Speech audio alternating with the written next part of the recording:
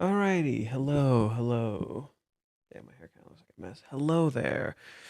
Alrighty, we got the chapter. I just purchased it, or I'm gonna purchase it.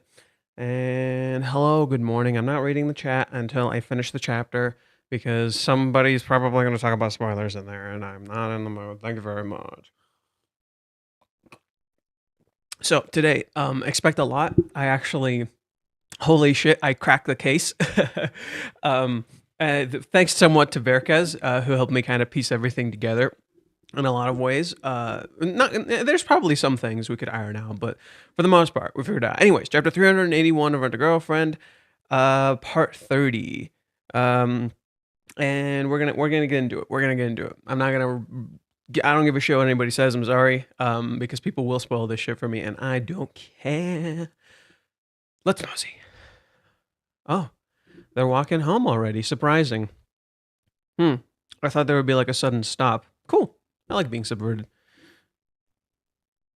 Ooh. Odaiba Park. Wow, look at the festivities in contrast to them. That's such a clever motif. Want to take a break somewhere we can be alone? Yeah.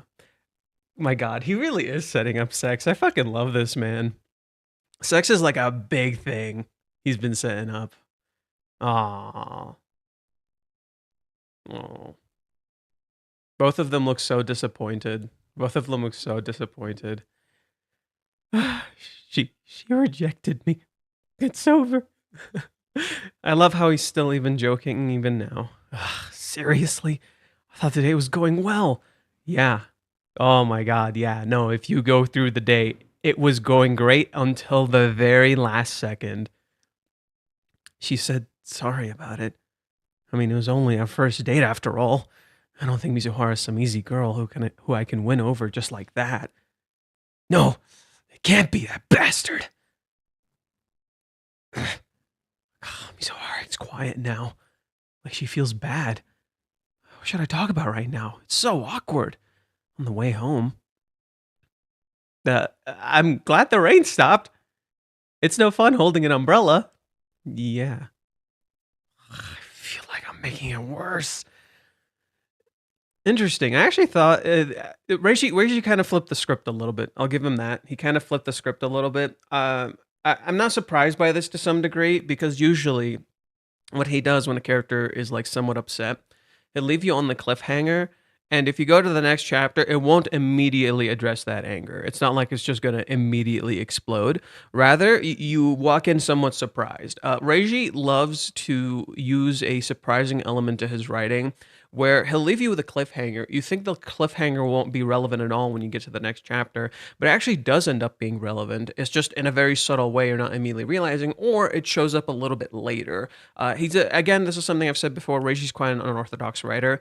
This is a technique he's used before, not really surprising in a lot of ways. He leads you in with the idea that something's going to happen right away, but then it doesn't happen right away. And this is actually somewhat in line with Kazuya's character. The biggest thing I really want to point out is how Kazuya is actually like okay. Like he's sad, right? He's sad, but he's kind of okay. And I think it's because like he's composed himself a little bit. I guess that makes sense. It's not like she can act like nothing happened. Yeah, you can't just magically change how she feels. That would be crazy. I'd never be able to make her laugh right now, no matter what I said. I'm so stupid. We're at the station. Nakabara is kind of far, huh? I just hope it's not too busy. Sorry, huh? I wanted to go for a walk. Would you head back without me? Huh? Oh, really? Sure. Are you gonna be okay out here right at night? Yeah. Then I'll go ahead. God, this makes sense. It feels awkward for Mizuhara, too. It doesn't feel very good to go home with the dude he just rejected. This is how kind she is. She's trying not to string me along. Chizuru strung Kazuya along, motherfuckers. Chizuru did not string him along. And people don't see that, and today we're going to prove it without a shadow of a doubt. Oh, wow, she does give it back. Yeah.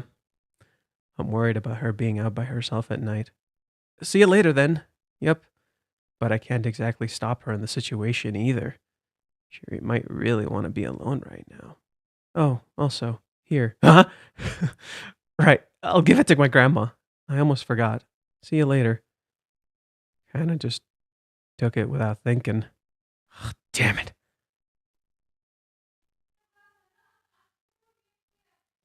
Give me a sec. I'll be.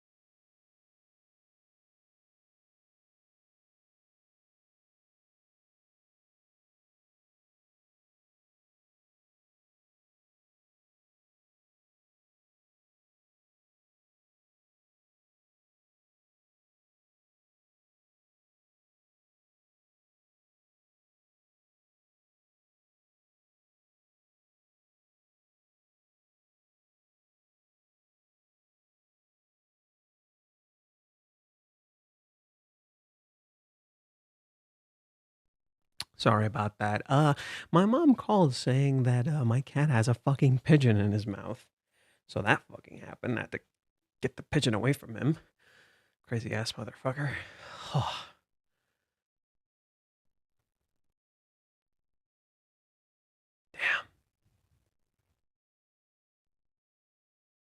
damn. I really thought that date was going well. I wonder what went wrong. Did I miss something up?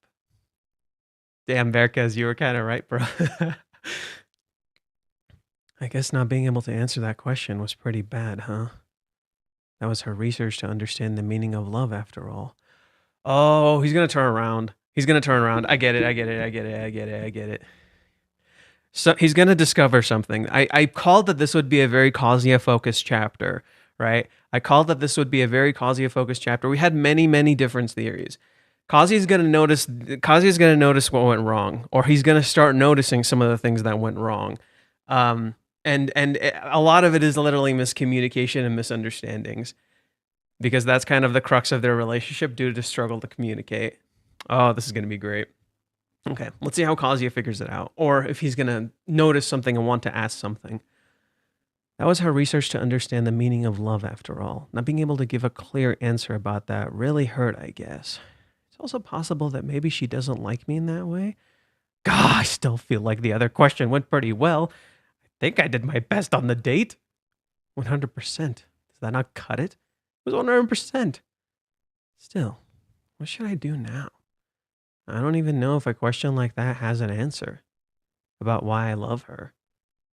Typically, that's why people call sneaky. Yes! What did I say? I called back to this shit. What did I fucking say? I was literally calling back to that fucking shit. Let's go. It didn't work out. Sorry. Damn.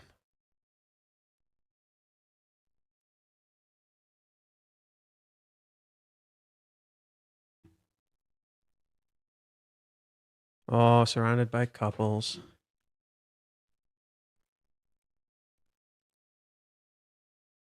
Ooh, I love the imagery. It's so good. In that moment, I felt like it hit me all at once. I wasn't thinking about what I should have done or what I was going to do from there. I was just disappointed that I wasn't able to get through to her. I felt like it would have been uncomfortable if I had gone home and ended up alone with Mizuhara. I didn't think I could go to bed and get any sleep either. I decided to go off one step before Nambokura Station and I walked the rest of the way. Maybe that was a good thing. Fight. Yes. Fight. Let's go. I'm loving this. That's so good. Dude, bringing back the theme of fate. Full circle. Full fucking circle. I love it. Oh, this is so fucking peak. I love it. This is so fucking peak. I love Reiji. He's such a good fucking writer. Yo, he's such a good fucking writer. That was literally, oh, he's so, oh my God. I'm calling it. You guys don't believe me. You guys don't fucking believe me. I'm calling it. 2 chapters from now, it's going to have a massive reversal. I've been saying this. The anime releases not next chapter, but the chapter after that. I fucking called it, okay? We're going to have a massive reversal of events, and it's going to come full fucking circle. For those who are like, oh, this is convenient. Motherfuckers, these characters literally have a theme of fate going on. Like, straight up. They have this thing where they literally feel like they've interacted through an element of fate, right? And they keep running into these elements of coincidences. That's literally their whole fucking thing, right? And they don't know if it's fate or coincidences. But no, dude, it's gonna happen. And literally, maybe this was a good thing. What more do you want? What more do you want? Right? What more do you want? Just saying. Right? For those who are ready to shit them. Now, okay. For those who are new here, for those who have just walked in, for those who are confused about what just happened, we figured it the fuck out. We figured it out. This arc is fucking insane. Reiji has been playing us since the 3-month time skip. I kid you fucking not. He's been playing us that entire fucking time. And it just completely clicked for me yesterday after reading a essay from Verkes. Not everything about it is completely correct. I don't fully agree with a lot of things Verkes said, but holy shit, it clicked like crazy. I also had some of my own stuff that I was like researching and reading, so it kind of all clicked together. Now, let's just address some quick things first. For those who are like ready to attack Chizuru's character, say she's the worst thing ever, and all that, here is the author. Where is it? Here is the author. Literally calling back to that moment, right? Literally, he knows what you're thinking. He knows exactly what you're thinking. Here's him literally calling back to this. The last 2 streams I did, I called back to this, okay? So to assume the author doesn't know what you're thinking is bullshit. Second, everything we've been shown about Chizuru's character completely contradicts that. Third, the anime community is by far, the anime and manga community are by far filled with some of the most misogynistic pieces of shit people I've ever fucking seen, because holy shit, the crap I've seen on Reddit, on Twitter has been beyond fucking vile. Do not share this shit here. Do not talk about that here. Please get the fuck out. He knows his writing is garbage, obviously. Son Goku, you, good sir, are banned. Good day to you. Removed. Well, I just removed you. I didn't ban you, but whatever. Don't say that shit in my comment section. Fuck off. If you're gonna be rude, fuck off. Simple as that, right? I like this series. If you're gonna walk in here and talk shit, get the fuck out. It's that simple, right? If you're just here to feel validated in your takes and to yell at me and to tell me you're right and whatnot, fuck off. Okay. Yeah, I didn't ban him, and I just deleted the message. I was gonna ban him, but fuck it. I don't care at the moment. Look, this series is amazingly written. If you don't agree with me and you don't want to listen, just get out. I'm not gonna bother with you. Great, cool. Moving on with our lives. Okay, what was the crazy thing we fucking figured out? Minnie, essentially, I don't think Verkes directly said this. Minnie essentially had all the experiences Kazuya wanted to have. Right? That's kind of the crazy part. Do you guys remember when so let's go back to this chapter really fast. Let's go back to this chapter really fast. The one he's directly referencing right here. Let's go back to that. This is chapter 250 something. It's 251 or 251. 251. Yeah, that's what it was. 251. Let's go back to that really fast. Where is it? There it is. 251. Kazuya and Minnie go out drinking. And Kazuya cries a little bit here with Minnie, okay? She goes to get him drunk so he can open up about his feelings. Kazuya starts crying. She's like, there, you're allowed to cry for today. Not to worry, you're down about it. It's a relief. Okay, so listen what Minnie says here. But hearing that just now, that worries me even more. Investigation is such a vague word. If there's so much development, where does she say her name? She says Mizuhara somewhere. Where does she say Mizuhara? She says Mizuhara here. Let's read the text carefully. Okay. Investigation is such a vague word. If there was so much development on the emotional side of things, she even invited you into her childhood home. That the simple way of looking at it is that the investigation never ends because she doesn't want it to end. A lot of people have started agreeing with Minnie here. This is so fucking funny to me. Because what is Minnie's character? What is Minnie's character? When Minnie was first introduced in the movie arc, what was her character? She says what the audience is thinking. TLDR, I'm going to tell it for you right now. We're the fucking problem. And Reiji literally used Minnie's character to exemplify how we're the fucking problem. Holy shit, this dude's crazy. This dude's fucking crazy. Now let's keep reading. First off, she can do all the investigating she wants while dating you. She's wasting your time too. This displeases me. You just think we aren't compatible and just drift away from each other. I don't want to doubt Mizuhara-san's intentions, but most people would say that kind of girl is devious, right? Minnie says this, and a lot of people started agreeing with her. I'm here to tell you Minnie's a jackass. Minnie's a jackass. Why?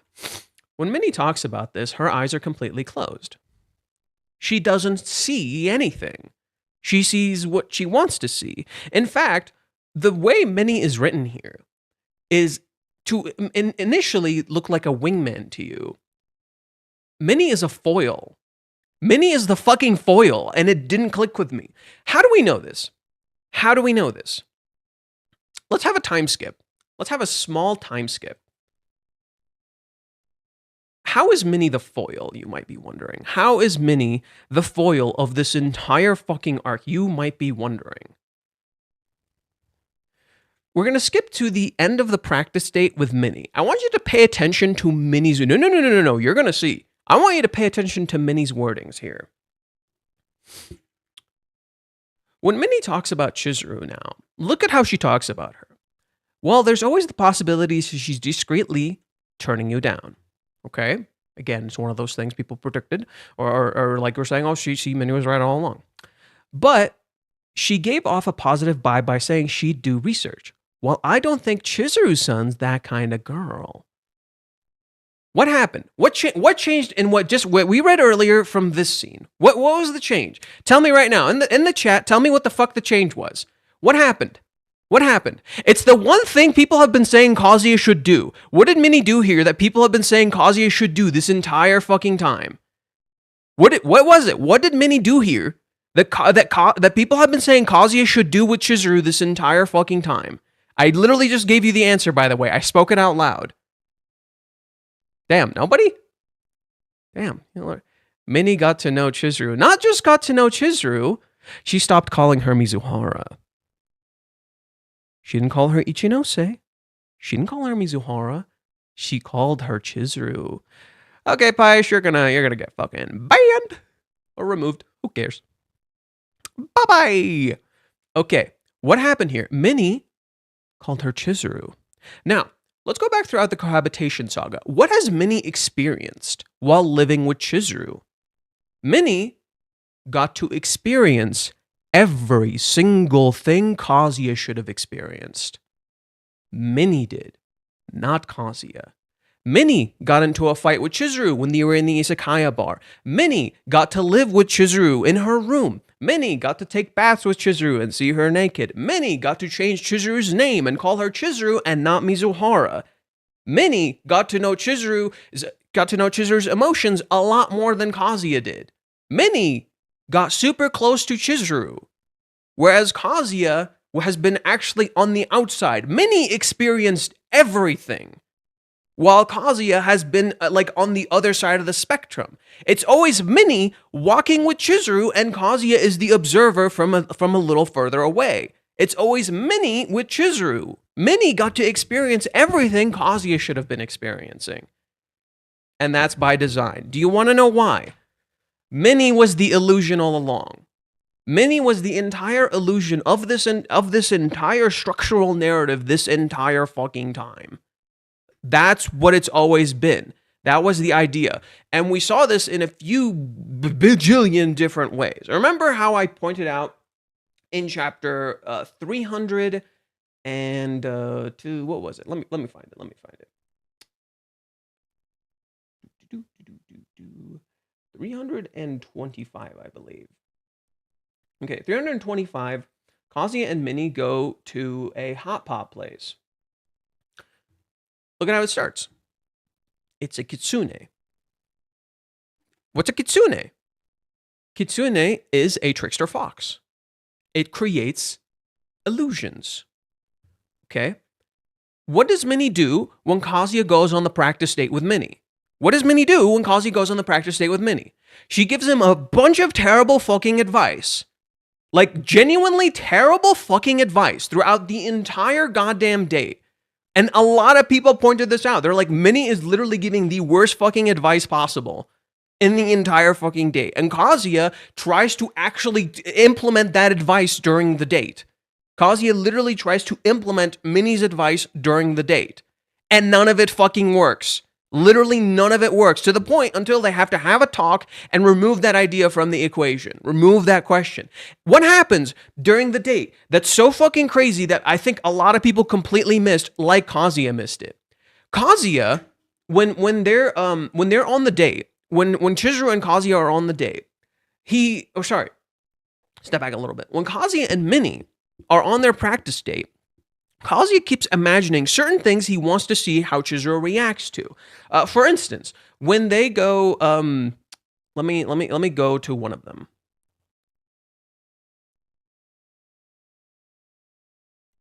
Right. Basically, TLDR, Minnie is robbing Kazuya and Chizuru of the experiences they should have together without realizing it. The reason Minnie, when they go to Joypolis, Kazuya and Minnie, when they go to Joypolis, the reason those two or the reason Minnie is compared directly to Mommy is because what has Mommy been throughout the entire narrative? She's the fucking foil. So Minnie, being the reverse of Mommy, is the positive looking foil. And she represents us. Why do you think when we're at the Paradise arc, or why do you think when we're at the Joypolis arc, the characters are actively, consistently surrounded by people? Constantly, right? Because people and their expectations are the fucking problem here. People and their expectations is the fucking problem here. The element of expectations and living up to expectations is the fucking issue. That's the problem. I said this. I said that was the issue. However, there's a lot of more layers to this. We can read Verkaz's post shortly. I'll delve into that, but I just kind of want to prove my points a little bit. Let me highlight some of my points a little bit.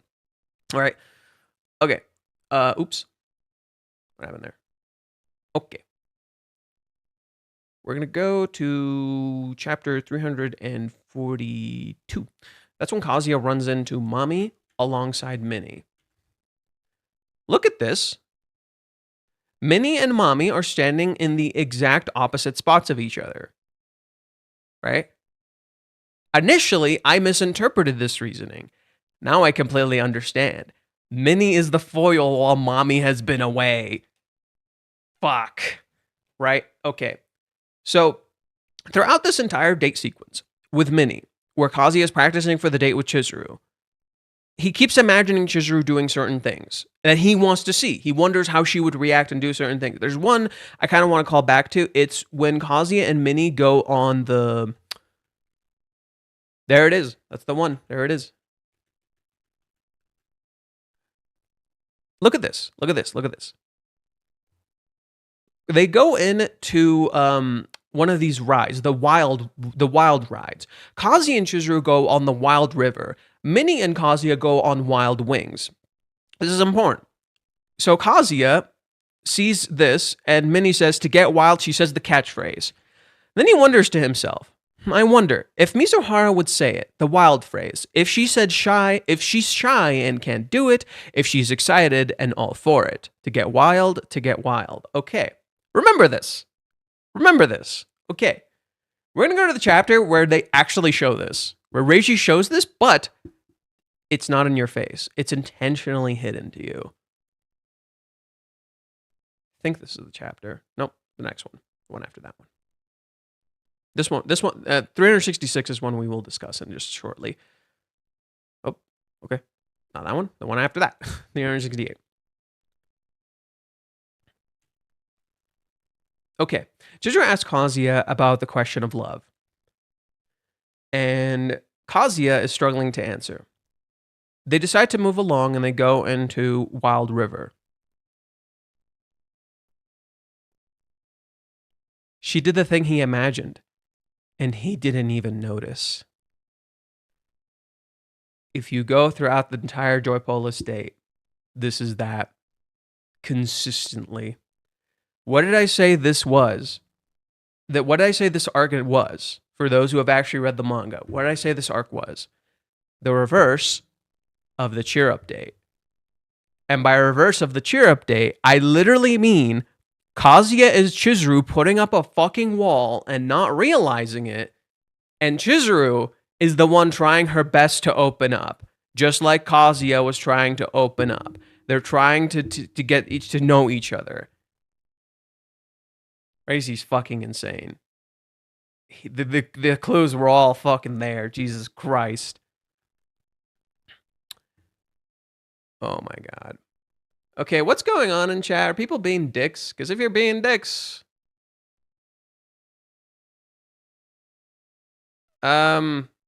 Look, if you're asking me when this manga is gonna end, you're in the wrong fucking place, buddy. Because to you, the ending is they get together and it just ends. You know, it just has a time skip and it just ends. That's not this manga. And I'm sorry, if you're only here for me to answer to you a completely hypothetical question that I have no fucking clue about, you're in the wrong place. I'm just telling you, you're in the wrong place. Like, I don't know if this manga is going to end. I don't think it's going to end anytime soon, but if your interpretation of the ending is that they just get together and that's it, this is the wrong fucking manga, because I called it that they're going to get together and it's going to be great and I love it. Okay, Skibbity Shower, get the fuck out. You're actually banned.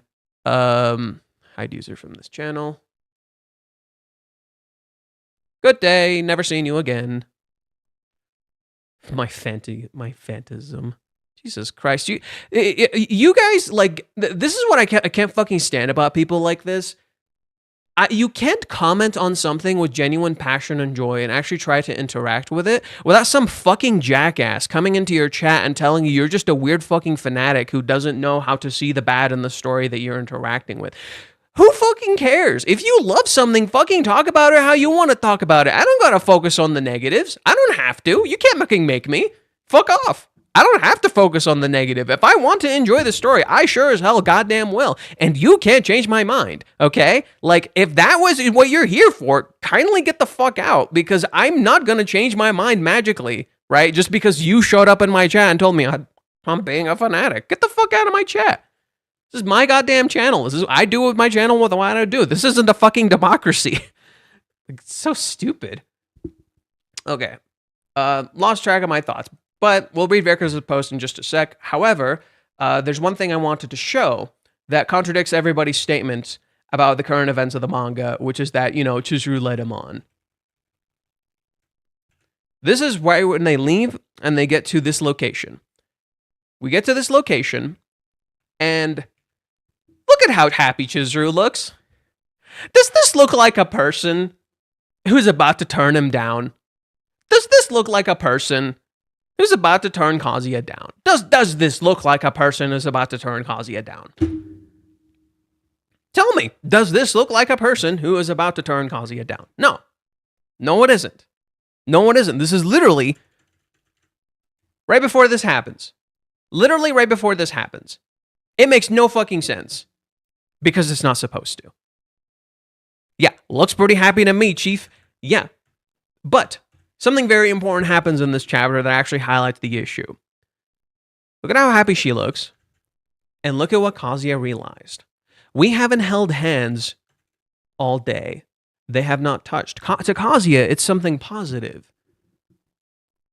But what about the Chizuru? What does Chizuru feel about that? What does Chizuru feel about them not touching? Why does Chizuru freak out when it seems like Kazuya is leaving here? What's happening here? Why are so many people switching up at Chizuru? Lots of reasons. Some are just grifters, right? So they just came in, they don't actually give a shit, and basically they're misogynistic in nature. So what they do is they're like, oh, Kazuya spent all this money.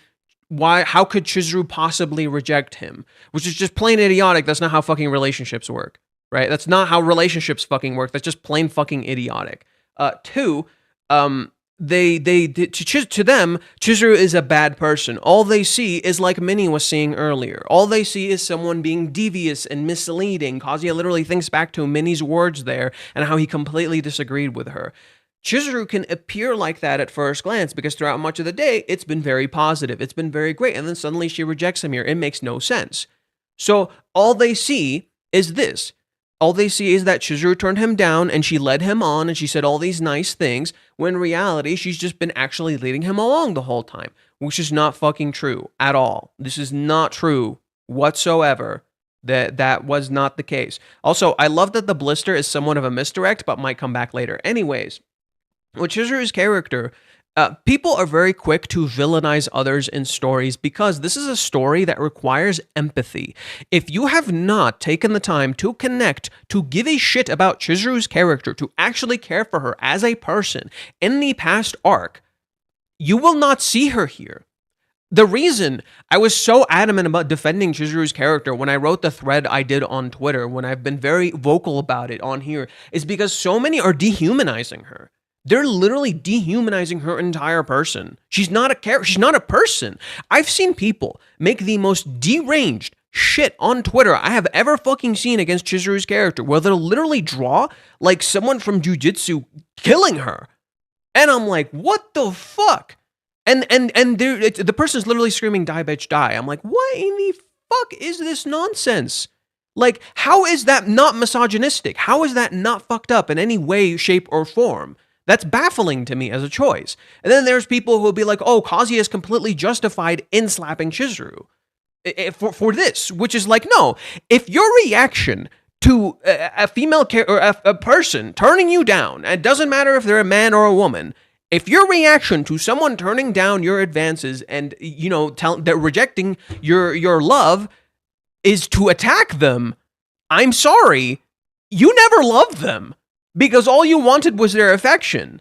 You never actually loved this person if that is your fucking reaction. If that is how you treat the person when they do that to you, you never fucking cared for them. Kazuya never did anything to get anything back from her. There's also been a huge shit ton of misinformation that Kazuya spent $250K on Chizuru, which is literally factually incorrect. Like, literally, in story, it makes no fucking sense. The most amount of money we've ever had in this, yes, $250K. Somehow people made that fucking crazy analysis, whatever, which is just not factually incorrect. The most amount of money this story has ever shown is 10K. 1 million yen. 1.8 million yen, which is when they collected money for the crowdfunding from a lot of different people. That's the most money the story has ever shown, 10K, that they collected for a film that they were going to do from a whole bunch of other people. The most amount Kazuya has spent over the span of 2.5 years is possibly, maybe, 10K. That's it. And over the span of 2 years, that's nothing. Over the span of 2 years, that is nothing. That is dirt. That looks like a high number if you look at it and just like, you know, Kazuya spent that in a month, but he's a broke college student. Where the fuck do you think he'd get 250K? If he had that kind of money, he'd be, are you fucking kidding? No, it makes no fucking sense. And people are saying like he took his family's money, he did all that. Kazuya literally got a job and spent his own money. Kazuya literally got a job and spent his own money over 2.5 years. Yeah, 2.5 years, 10K is fucking nothing. You will spend way more than that in 2.5 years. What's his job again? He works at a karaoke bar. Kazuya works at a karaoke bar. That's his job. And he just saved up. He got some advances to help Chizuru in the cheer up day. Kazuya has spent a lot of money, but it's like not like as crazy as people are making it out to be. Regardless, the point I'm trying to make is people are very quick to villainize that which they do not like or do not understand. They don't understand Chizuru's character, so they are very quick to villainize her. Many people don't want to empathize with Chizuru's character, so they are very quick to villainize her, to attack her, to get mad at her. When all she has shown throughout this arc, if you've been paying attention, is love. All she has shown is love and care. So why did Chizuru reject Kazuya here? Because Chizuru feels unworthy. I said this. How much money does he get in his job? How much does a person get for working in a karaoke bar? I don't know. It just seemed like a decent, normal amount, like a decent wage, but nothing like too crazy. Yeah. Shit. I lost track of my thought. People said something. I lost track of my thought. Fuck. I lost track of my thought. Damn it. Yeah. I'll be reading that. Okay. So Chizuru, TLDR, feels very unworthy, and expectations are the problem here. Let's look at Chizuru's rejection really quick. We got to see her reasoning to understand. Many people view the ring as a commitment. This is a misunderstanding. The ring is expectations. The ring isn't representative of commitment, it is representative of expectations. So what's the problem here? Chizuru has received a lot of love. I'm just gonna read you what Verkes wrote. I think he kind of summarized my feelings kind of well. So he wrote, Kazuya has showered her with selfless love and never wanted anything in return. She had lied to her own grandma and to his family for years, and they still loved and accepted her. She had also lied to Kibe, and still he said that Kazuya would make her happy no matter what. What had she done to ever deserve such kindness and such love? Her feelings for Kazuya were also completely selfish. She could say she kissed him because it saved him, yes, but she primarily did it so she wouldn't be seen as a bad person to his family and friends. She did it to prove Mommy wrong because she couldn't forgive her, and she did it because she was incredibly horny. It wasn't a selfless sacrifice at all. Not like what he did for her. He had no benefit from that. A common misunderstanding when it comes to the Paradise Arc that people just never seem to really discuss is Kazuya's absolute selflessness when Chizuru rejected him. Where in Paradise, Chizuru did turn him down, but it was a misunderstanding. She didn't like outright turn him down. Like it was a complete misunderstanding. Kazuya was confessing to her, and Mommy essentially dragged her away by like, you know, pretty much threatening to out everything, and Chizuru didn't want that. So in Paradise, I think it was around 221. Let me pull it up. Yeah, so the Paradise stuff happened. I'm trying to find when Kazuya stops the family.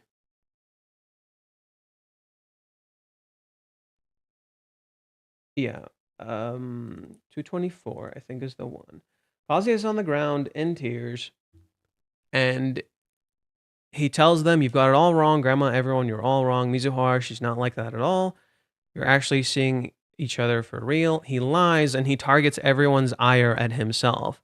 He gets nothing from this. Kazuya could just straight up lose his family here. He gets no win here. He's not his last ditch effort just to make sure Chizuru's okay. That's it. He gets nothing here. If his family turns against him, look, see, they get mad at him, they attack him. He knows this. He can't do anything. He throughout the Paradise Arc, I explained the whole point of Kazuya's Paradise Arc structure is he feels like he has no agency over his own life in any way, shape, or form. He cannot get the love he wants. He cannot change people's minds. He cannot change his family's minds. He has no control. So what does he do? He just directs the ire at him. He just lets them get mad at him.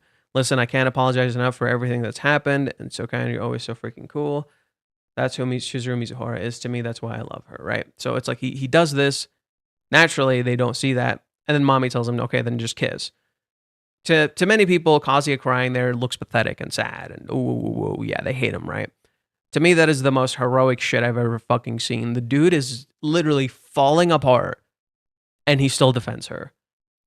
So to Chizuru, that moment is very complicated because there's a lot of layers to it.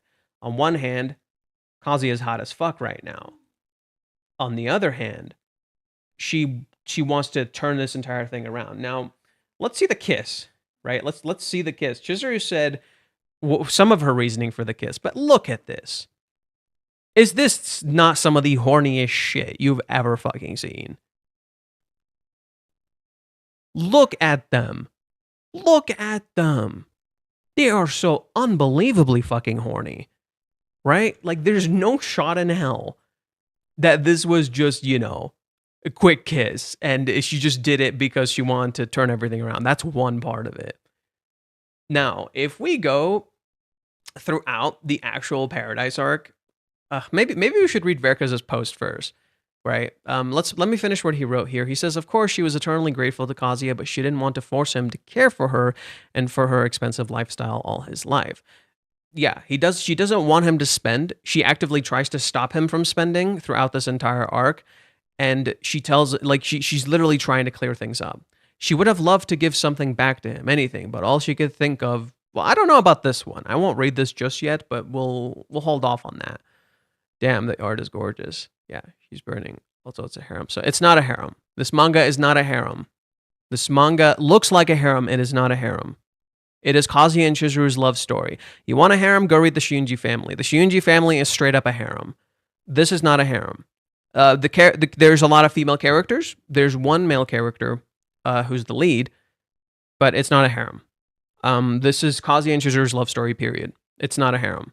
It's presented like one. If you watch the anime, it definitely looks like one. If you see some of the promotional art for the series, it definitely looks like one. It's not a harem. Not a lot are talking about how pretty the art is. Yeah, the art is gorgeous. People have always complimented the art, so I try not to focus too much on that. The fan base wants progression. Wherever there's a feeling of not moving forward, the result is disappointed a lot of people, not the story's fault necessarily. What are your thoughts about the Shinji family? We'll talk about that a little later. I think it's an interesting story with amazing adaptation. Like, the adaptation for the anime is really good. I do like this story more, but here, for now, let's just read... oh, wrong thing. Where is Verka's post? Well, I did save it, so let's just go to my thing. Come on. Oh, wait. Hey, there we go. We can read the post now. So there's a lot in this post that I really agree with. I'm not caught up to Shunji family. No, I read the Reishi releases the Japanese on his fan box, so I just look at those real quick and I have an idea. I do think the current progression of the story is quite interesting for Shinji family. It's stuff I actually predicted from the beginning. Yeah. Okay, damn, should have prepared me for that Redis jump scare. Don't worry, I'll use images alongside this to prove my points and talk about certain things, so I won't just be looking at this. Plus, I'll be reading it to you, so you should be fine. Okay, introduction. I tried to explain a lot of the following series discussions already. Blah, blah, blah, blah, blah, blah. Hints of the spoil. Blah, blah, blah, blah, blah, blah. We're not going to talk. I don't need to read the intro. Who fucking cares? Sorry, Verkez, if you're here. The main character. Let me start with a simple fact that this is the climax of the investigation arc. This was planned since literally the start of the investigation, since the ghosting, in fact. There is no way this wasn't done deliberately. This is all coming back full circle, and I will show you how. Did we not just come back full circle? Did we not just come back full circle in this end? Did we not just come back full circle? Did we not just come back full circle? Fuck! Okay.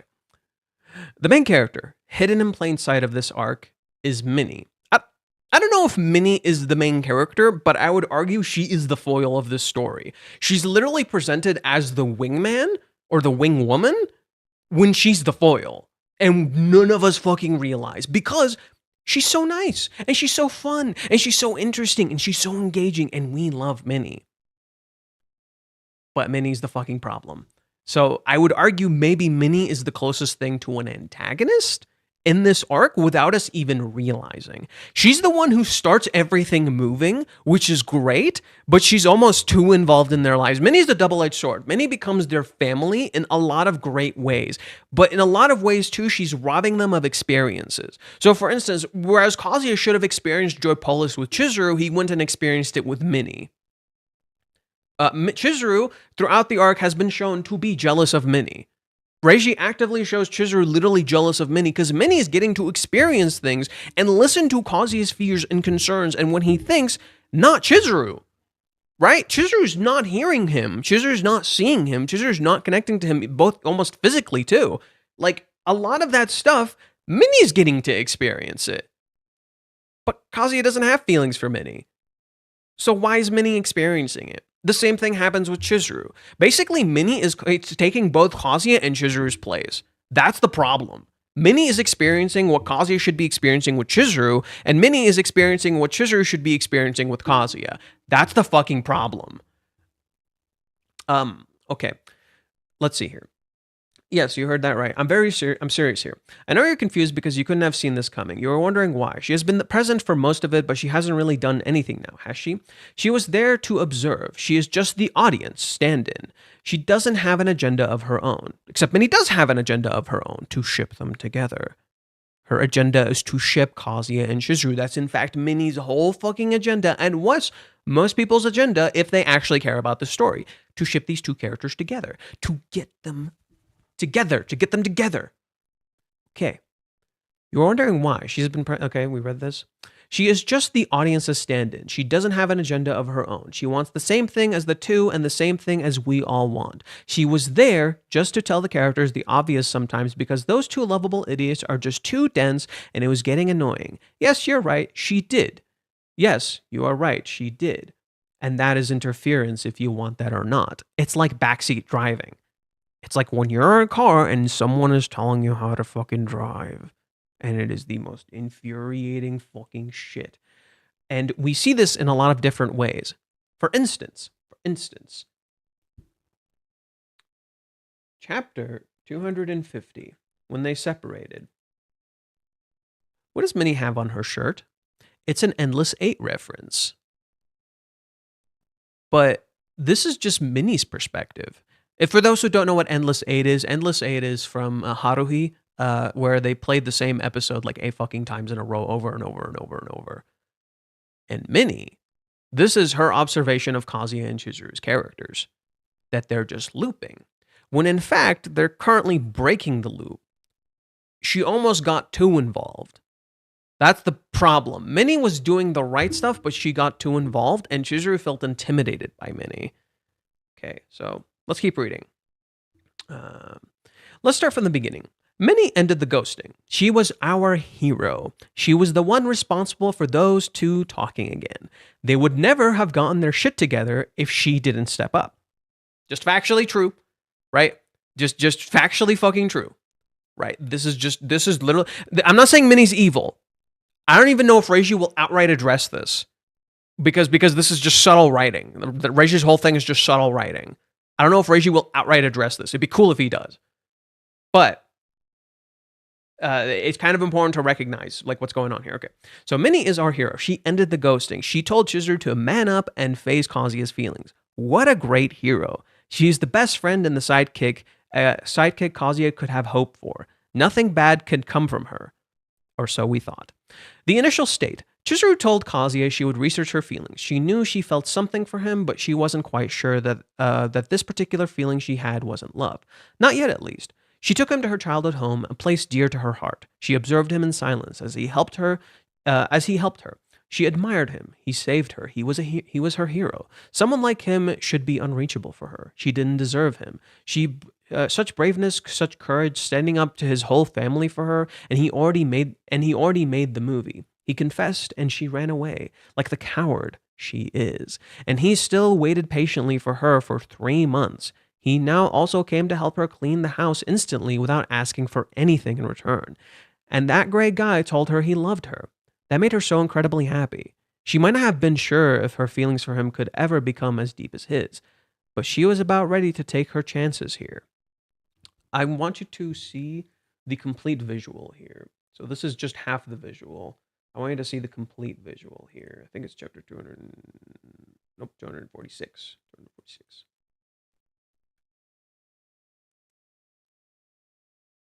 So look at this. And she holds her cardboard as if she wants to hold him. Look at how she's holding the cardboard, like she's hugging it. It's like she wants to hug him. Johan, I need the Japanese sauce if you can. Okay, let me send that to you real quick. Let me pull that up. There it is. Oh, sorry. Whoop. Oh, wait. Reload.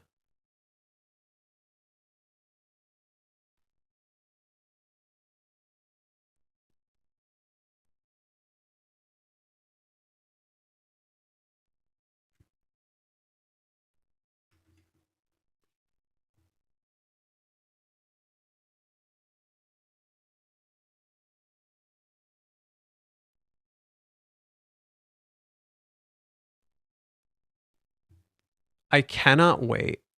I cannot fucking wait for every motherfucker to change their tune. I can't wait. I want all of you to fucking suck it.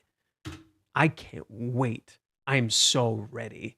I'm so ready for every little fucker out there to change their tune once Reiji pulls the rug from under their feet. You don't understand how goddamn ready I am. Okay. Now, let's go back. Okay.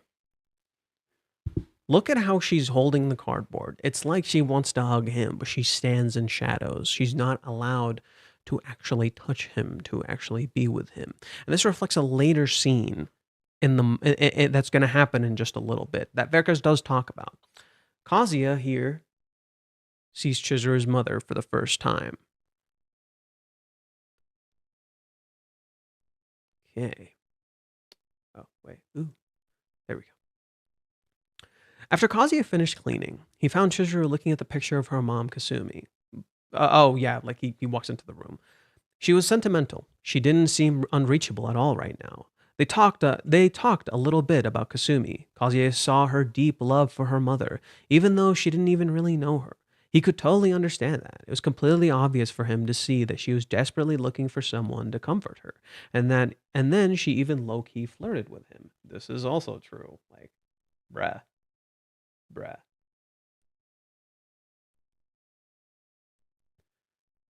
Kazuya finishes cleaning. He finds Chizuru sitting in her room, in Sayuri's room, alone, looking at the book. She says thanks. She smiles. I couldn't just get rid of the pictures no matter what. I guess that makes sense. Her mom's picture. Humans are strange, aren't they? Though you remember nothing at all, people tell you this was your mom, and just like that, it makes you not want to get rid of a single picture. If there's anything I learned from my mom, it's to take pictures with your children. The only thing, really. Right up until now, she looked like she didn't particularly care, but she did, even about her mom. Well, that makes sense, too. Even if it's Mizuhara, there's no way it doesn't get to her just a little bit. The wall is cracking. The facade is gone. She doesn't have a wall here. She's completely opening up to him. Even so, she's trying her best, desperately trying to move forward. Minnie doesn't notice this until, what chapter are we on? Chapter 247. Minnie doesn't start noticing this until chapter 272. Or 273. 273. 30 fucking chapters from now, and Minnie then finally kind of starts noticing this. It's not weird at all. It's only natural. It's your mom. What is it? Oh. Is this not fucking flirting? Is this not fucking flirting? Bruh, this is straight up fucking flirting. Cute. I'm not telling you all this just to get your sympathy or something, you know. Either way, I've been happy. She gave birth to me, so as thanks, she gets a dedicated space for her photo to be kept a whole lifetime's worth. An entire shelf. Isn't that nice, Mom? I want to give her a hug. Mizuhara, I'm so serious about you. I want to support you my whole life, no matter the cost. Your loneliness, your sadness, your strengths, your weakness, I want to accept it all. Am I not the right person? Am I not? Earthquake!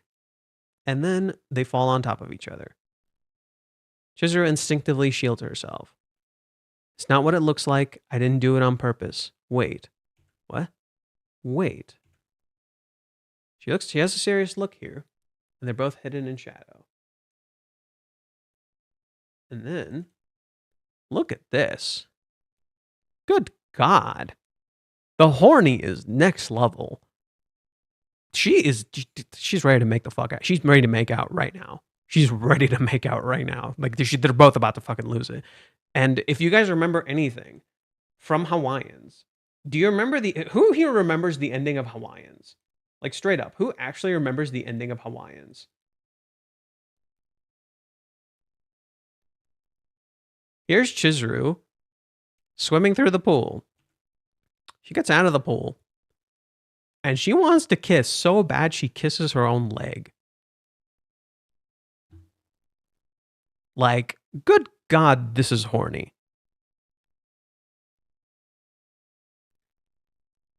Right? So she clearly wants to kiss him right here. Wait, what's happening? Wait. As I lost my balance, I fell on top. I thought she'd shove me away. But no, what could she do about it? She's accepting me? Me?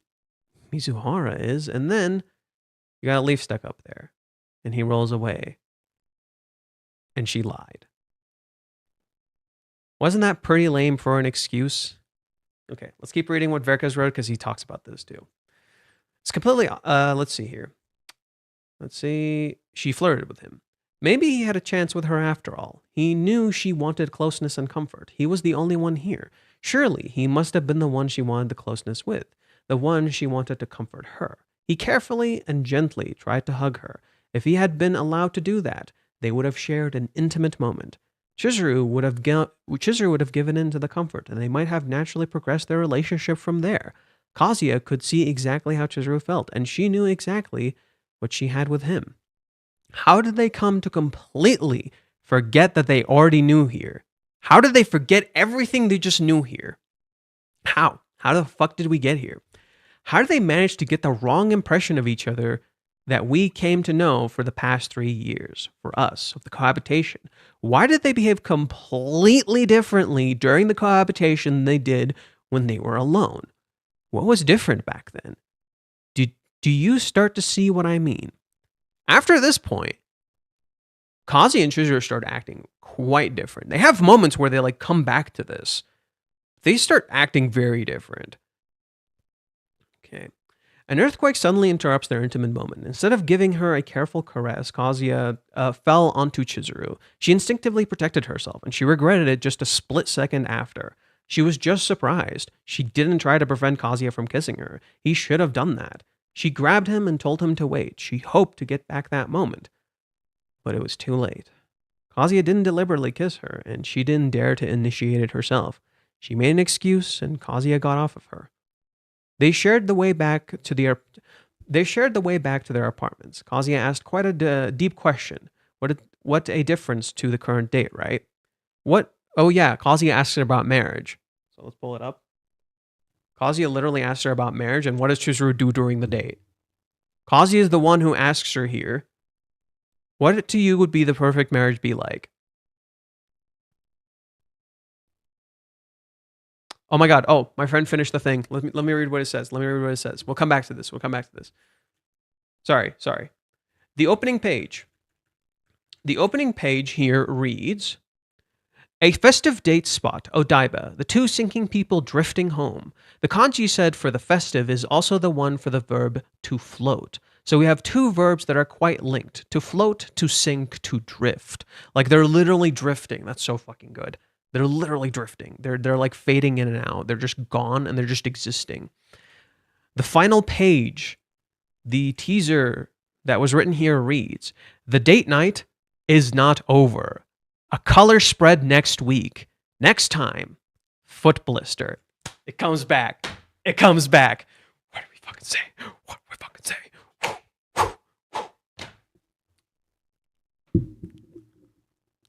You all ready? Are you ready? Are you fucking ready? Are you ready to rumble? Oh my god. The story is so hard to get into, and most people see only the surface. Glad some people realize the story is deeper than what the internet may think. Yeah. Okay. So where were we? Let me go back to reading this. Okay. Yeah. So Kazuya, remember this? Kazuya asks her, what would be the perfect marriage for you? Now, what happens during most of the date? What happens during this date? Let's pull it up. So people don't say, oh, this didn't fucking happen. Yes, it fucking did.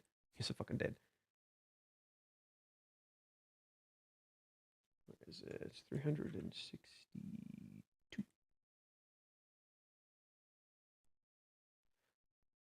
Yeah, 363 is a good one to start with. Chizuru clearly has a question she wants to ask. She has her own notes. When we get to the end of the chapter, we see what these notes are. They're pretty much marriage questions. Almost everything she says is marriage questions. How do you spend time with the opposite sex? How many kids do you want? Talk about work. Splitting expenses. Splitting expenses, huh? Just to be sure, we don't have another note at the start of the chapter where the chapter title is. I don't believe so. I looked through it. Let me pull it up just to be safe.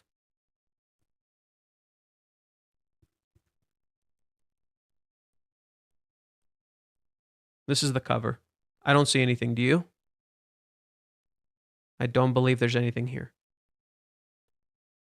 Bro, you predicted this thing. I fucking told you. Nobody fucking listens to me. I literally called this entire fucking arc and nobody listened to me. I predicted this entire arc like literally 20 chapters ago. Not a single fucking person listened to me. I literally called every single fucking thing that happened. I literally, like, the only difference between me and Verkas's post is he just pieced it together. He took the time to piece it together while I was like busy freaking out because people are stupid as shit. But Verka's actually stepped up. Congrats to him, dude. He actually stepped the fuck up. But I literally said all of this from the fucking start. I called every single piece of this. I literally said, I'm calling it right now. Fight, kiss, sex. Fight, kiss, sex. And I will prove it to you as we're reading through this. Because I'm reading your post and I'm actually expanding on it. We will get into this.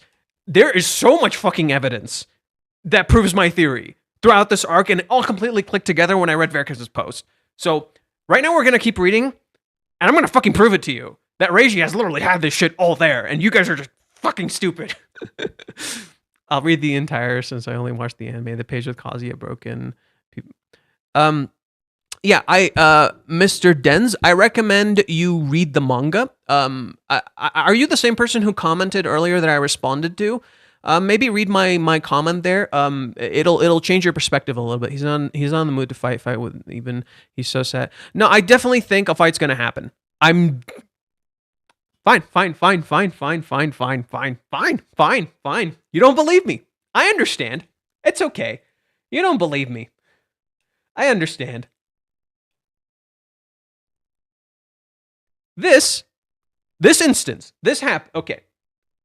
So, Verkas was going to get to this. Verkas was going to get to this in his post.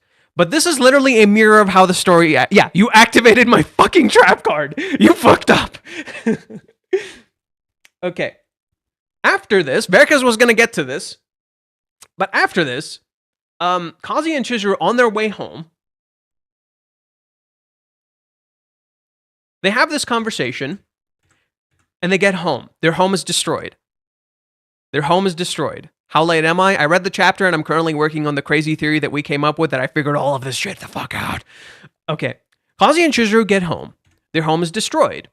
It's gone. The thing that connected them is gone. I'm hoping this sounds a little familiar. Let's keep going. Next chapter. Yes, I have all the chapters. Don't start. Next time. Okay. What happens here? They have to separate. They go their separate ways. Kazuya goes home. He runs into this dude. This is so fucking funny. This is so fucking funny. Kazuya goes home. He runs into this dude. He's like this weird. I forgot where he's from. It's just funny. And they separate. They go their separate ways. Oh wait, now we're going too far. That's a completely different chapter. It's a completely different chapter. And then they meet up again at the bar after Kazuya interacts with Minnie. They meet up here. Okay. Chizuru comes to hang out with them. What happens here? It's awkward. They don't know what to do. And because of a misinterpretation Minnie created, Kazuya thinks Chizuru doesn't care that they split up. Even though earlier that's completely contradicted when he's with her at home. That she clearly does care. But that's contradicted by Minnie. Because Minnie points out, oh, she just looks the same as ever. Okay. What happened in this chapters? They are really close. They separate. And then they meet up again. On their way home. Now what happens here? Kazuya points this out. Doesn't this make you sad or something? Chizuru drinks. She says it really does. And it looks like they're about to have a fight. They're about to have a fight, but not just any fight. This is the fight in a rom-com where the characters just have this big fucking fight, and then they start kissing and making out after. Like, they literally rush home and start ripping their clothes off, ready to just fucking lose it and start having sex. But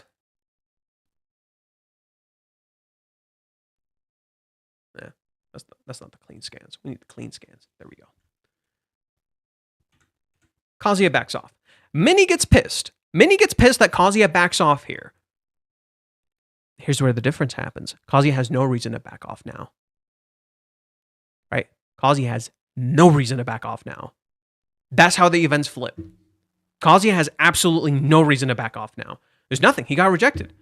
But they established rules for their relationship. They connected. In particular, they said not to hide things. What is Chizuru hiding? She hid 2 things so far. She hid, well, we can go with 3. She hid 3 things so far. 1, she hid the foot blister. She hid her foot blister. She's hiding the fact that she's hurt.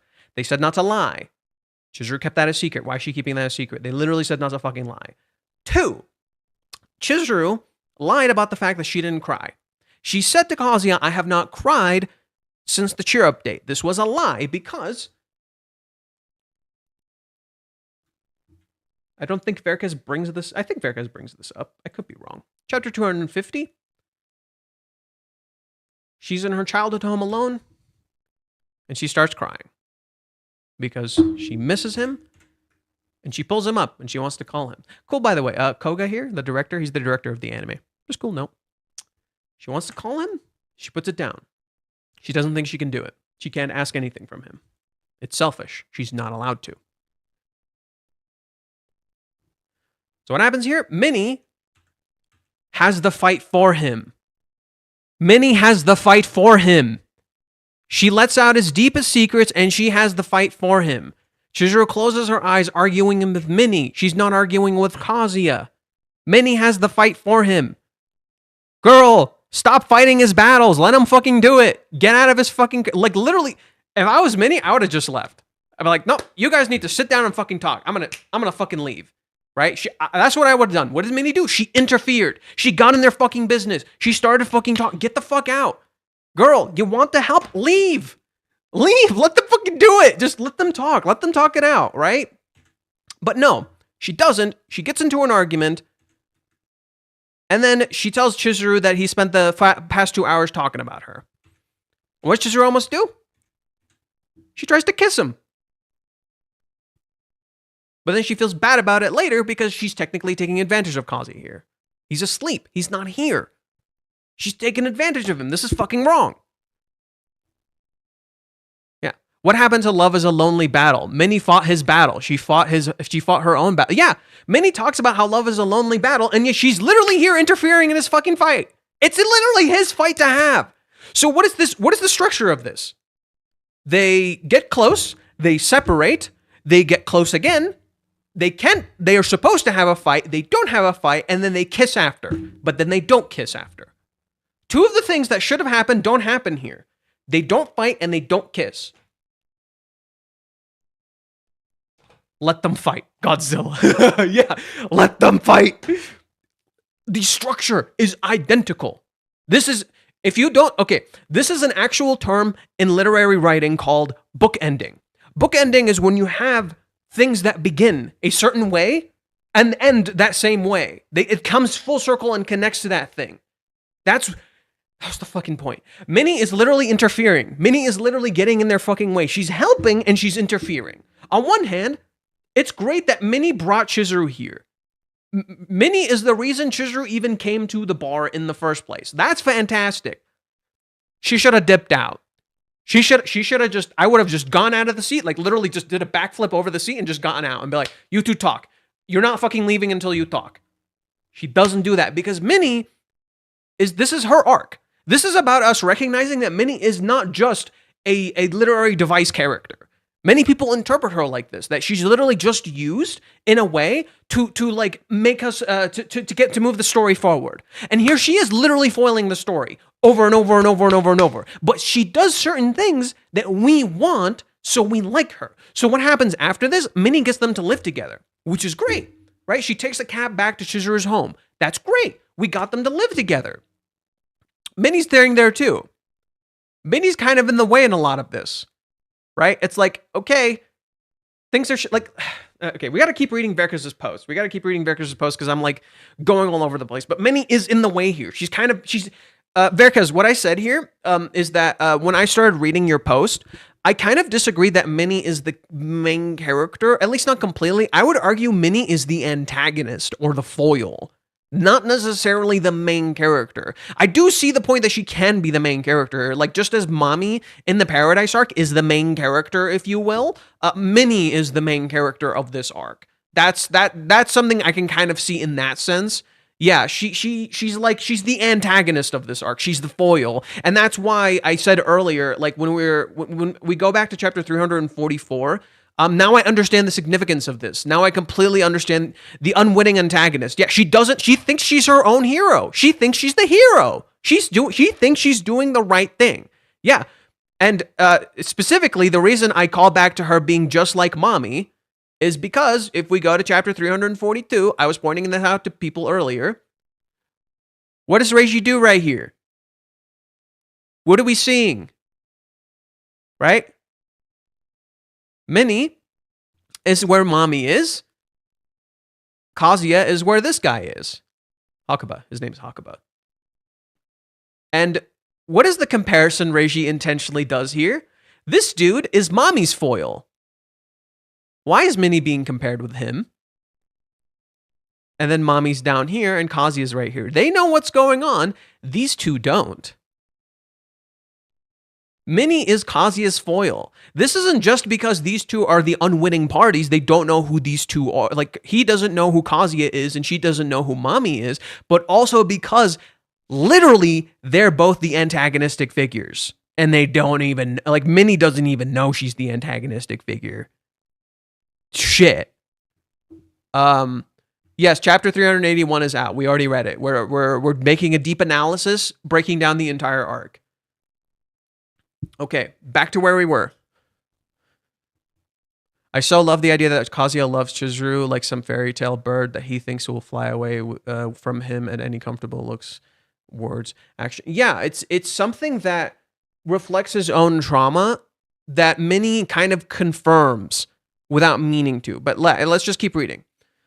They share the way back home to the apartment. Kazuya asks a deep question when her wanting to know what her ideal relationship looked like, ideal marriage particularly, right? It's very particular that it's a marriage. There's a reason the ring is there. There's a reason all that stuff is there. Okay, because she hadn't thought that because she hadn't thought that far yet. What's the difference? She gave the question back. Oh, because she hadn't thought that far yet. What's the difference to the current date, right? She gave a question back to him. Kazuya said he wanted to be totally in love, the whole package, never arguing about anything. Chizuru disagreed. She said that fights were probably unavoidable. It's interesting that she gives the question back to him because she didn't know her answer, because Kazuya literally says the same thing. Let's pull up what Kazuya says. Like, when she throws the question back at him, he literally thinks the same shit, and it's so funny. I wonder, God, I have no idea either, right? Throws it right back at him. When they talk about cheating, where Chizuru asks about cheating, what happens? Yes, we have a snake here because we're discussing cheating, not because Reiji was foreshadowing Chizuru was a snake all along, you fucking dipshits. You absolute buffoons. There's actually a lot of symbolism here that Reiji put intentionally, in particular the snake tattoo here. I forgot the specific meaning of it, but I do believe it means protection. This tattoo here, it means protection, right? So it actually looks more like she's protecting Kazuya the frog rather than actually attacking him. Anyways, Chizuru asks about cheating. There's a lot of temptation nowadays. Cheating is second nature to men, seems to be the daily trend. It's important to be on the same page about that kind of stuff, right? Are you going to cheat? No, I won't. Okay, good. Kazuya gives his answer of just kissing. Kissing is cheating. I still really don't know. I mean, I wouldn't like the person I love to kiss someone else, but if it's two actors who play a couple, the kissing scene wouldn't count as cheating, would it? Well, I guess not. That's supposed to be work. In that case, the action itself isn't really the problem. The same can probably be said for sex workers. Not even sex would count in that case. She said sex, she said sex. It's going to come back later.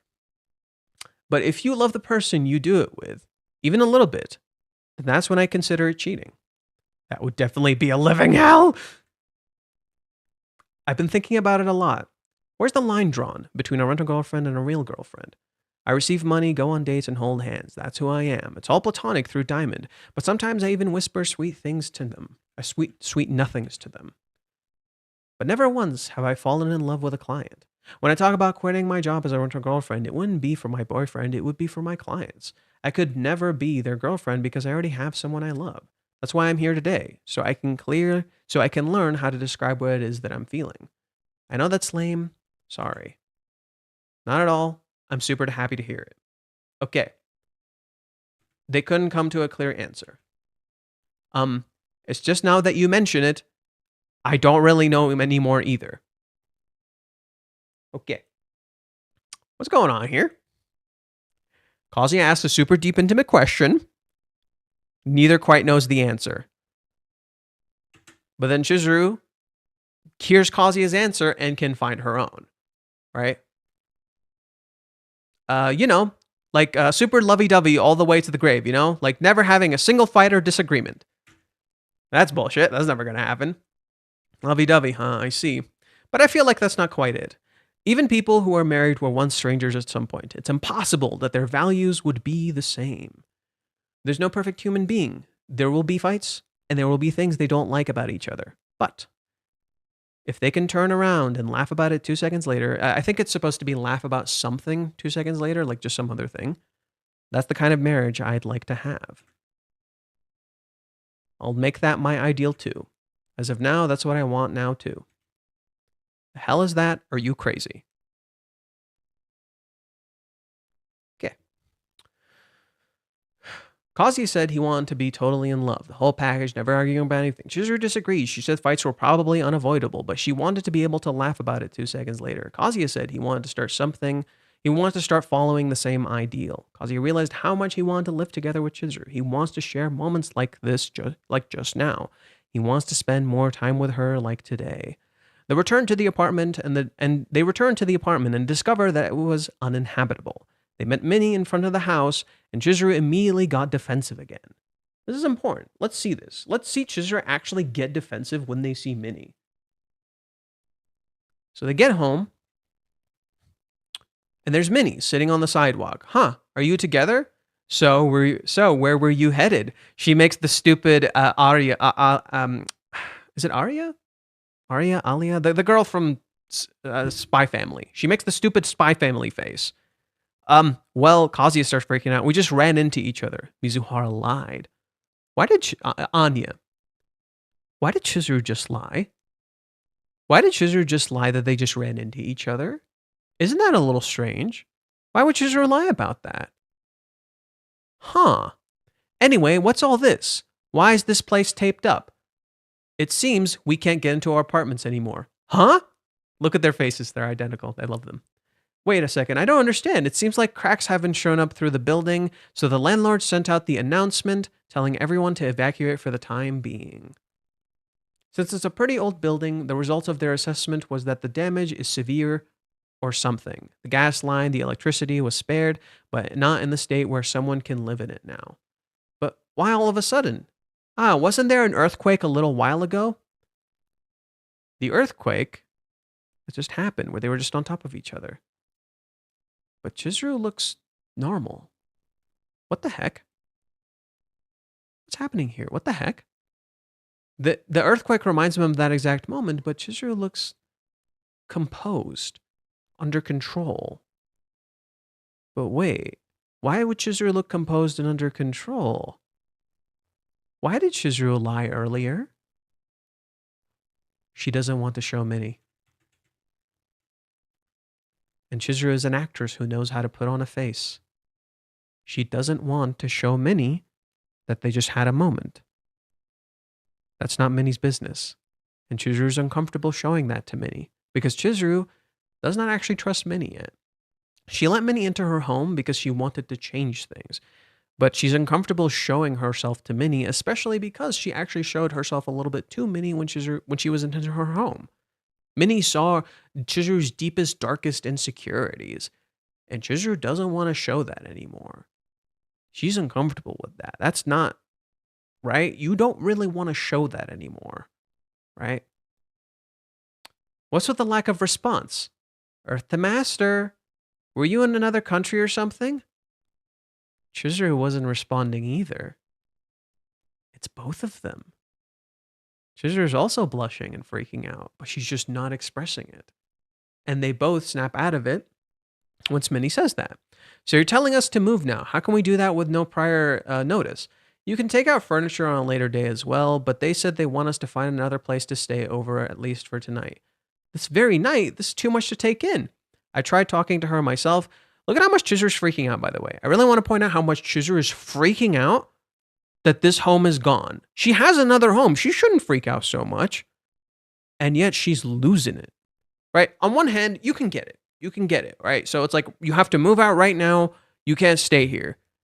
What the fuck? I have everything here, right? That's on one hand, you can totally understand that. That's another layer to it. She's losing their deepest connection right this moment. They literally, where did they meet before they went to Chizuru's home? Where did Kazuya and Chizuru meet before they went into Chizuru's home?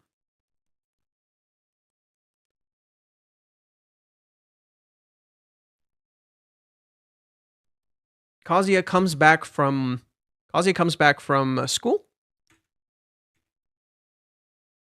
And he opens the door and Chizuru's right in front of his door. You're never going to have these kinds of run-ins again. She can never just knock on his door and he's right there. Never going to happen again. Right? She can never do this again. That's just gone. So now, she lost her family. She lost her connection. And just when she finally connected to Kazuya again, that gets taken away too. So, can you understand why Chizuru's freaking out a little bit here? It's not just because she's losing her home. There's a fucking other issue here. I tried talking to her myself, but they said they'll give us a ton of compensation. There's no law or anything that by which they can make us leave by force, but it does seem rather dangerous. They're saying it'll be too late if we wait until something happens, and the landlord doesn't seem to want to budge. There's a reason they show both of them, right? They don't want to lose this. They're done for. These apartments, moving out, you got to be kidding me, right? We can't live here anymore. But that means Mizuhara will. Just as Kazuya thinks this, so too was Chizuru thinking this all along. And we see this at the end of the chapter. She was thinking the same exact thing. She just didn't feel like she could express it outwards because of a certain little fucking rascal. Okay. It's the end for me. We're officially homeless now. What do you see here? What happened here? I want you to notice something very subtle that Reiji did here. Look at their positioning. Kazuya, Minnie, Chizuru on the other side. Kazuya, Chizuru, Minnie on the other side. They flipped spots. Minnie literally took Chizuru's spot.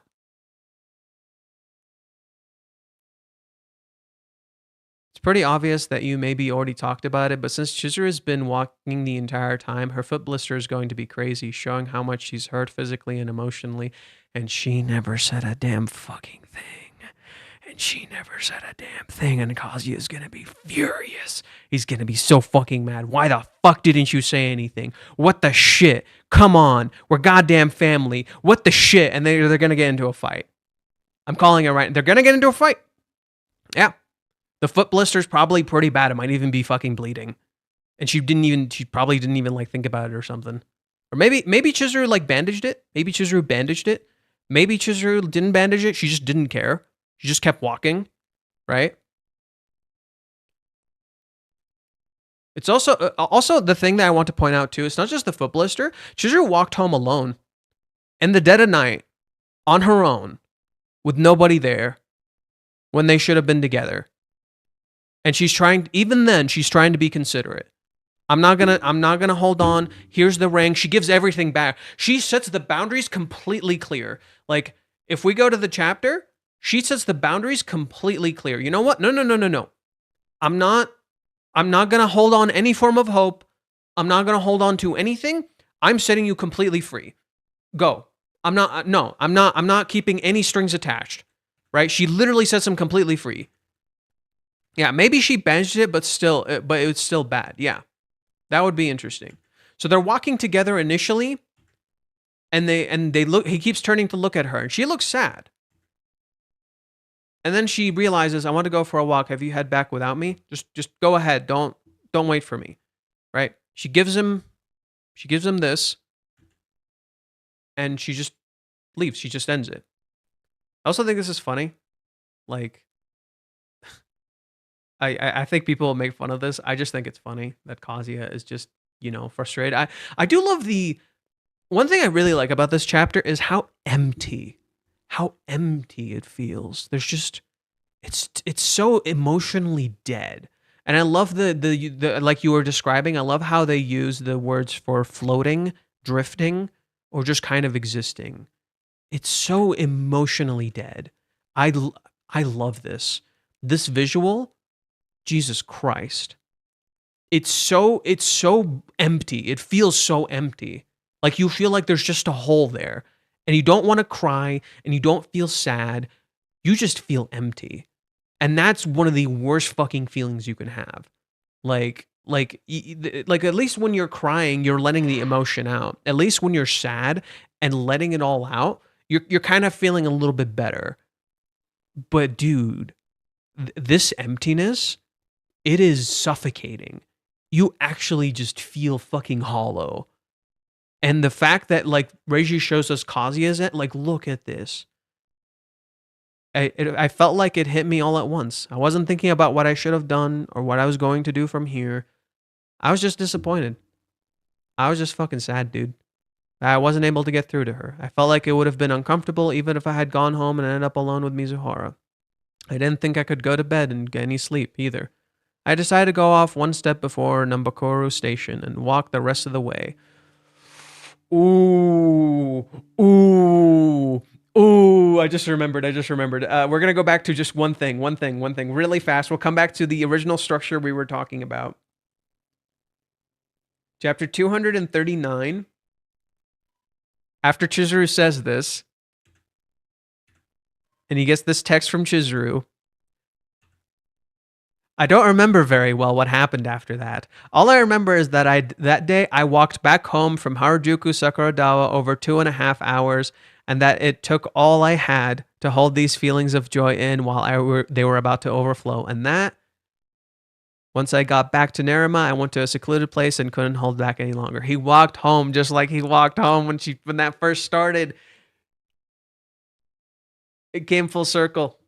Reiji's fucking crazy. It came full circle. That's so sick. That's so cool. Did Chizuru put a bandage on Kazuya at some point during the cohabitation? Yes, she did. I'll pull it up for you. Chapter 272. Pretty sure it's 272. Maybe 274? Double check. No. Where is it? Oh, it's before the birthday. And it reflects how she doesn't want to feel like she owes him anything.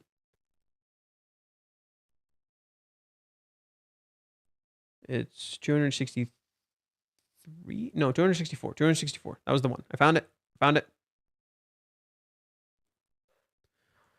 Kazuya's doing the dishes. She says, I'm home. She notices his finger.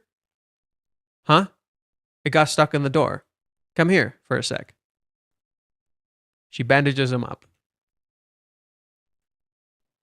Are you trying to do something nice, huh? The dishes. Knowing you're probably doing something nice since it's my birthday tomorrow. She's closing her eyes. She's hiding something. She's sharp. No, I know it doesn't feel right not to do anything at all. Geez, you say that, but you force yourself to do something nice with an injury like that. Now, who's the one who has to do something for who, huh? I appreciate your gesture. Thank you. All right. Please be careful. She even goes so far as to thank me. How can people see this fucking character? How can people see this? See this fucking compassion and kindness and think to themselves Chizuru's using him? Fuck off. Fuck off. Fuck off. That's why I'm so upset when people completely mischaracterize Chizuru's character into this like gold digger bad person. And they call her a prostitute and they say all these things. Cowards. You're literally fucking apathetic, immoral. Like, God, the moral apathy, dude. The fucking moral apathy. It's frightening. It's frightening how little people care. It's frightening how much people don't want to care. It actually just makes me sad. Like, unbelievable. Where were we? TLDR haters. Cyber Demon? Yes. We completely agree there. Okay. Let's go back to the chapter we were on to continue with the theory reading, because this shit's interesting.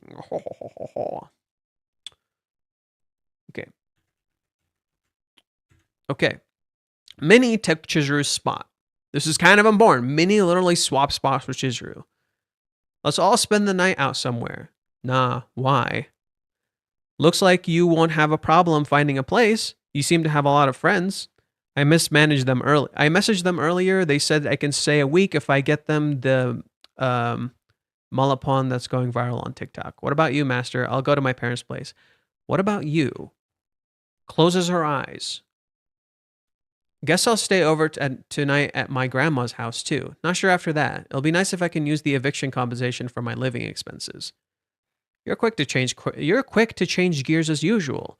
Your psychopath says you're psychopathically optimistic. Is it close by? It's an egota. Better than getting buried alive, if you think about it for a second. See you then. What about the all-nighter? She's as clear-headed as ever. Nothing is clear-headed here. Nothing is clear-headed here. Nothing is okay here. But all Minnie sees is this cool, composed person. Let's get back to Verkaz's post. Did you see how Minnie had a completely different impression of Chizuru than Kazuya had? Yet here, Chizuru acted on the impression Minnie had. Minnie felt her impression confirmed. Kazuya felt his impression contradicted. When Minnie told him what Chizuru was as cold as ever, Kazuya started to think that he might have gotten his hopes up too much. Do you see how Minnie was the one who reinforced Kazuya's image of the Iron Lady Chizuru? For real? We're gonna get separated just like that? Doesn't she feel lonely or anything? What happened?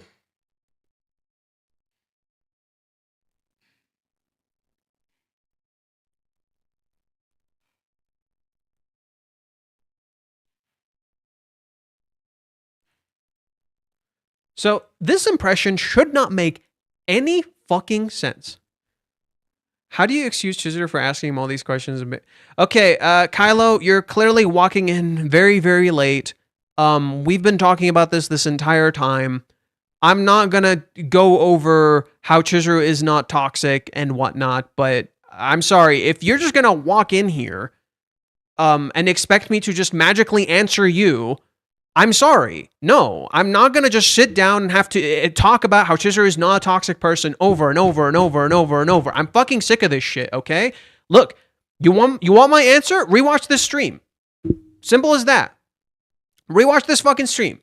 I am fucking sick and tired of this shit. I'm sorry. No, like my patience has run short. People have been doing this to me for the past fucking week. They will keep coming in and they will keep asking me how is Chizuru not a toxic person? How is she not a terrible fucking person for asking all these questions and not doing all this when literally all the signs were fucking there? That she's not using him. She's not doing something bad. There's clearly something more going on. But no, people have to have their own perspective confirmed. I'm sorry. It's infuriating. Like, I'm sorry. I don't want to be angry at you, okay? But understand, people have done this for the past fucking week. People have done this for the past fucking week. It is infuriating. And I'm trying my best to stay composed here, okay? Okay. Lost track of my thoughts. Okay.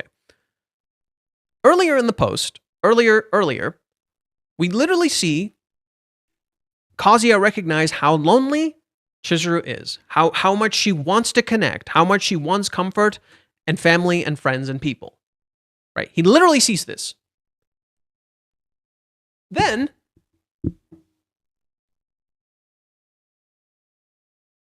we get to this. After Minnie shows up, after Kazuya interacts with Minnie, and Chizuru acts around Minnie, suddenly Kazuya says this. Does she feel lonely or anything? She looks pretty nonchalant. At least it's a place where she lived for 2 years, jam-packed with trappings for her university life. This place where we first met. Does she not care? Isn't that weird? Isn't that weird? That like 2 seconds ago, they had a very clear impression of each other, and then Minnie shows up and Chizuru starts acting completely differently. Okay, and Kazuya's impression is completely contradicted. This would initially seem like bad writing. Right? This initially seems like very bad writing. It's not. It's very intentional. How do we know this? Let's read what Verka said one more time. Did you see how Minnie's completely different impression of Chizuru did you see how Minnie had a completely different impression of Chizuru than Kazuya had? Yet here, Chizuru acted on the impression Minnie had. She didn't just put on a mask, she acted how Minnie expected her to act. How people outside expect you to act. Minnie wants them to be lovey-dovey. She wants them to hug and get together. But Chizuru hates that idea of how you should act, how you should present yourself. Minnie is shipping them. So most people, when you read a manga and you get to this particular scene, let's read this scene. When you get to this particular scene, they see Minnie and she says this. You would expect the next page to be Chizuru hugging Kazuya and saying, we're together now, or she acts lovey-dovey and shit like that, super jealous and shit. A lot of rom-coms would do that. Chizuru doesn't. Chizuru acted on that, no, we just ran into each other, right? Minnie, fuck off, right? She stopped getting into our love life, fuck off, Minnie. And Minnie gets into her business. That's a problem. So Chizuru keeps acting on that. Chizuru keeps staying consistent with that act of Minnie, my relationship with him, not your problem. I thank you for helping me connect to him, but this isn't your business. So Chizuru keeps continuing that act of this isn't your business, Minnie, and Minnie keeps pushing until she swaps places with Chizuru and then reinforces the idea that Chizuru is as clear-headed and cold as ever. When that's not what happened. Unrelated, but am I the only one who finds chibi reviews annoying? I am fucking sick and tired of this shit. So, there you go. Minnie reinforced to Kazuya this bad impression, and when Chizuru acted exactly as Minnie expected her to act, that gets confirmed to Minnie too. It's confirmation bias. You literally created the scenario you wanted to happen. What happens with Mommy in Paradise? People don't understand this. People still don't get this. It's baffling to me. When Mommy asked Chizuru in Paradise, are you in love with him? Chizuru consistently answers no. And people are like, what the fuck? Why doesn't she just answer yes? But then you look at the situation. You look at the situation for 2 seconds. What does Chizuru not want to happen? She does not want to hurt Kazuya's family. She does not want to have them find out that this was all a lie. Why? Because that's what happened with her grandmother. She couldn't tell her grandmother on her deathbed that the relationship she had with Kazuya was a lie. Because it's a terrible fucking situation to make. Or it's a terrible choice to make. You can't fucking make that choice. You tell me, like, on someone's deathbed, would you break their heart? No, you fucking wouldn't. You want them to die happy.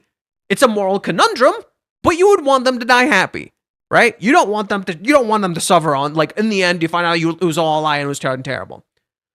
This informs why Chizuru does not want to open up about the lie, and she feels like there's something good there, and she wants to at least make that come true. She's thinking the same thing as Kazuya. She wants to make that their relationship come true, which is why she actively goes to Kazuya in Paradise, and she tries to let him confess. She tries to let him do the thing, but things are weird and awkward, and there's a lot of stuff going on in the background, so they struggle to confess and let everything out. Okay? So when mommy comes up to her and she confronts her in a private place, by the way, she does this in the fucking bathroom. She confronts her in the goddamn, like, let me pull it up. She confronts her in the goddamn bathroom and she tries to ask her, are you in love with Kazuya? Chizuru naturally says no, twice. Once in the bathroom, once when mommy literally invades her private space. Like, she's like, I know who you actually are. I know your secret. And she's literally threatening to out her. And Chizuru has to play along. So then, when Chizuru plays along, mommy gets happy. She's like, you did the thing I wanted you to do. See, you confirmed my bias about you. You confirmed my bias about you. What's this about Tifa? Why are you putting Chizuru at the same level as Tifa? The only good thing Chizuru has is her looks, while Tifa is pretty much pretty in every single way. You don't understand Tifa's character for shit. Tifa literally lies the entire fucking story. Tifa literally lies the entire fucking story. Consistently. She's trying to protect Cloud, but she's fucking lying the entire fucking story. Like, Tifa actively thinks she's a bad person too. They are very similar characters. Tifa is a people pleaser. She admits to this in Final Fantasy VII Rebirth. Tifa literally actively lies to everyone constantly because she's afraid to take autonomy over her own life, afraid of what she might lose because she lost her entire hometown. Who lost her entire family and is afraid to lose that again? I wonder how Chizuru has lost her entire family and how Tifa had also lost everybody she fucking loves. Weird fucking concept. What a shocking concept that two characters who lost everyone they loved finally have someone they deeply connect and care for, but then they see something is fucking wrong and they can't open up about that because they're afraid they're gonna lose this too. They're afraid everything's gonna go fucking wrong. And so Tifa lies the entire fucking story and then Sephiroth uses that against her. He knew she fucking lied, and he used that. And that's how Sephiroth kind of wins in the end. That's why the ending of Final Fantasy VII Rebirth is so fucking sad, because Tifa won't open up, because she sees something is wrong, and she just keeps going with it. And she doesn't do anything. So yes, these two characters are really fucking similar. It is baffling to me that people think these two characters are not similar whatsoever. Tifa lies the entire fucking story. Tifa is literally hiding shit the entire fucking story. Like, I'm sorry. Y'all are hilarious, right? God damn.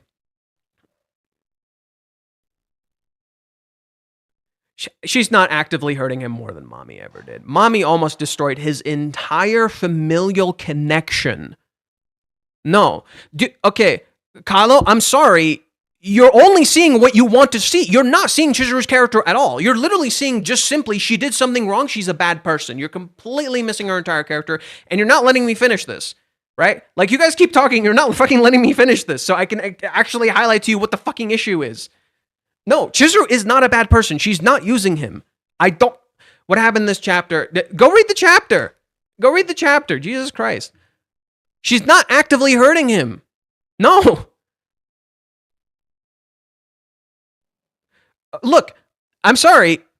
You're not owed anything. I can't. I'm poor. We'll get to it later, dude. Just chill for now. Actually, no. Go to the subreddit. Go to this. Here. You can't read the chapter? Let's go to... I'll send you the link to the subreddit. You can read it for free.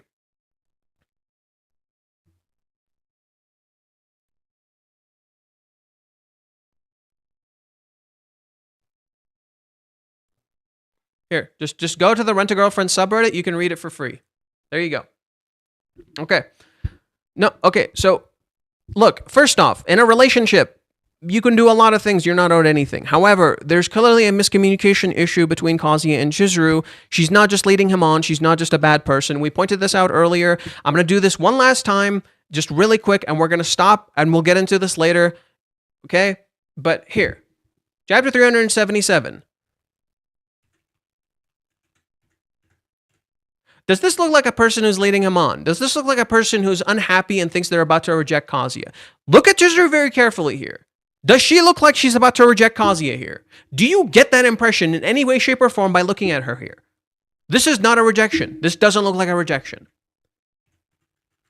In contrast, Kazuya realizes they haven't held hands this entire time. And before anything could happen, she grabs his hand. Their connection has been inconsistent, in particular because Kazuya is not opening up. And what has Chizuru's struggle this entire time been?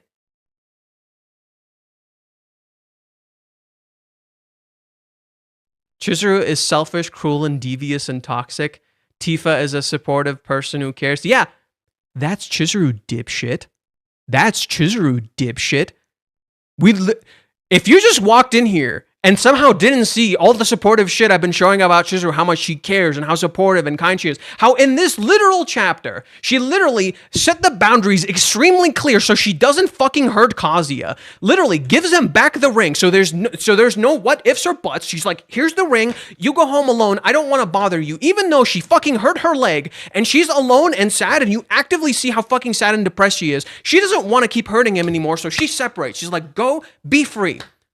It's almost like Chizuru isn't a devious, cruel, selfish person, but in reality a very kind, loving person who puts others first before herself and actively lets herself get hurt so those people can be happy. She sets him free because she doesn't think she can actually be with him, so she lets him go. She's like, no, I'm not going to hold on to anything. Here's the ring. Take this back. Go ahead. Be free. Even though she's hurt and dying inside. Even though throughout the entire cohabitation saga, she lets him live in her home completely free for an entire fucking month. Every time Kazuya gets hurt, she tries to be supportive. Every time Kazuya tries to step out of line, do a little too much for her. Oh no, don't do that. Don't do that. No, I don't want you guys to keep doing things for me. I want you to put yourself first. Don't waste your money so much. Take care of yourself. Put yourself first. Actively, consistently, throughout the entire fucking arc, put yourself first. But somehow, Chizuru is a devious, toxic person just because at the very end of this arc, something unexpected happens. Something inconsistent with what we've been presented with happens. But now, she's magically a bad fucking person. It is a baffling fucking take to make because it tells me you have not been reading this fucking story. Do you know why I'm so angry and I'm so fucking mad? Because you keep coming in here and telling me how this character, who has been presented in such a positive and good light this entire fucking time, is a bad person. What the fuck? What the fuck? Literally, actively, even when she is heartbroken, she's putting him first. And some fucking how, Chizuru is the bad person here. Even though both her and Tifa do bad things in the story, but they're not bad fucking people.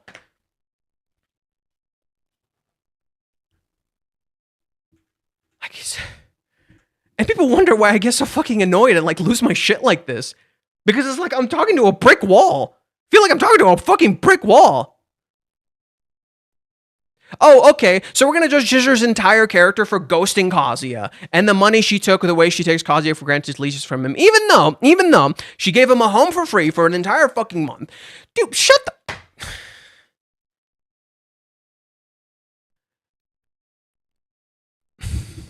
Deep breath. Why did the ghosting happen? The ghosting happened because Chizuru had no support, no family, no anybody, and all Ruka did upon kissing Kazuya is isolate her, put her in the background, not let her do anything. And Chizuru felt guilty, alone, and she had no one to support her. So the moment one singular person shows up to Chizuru's home, she immediately lets her into her home and asks for help. The moment Minnie shows up, Chizuru, knowing she is on Kazuya's side, lets her into her home and opens up about everything. Help me.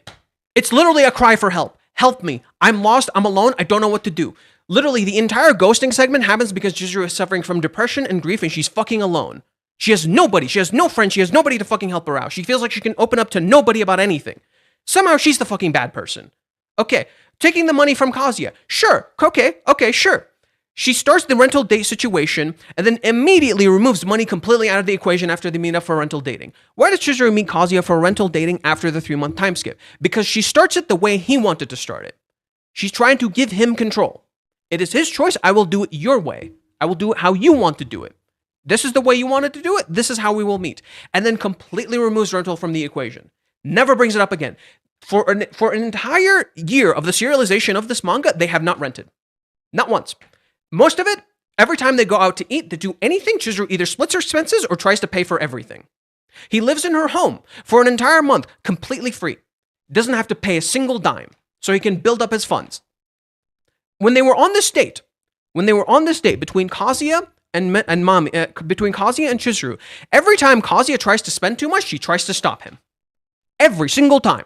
Stop. Don't spend this much. Let me help you in this date. Let me spend too. Let me be part of this relationship. I don't want you to keep spending on me. Let me be in part of this relationship. Let me spend too. How is that a bad person? Every time Kazuya feels down, emotionally supports him, lifts him up. You can do this. I'm with you. You're okay. Don't feel bad. You're cool. You're an awesome dude. Stop thinking so negatively of yourself. You're a great guy. Actively, consistently. But somehow Chizuru is the bad person. Okay. Final warning. Anyone in here who starts talking about how Kazuya should have never met Chizuru, they should never be together, and Chizuru is a terrible person, I'm banning you instantly. Final warning. You come into my chat and you say this right the fuck now, final warning, I'm banning you. I'm fucking done. I'm sitting here explaining Chizuru's character to you, and all you care about is what you want to see. You're literally not listening to me. You don't want to listen to me. You just want to listen to what you want to hear. So final fucking warning. Keep at it. Keep not listening. Keep not interacting with the story. You're getting fucking banned. Final warning. My patience is run short. I'm done explaining to people. I've given you guys plenty of chances. I've interrupted this stream multiple times to try and explain to you this multiple fucking times. Oh, that's mean. Suck a dick. I don't care. This isn't a democracy. This is my fucking channel. Unbelievable. Literally, the entire time, I'm sitting here explaining to you guys these characters. He didn't spend $250K, dipshit. That's literally a fucking... Oh my god. That's it. He did not spend a $250... Kazuya doesn't have that kind of money. Jesus Christ. Unbelievable.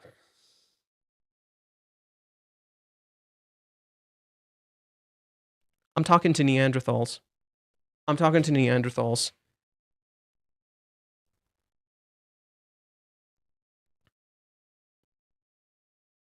That's mean. Dude, I have been patient. I have been very fucking patient. I want to read the Reddit post, but people keep fucking interrupting me. I've been very fucking patient. Jesus Christ. Chizuru not know how she will reject Kazuya. She doesn't plan to reject Kazuya. The plan was never to reject Kazuya. How on earth can a part-time employee can earn 250K spend 2 years? I swear people are turning their brain off. So yeah, and then see that's the stupid part. People will say he spent 250K based on a mistranslation and a miscalculation by some idiot who then admitted he miscalculated, and then people afterwards changed that calculation and said he was literally fucking wrong. And then, but then people will go on Twitter, some dipshit will just share the original thing that Kazuya spent 250K, which is completely wrong, and then just start saying Kazuya spent this money. And then when they realize it makes no sense that Kazuya could spend that kind of money, they're like, it's bad writing. Instead of realizing, wait, that doesn't make any fucking sense because that's not actually what was in the manga. So rather than actually read and check the manga if that is factually correct, they'll just say it's bad writing and excuse it that way. And then they'll go to listen to some dipshit tell them that like, oh, Chizuru led him on and she's a bad person, and somehow completely warp their entire experience with this date into something completely negative and not like at all what's been presented up until this time. You don't have to get, I choose to be angry.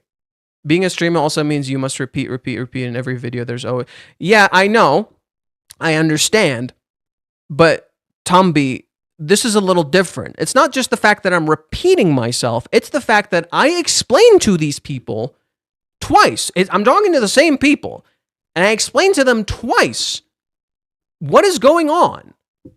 And they literally just ignore my words in favor of their perspective.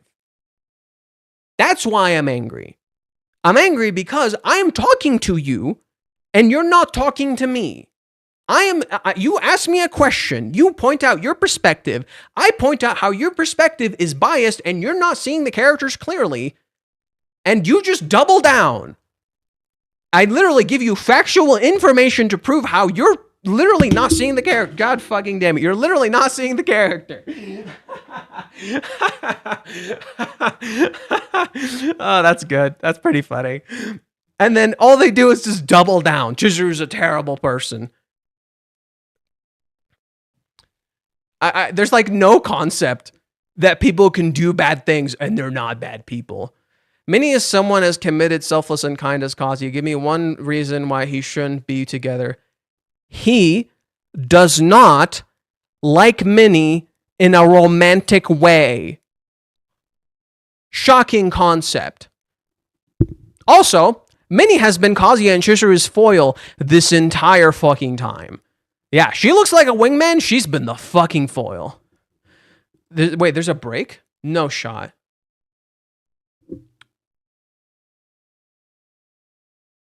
No, there's no break. There's no break. Nothing says there's a break. What happened to Kazuya? Didn't I just link you to the chapter? You said you weren't to go read it. What do you mean what happened to Kazuya after the rejection? Here he is. He feels empty. And then he runs into Chizuru because they came full circle. No, there isn't a break. Yeah. They want to ship Minnie with Kazuya because Kazuya and Minnie have immediate friend chemistry, whereas Chizuru and Kazuya don't immediately have the friend chemistry people are expecting, even though Reggie consistently shows you they do. It's just they struggle to express it outwards. No. Read chapter 335. It's connected. Yeah, I think I've seen you post that a few times. Sure. Isn't that the one where she talks to Minnie? That's the one where she talks to Minnie. What do you want me? What is in chapter 235 that you want me to see in particular? Haven't they seen season 1? God damn it. Just my personal opinion. Yes, your point about Minnie's being a foil are valid, but I still enjoy Minnie. Yeah, I enjoy Minnie too. You have to understand, someone being a foil or antagonistic figure within a narrative does not mean they're a bad character or you can't enjoy them. Minnie is hilarious. Minnie is really fucking funny. I fucking love Minnie. Like, Minnie is fucking hilarious. She's the dumbest dipshit I've ever fucking seen, and I love her. She is stupid as fuck. Like, personally, I like Chizuru more than Minnie. So, like, my list is Chizuru and Kazuya at number 1. Minnie is second, and then Mami, I believe, and then Sumi, and then Ruka. That's my list. Is it at least fair to say I'm disappointed by both of them? They're both giving up so easily. Kazuya didn't understand Chizuru at all. No, that's not necessarily fair. They're not giving up. They're just being respectful of the other person. However, you are correct that there is an element of disappointment here. Not necessarily in Kazuya, but maybe in Chizuru, in that she, like... It's hard to explain. I do think there's disappointment here. Don't get me wrong. You're supposed to kind of feel disappointed. Kazuya feels disappointed, you feel disappointed, but Kazuya not pushing Chizuru in this moment, it feels somewhat respectful, and I kind of understand that, but it's going to show up next chapter. It's going to come full circle next chapter. Cognitive dissonance and confirmation bias. Love that intro by psychology class I took as just constantly relevant. Then Reiji is clearly sending a subliminal message. Be careful, don't fall in love with the wrong... Okay, you're still at it. What is your point? What the fuck is your point? I've warned you already. You're still at it. Reiji has not said, don't fall in love with the wrong person. I don't know what the fuck you're talking about. Like, I'm sorry. I legitimately, Chupto, whatever your name is, legitimately, if you have seen the past 100 or so chapters and you legitimately do not think these two should be together, you have not been reading this story. 100%. You've been reading a completely different story. That, or you just magically jumped in right now just to confirm your own bias. That I genuinely believe this. There's no way in hell you have actually genuinely interacted with this series in earnest if you actually believe that. I love Minnie. She's one of the best antagonists I've ever read because she does the most detrimental things while thinking she did them a favor. Yeah. I like how you explained that chapter feels empty. It does feel like that by design. Yes, very much so. I don't think he will be able to open up. I think it's going to happen. I am confident in my fight, kiss, sex theory. He should not push Chizuru. He should let her be alone so she will realize what she lost by that. No, that's stupid. I am sick and tired of that argument. They should have a separation arc. They should just split. She should realize what she lost. Bitch. Chizuru knows what she just lost. She loves the shit out of Kazuya. but I'm trying not to tell you what is happening here so I don't spoil the fucking Reddit post. Because the Reddit post highlights what's missing here. Chizuru loves the shit out of Kazuya. You're misunderstanding her character. If you think that Chizuru needs to understand what she lost, you don't get her. Because she knows exactly what she lost. And it's fucking killing her. She hates herself. If you genuinely think she does not know what she just lost,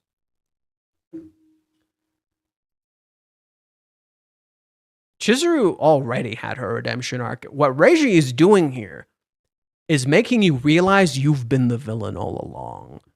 That you went out of your way and you villainized this person because you did not understand her. And he wrote this by design. You don't believe me. I completely understand that. But here is Minnie, the literal representation of the audience. Minnie, the literal representation of you, the viewer, saying these words that Kazuya looks back to in this exact chapter and literally says she's wrong. Okay? Typically, that's what people call being a sneaky or devious person. I believe in Mizuhara. Okay? Why does Kazuya say this? He's not blind. Because Kazuya saw the real Chizuru, who is not devious, who is not these things, if you've actually been paying attention to what we said so far. Like, if you actually go back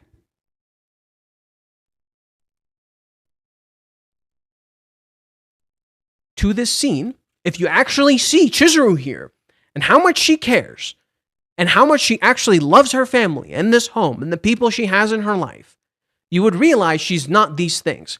But Minnie doesn't know Chizuru that well at this point. She only knows Mizuhara. She calls her Mizuhara. She doesn't call her Chizuru, she calls her Mizuhara. So do you know what happens? Later, after Minnie gets to know Chizuru, we get to chapter 244, and Minnie literally changes her own tune. Let's see what Minnie says in chapter 344.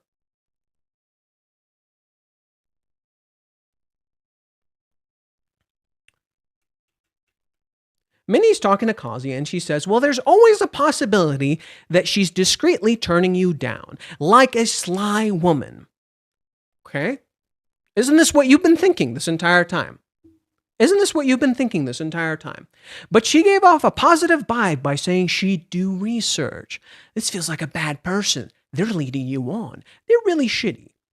But Minnie has lived with Chizuru for about a month now. She's literally seen her butt-ass naked. She's interacted with her.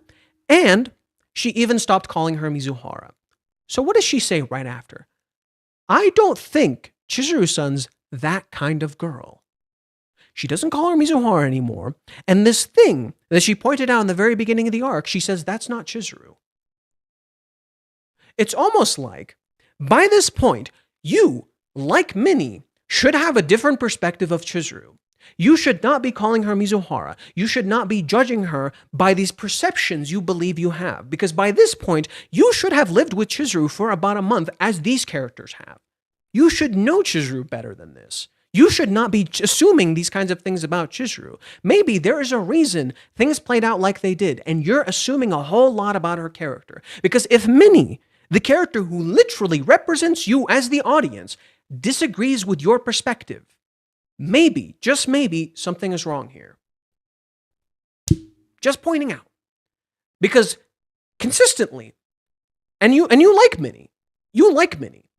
Consistently, Minnie has always said exactly, verbatim, what you want. She says exactly what you want. She tells it consistently. You two should do this. You two should just kiss. You two should just go out. You two should just do this. She is us. She is literally us embodied into a character. She says exactly what we as the audience want.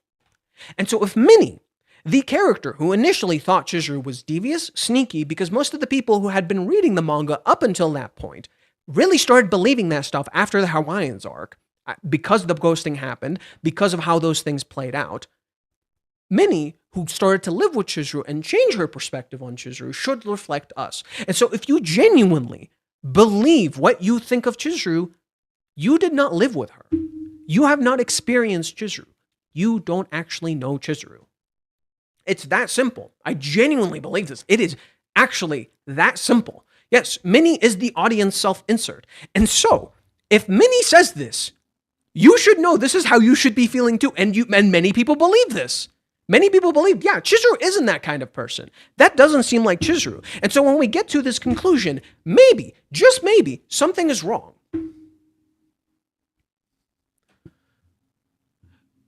We have lived with her. We had assumed it, but we wanted to believe her by now. We didn't disagree with her there. We now think that our biased opinion from the beginning was right. Confirmation bias. It is literally confirmation bias. Everything people wanted to believe about Chizuru being a bad person, right there. And they refused to see Kazuya's perspective at all. Kazuya must be wrong.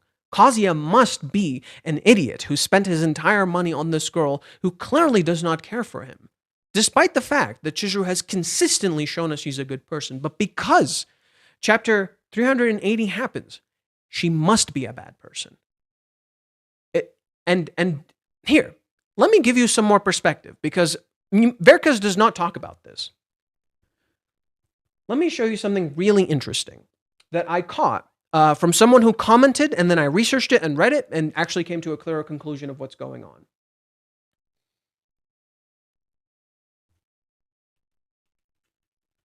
In chapter 331, I believe, Kazuya finally goes to Joypolis. He's here with Minnie. I think it's this one.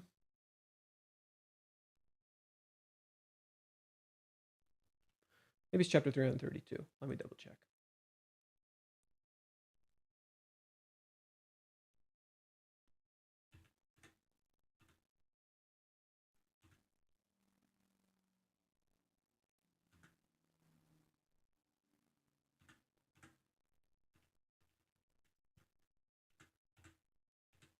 There we go. Joy, joy, joy, joy, Polis. We're here. That's like Donkey's theme. So for those who don't know, Donkey is a store in Japan based on Don Quixote. Who knows the story of Don Quixote? Who here knows the story of Don Quixote? Don Quixote is an aristocrat who believed he wanted to be a hero. And so he imagined everything around him into this amazing adventure. He is a hero, he is an adventure, and he starts changing the world around him because he believed so much. And he's followed by his servant, Sancho. Sancho, in contrast, is a realist. Sancho doesn't believe in any of this crap. But he's in it for the money. He's going to get some money. So they have their glorious steed, and they go around fighting giants, which are actually windmills, and they go around, trying to help bad people who are supposed to be, They go around trying to help people who they think are just slaves, when in reality they're fucking criminals, and all sorts of stuff.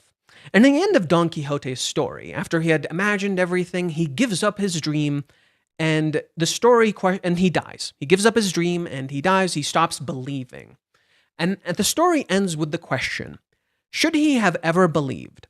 In contrast, Sancho, the realist who knows all of this is bullshit, starts kind of believing too. Isn't that interesting? Now, throughout much of this arc, what is Kazuya imagining? Himself with Chizuru.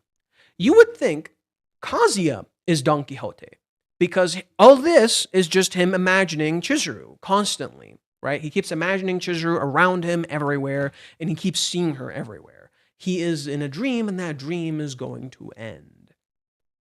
Plot twist. Minnie is Don Quixote. Kazuya is Sancho. Minnie acts. She puts on the act of Chizuru. She starts showing Kazuya what he should be doing. She starts saying, do this, do that. And Kazuya starts believing the dream. He starts literally seeing Minnie as Chizuru.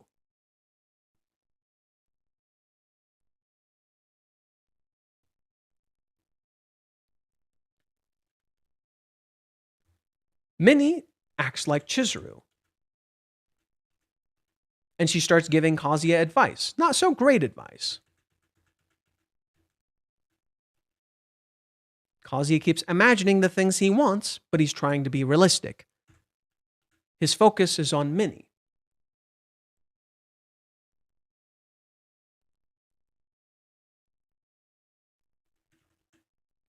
Minnie keeps putting on the act.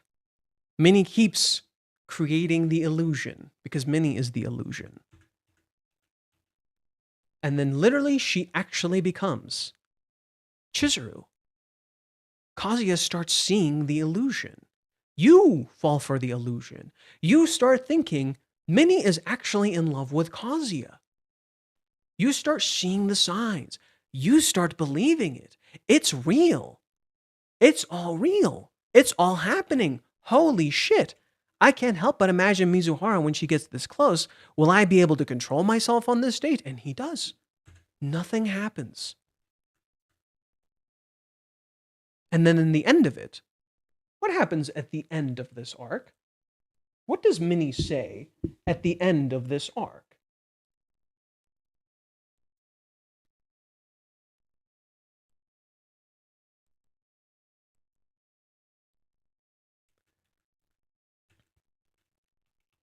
Minnie and Kazuya go into a haunted house.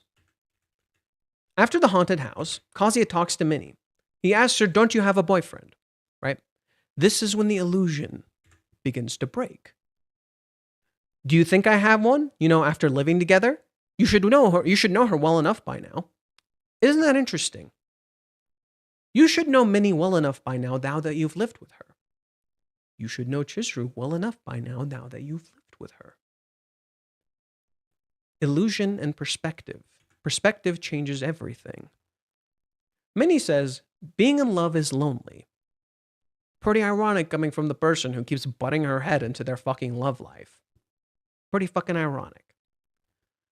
I mean, confessions are something you've got to do on your own, If you want to keep the most important person by your side, then you can't rely on others forever. By the end of it all, you have to spend countless restless nights alone, even if you manage to talk with someone about it. Isn't that interesting? She spends the entire date giving Kazuya love advice, acting like Chizuru, reacting to when Kazuya says cute things to her. Like when he calls her cute, she freaks out and she starts reacting. And yet by the end of it, she gives all of that up. She literally stops believing. Not in them, but in herself. She has no faith in herself, in her dreams, in her beliefs, in all of this acting she's been doing this whole time. It's all a fucking lie. Minnie is afraid to fall in love. And so she projects onto Kazuya the love she wants to have. Just like rental. What is rental? Rental is allowing people to feel love so they can go and find it themselves. Kazuya here acts like the rental boyfriend. So naturally, when he does the rental boyfriend things, when he acts like a good escort, when he actually compliments Minnie, when they do things together, it seems like Kazuya is enjoying himself, but Minnie is too. And yet that dream fades, much like when you finish rental, it all disappears. This is the same thing in reverse. For all the people who were expecting Minnie to be in love with Kazuya, in reality, all of these flashbacks are intentionally shown to you to be nothing more than a facade, an act, a dream that Minnie surrendered away because she is Don Quixote. She didn't actually believe in this stuff. Whereas Sancho began to finally believe, began to finally dream. He stopped letting the world around him and he started, you know what? I want to do this too. He somewhat falls under the illusion, but the question becomes, should you dream if you're just going to get hurt? It's a very same question as the movie arc in reverse. The movie arc is about attaining a very real dream, right? Trying to very much reach this dream, but what's the point of continuing to dream if that might not even come true? This flips that script, right? Kazuya is very realistic about this, but Minnie makes him dream more, but also try to act on these illusions. She creates a literal illusion for Kazuya by being Don Quixote. She gets him stuck in that illusion. But Kazuya, in contrast, breaks out of that illusion in the very end. And how does he break out of it, mind you? Right? How does Kazuya break out of this illusion in the very end, mind you? Why, none other than Mommy herself. The character most deeply rooted in reality, the literal opposite of them. Mommy is the reason Kazuya comes back to life, because he remembers what he wanted all along. He's no longer under an illusion. This arc is about creating an illusion and breaking that illusion. That illusion being all the bullshit Minnie has been saying this whole fucking time. Do this, do that, act like this. Chizuru feels like that. Minnie doesn't understand Chizuru nearly as well as she thinks she does. She's blind as a fucking bat. She thinks she knows Chizuru, but she's actually not that aware of her character. In contrast, you have Mommy show up. And after that, it clears everything up. Things become clearer. Oh, are they quadrupling down again? The illusion is Mizuhara and the idealized version Kazuya has created, except Kazuya fucking knows who Chizuru is, so I don't know what to tell you, buddy. Kazuya has fallen for an illusion just as the audience. So literally, just take what the story has shown you and just warp it into your own perspective. Nice. Nice. Nice. The only illusion with Chizuru's character, the only one, which is shaped by perspective, that Reiji has intentionally said, is that Chizuru views herself as a bad person, and she deeply loves Kazuya, and she doesn't think he loves her. Weird. You think, right? Weird. But all Kazuya has done is give her selfless love. All Kazuya has done is give Chizuru selfless love. But she wants him to be selfish. He wants him to express himself, to let himself out, to love her physically. Isn't that what love is? Love is about also being physical. But Kazuya, what did we say happened in chapter 377? What does Kazuya realize? What have they not done at all in this entire date? What is the thing that's completely divided them in this entire date? I had never thought, what was it? We haven't held hands all day. What was the date founded on in terms of the premise? What did Chizuru's friends tell her? If you go out drinking with a guy at night, you should expect something to happen. And what does Kazuya do here? He tries to leave. He gets to the most romantic spot, isolated, no one else is there, and he tries to leave. And then Chizuru holds his hand.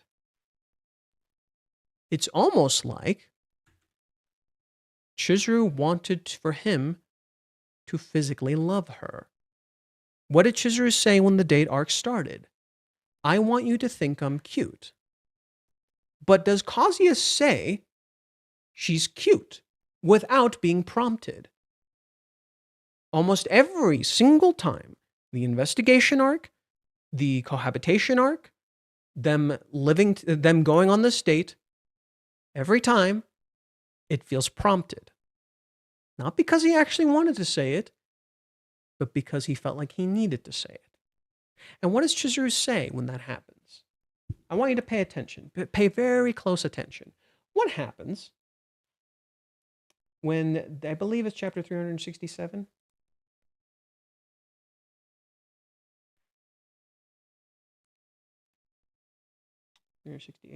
Maybe 369. Do we have a nice moment? Do we have a nice moment? Okay.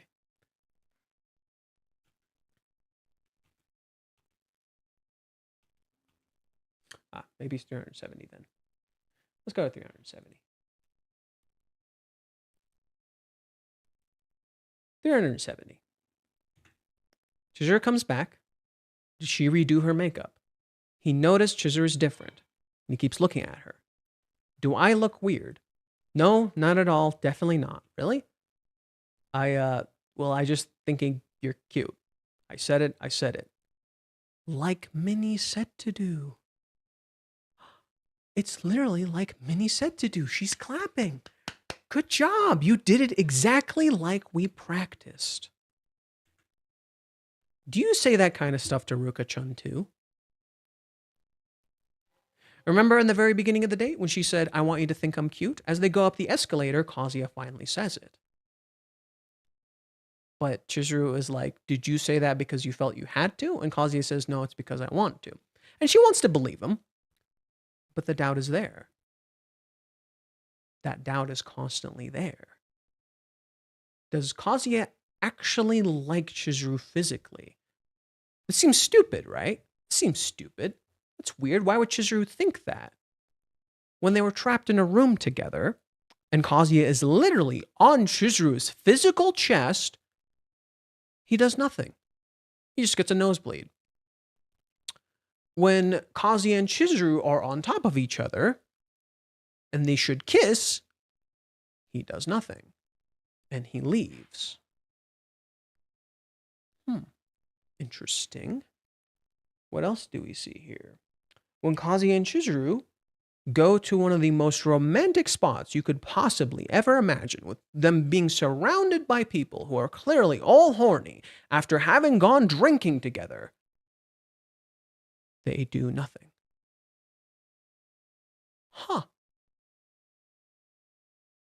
Now, what could possibly be a hint that we were given that Chizuru might feel that Kazuya doesn't physically like her? Right? That seems contradictory. In the very beginning of the series, we saw that Kazuya always looked at her boobs and, he clearly wanted to act on that. But something feels weird. All he's been doing is being selfless. He keeps putting her first. He's not physically touching her. He doesn't physically act around her. Now, what does that do to a person when you feel like they don't physically like you? And then you have all these things you hate about yourself, these expectations of yourself, the fact that you feel unworthy. You shouldn't force someone into a relationship if they're just doing this out of selflessness, right?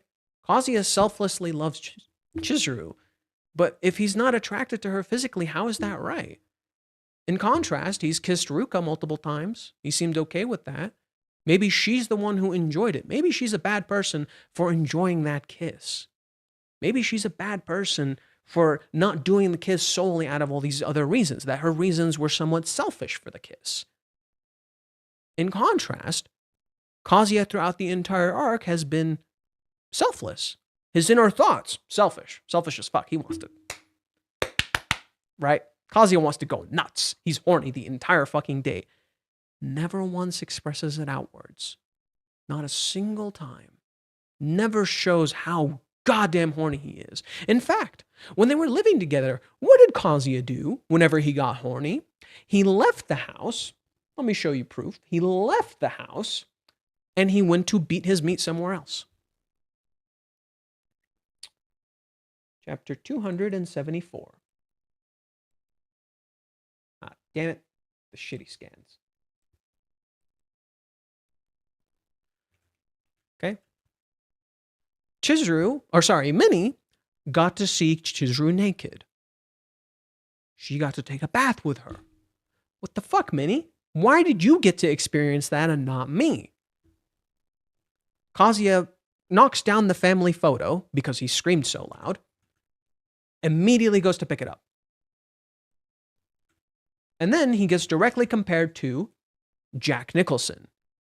Reiji then says, you should go watch The Shining, a film about domestic abuse. This is starting to sound a little bit familiar. Okay, so Kazuya looks like Jack Nicholson, and they even does the direct reference to the film, with Kazuya putting his face out like the "Here's Johnny" moment. But then at the end of it, if you go to the next chapter, not this one, we'll get to it in a second, Kazuya actually looks like the victim, reversing the roles. The role is reversed. He has his lust and his feelings, and he has to keep them down. So what happens? Chizuru shows up, and she's moving a lot of stuff in. And as they're carrying stuff into the house, she asks him something. You got home late yesterday, huh? Where were you yesterday? He went to beat his meat at a DVD store. But he can't tell her that. He can't tell her that he's horny as fuck for her and he doesn't want to show it. So he says he was with Kibe. He invited him over and he was with Kibe. Kazuya hides how horny he is for Chizuru throughout the arc consistently. And what is an important part of relationships in general? Your physical compatibility. It is important. People love to say it's not. It is fucking important, right? Chizuru wants to feel physically loved. Are you saying he should have stroked the carrot in Chizuru's house?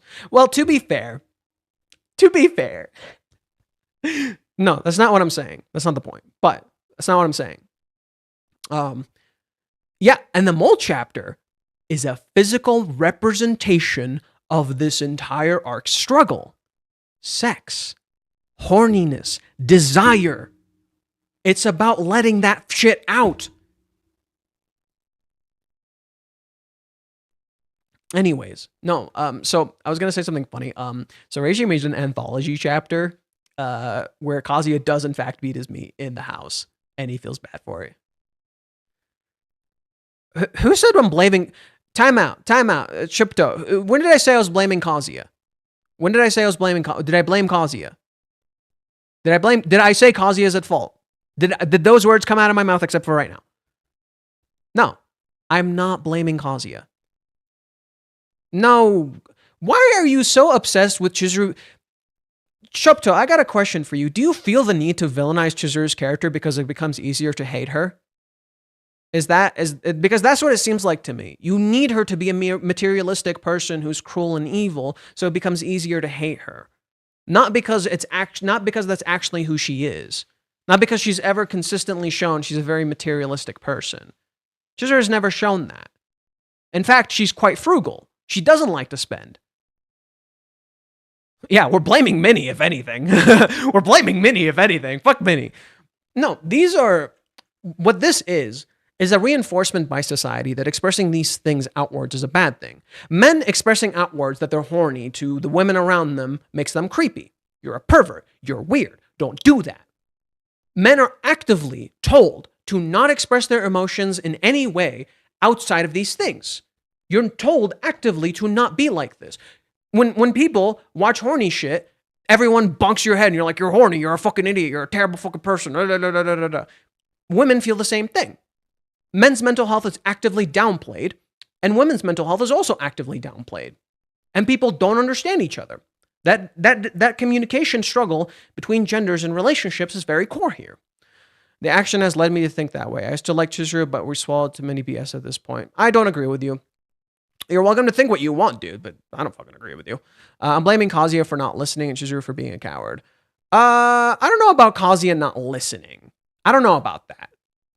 Because, like, Chizuru's always been weird when it comes to the element of sex, and Kazuya does not want to push sex onto Chizuru in any way, shape, or form if they're not in a relationship. So he doesn't want to express that outwards. He wants to be understanding. So in a way, you could understand Kazuya's feelings in a lot of different ways. For one, he's trying to be a gentleman as much as possible, right? Because he thinks that's what you should do in a relationship. You need to be a gentleman, right? That's all it is. But in reality, there's a lot more layers to this, right? You have to express yourself. You have to let that out. You have to say what you're feeling. You have to let out the bad shit, right? You have to let out that you're horny. You have to let out that you're hiding secrets. You have to let out that you're feeling a lot more than those stuff. In that same way, Chizuru is very much the same. Chizuru is kind of the reverse of that spectrum. Chizuru is hiding the fact that she does feel jealous of Minnie, that Minnie is so close to Kazuya when these should be experiences she should be having with him. She's also horny too, and she keeps putting that shit down. She keeps not letting herself be horny because she doesn't feel like she has the right to be horny. And yet you literally hear her heartbeat in the next chapter. You hear how fucking horny she is and how much she feels the need to control that actively, consistently.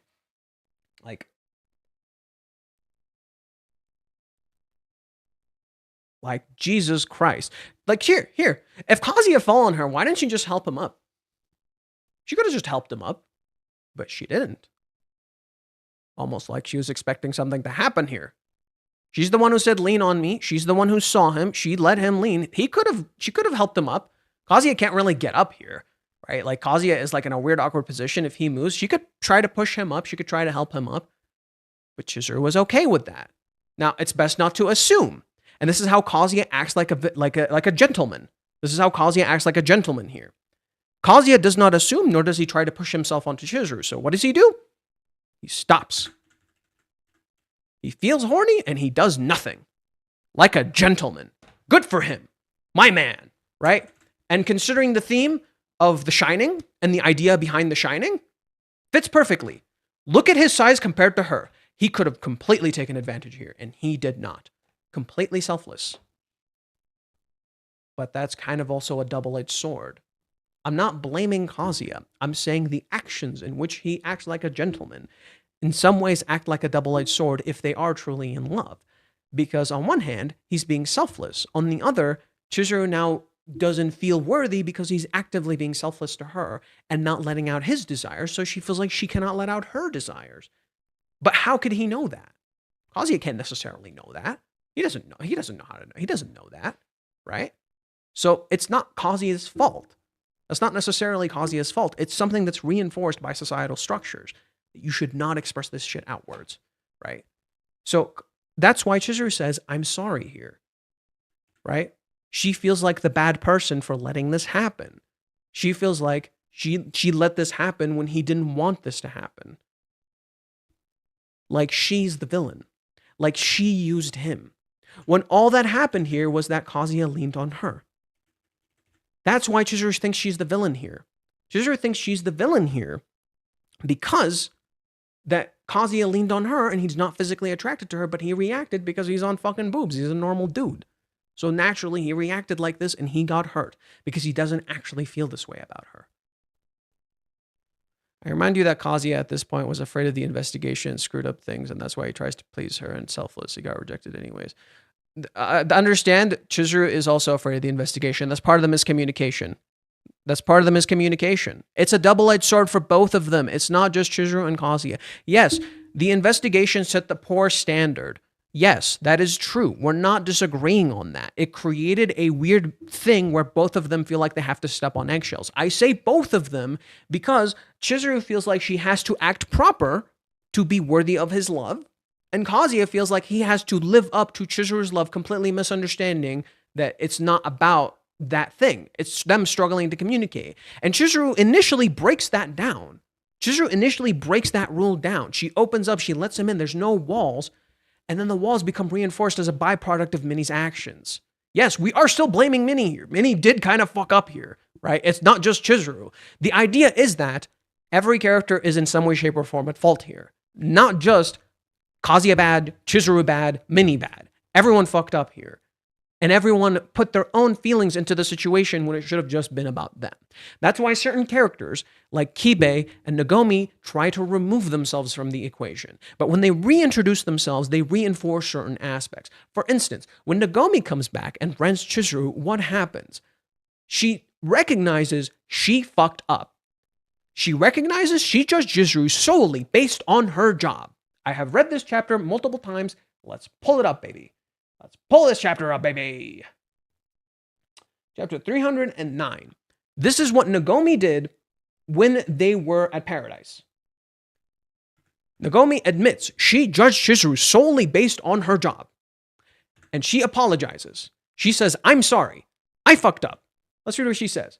After I calmed down, however, I realized something. Perhaps my foolish judgment is to blame for everything. Totally right. She's not even remotely wrong. In fact, something very identical happens in Paradise, where she realizes her actions, her treatment of Kazuya, her expectations of Kazuya it's partly the reason that led him down this road, that led him down to trying to constantly prove, 8X, get the fuck out, dude. If this is all you care about, get the fuck out. Put user on timeout. And 24 hours. Have a good day. Okay.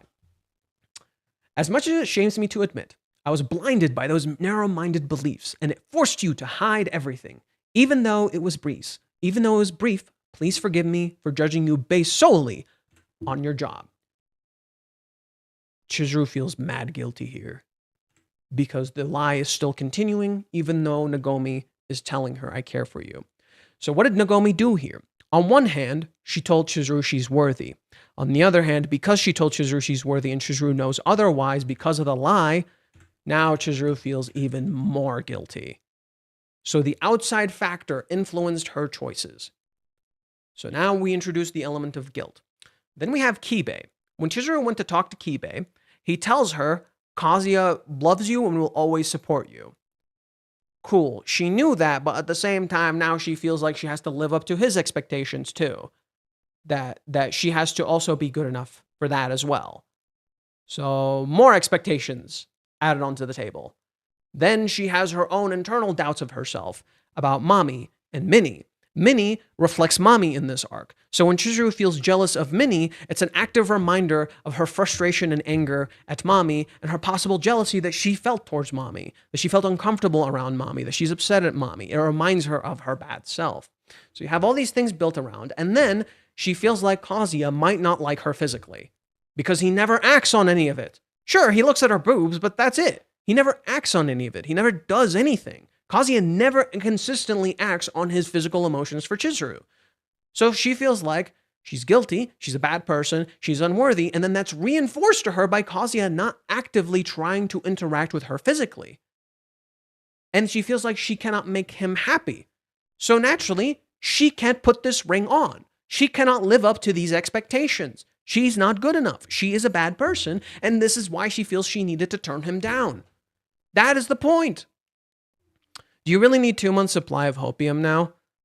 I never run out of hopium, you silly fool. Wrong chat. If you see what Reiji is cooking, he wants you to stop simping and see thought the illusion is create. Okay. If my theory of fight, kiss, and sex happens, take that back. Take it back. 2 weeks from now, hopefully 2 weeks from now, if 2 weeks from now, my fight, kiss, sex theory happens, take that back. Just saying. Just saying.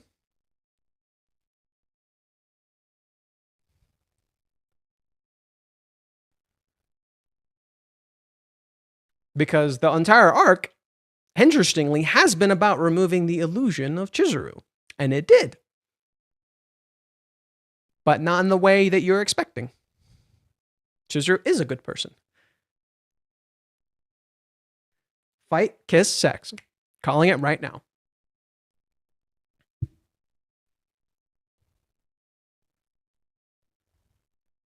And when I'm inevitably right, and God, I'm so confident I'm right.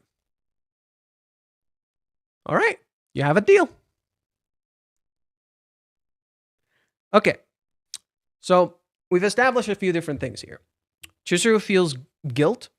Chizuru feels a lack of worth. And she feels like she's essentially forcing Kazuya to be physically with her. Like, he may love her. He says he loves her, but it's a very selfless form of love. He supports her. He wants to be with her. But maybe he doesn't physically love her. And if he doesn't, that's not good. That's not healthy. Yep. What haven't they showed yet? The condom. Almost like there's something in the background yet to be seen. But here. You know what else I can prove to you? That like I started noticing a pattern. And when I noticed that pattern, I was like, holy fuck. Oh my God, sex was always the discussion. So we're going to go 375, I believe. And it has to do with the covers. First, these two characters. What's an interesting thing that we know about these two characters? They have a lot of sex. They're super horny and they have a lot of sex from the little time when we saw them. And they're getting married.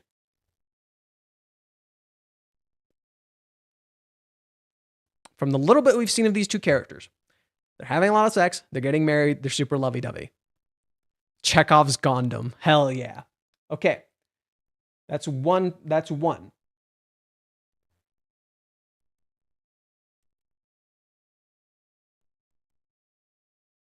Chapter 374. This one isn't too crazy. It's Curry with bottles and champagne and glaze, surrounded by the idea of love, Curry is in a dream. He goes to a maid cafe, and what did Curry mention to Kazuya? What did Curry mention to Kazuya? Who is the one that put one particular idea in Kazuya's head? Curry's the one who introduced the idea of sex to Kazuya's head. Let me remember what chapter it was. Was it chapter 303? No. No, it must have been 317 maybe? 318? No, it'd be 319 maybe. I gotta check. I'm not 100% sure when Curry's the one who... No. Oh yeah, we were gonna come back to this one. All right, I'll show this one while we're here. It's chapter 319. What does Chizuru say? I want you to pay attention to what Chizuru says here. To be honest, I understand why Minnie-chan would say that. What did she say? I bet Master's really looking forward to this too. But can I live up to his expectations? Huh. I really don't know how I feel about that. I can't make up my mind. Of course I want to go because it was him who asked. Huh. It's almost like I like him. But does that make it love? Then please back off like a rental girlfriend should. Bad translation. What should I tell Ruka-chan? I don't think I'm completely innocent or anything, but will things really work out if I start dating him before I understand my feelings? Besides, what if this date doesn't go well? What if he loses feelings for me? Huh. That doesn't sound like someone who's not in love. That doesn't sound like someone who's leading anyone on. Don't be stupid. I'm overthinking this. I've already been on tons of dates. This is nothing different. Was it because Master asked you out like a man? Did that make your heart skip a beat? I want to ask you out on a date. This is kind of embarrassing. A girl doing full swings at the batting cages probably doesn't look very cute.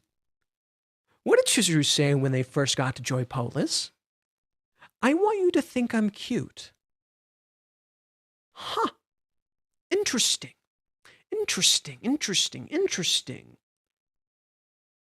She wants him to physically like her, to think she's attractive, to live up to his expectations.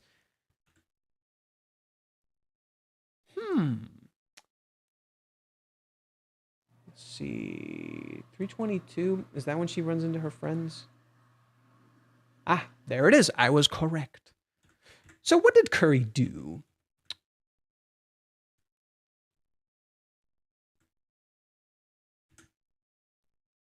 He planned a date. So, you two are gonna do it, huh? What? Don't be stupid. There's no way. On the first, this is only our first date. No, you know this isn't your first. No, I mean it is, but think about it. Why? Think about why the 3-date rule even exists in the first place. The first date, you socialize. The second, you talk about love. And the third is when you make your approach. You've already passed that point several times over. Can you say otherwise? Can you say that you haven't passed that point? Listen up. There's plenty of men and women who have sex on their first date. And that kickstarts their relationship. Can you really say that's a bad thing?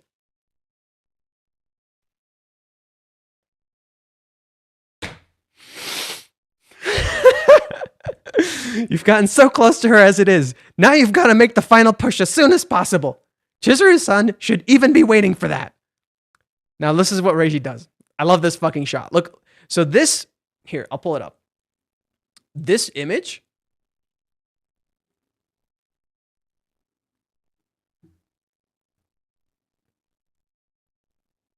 do these images not look complementary? Kazuya surprised about the idea that Chizuru might be waiting for that, and Chizuru waiting for that. Huh. And this is from the same chapter, mind you. So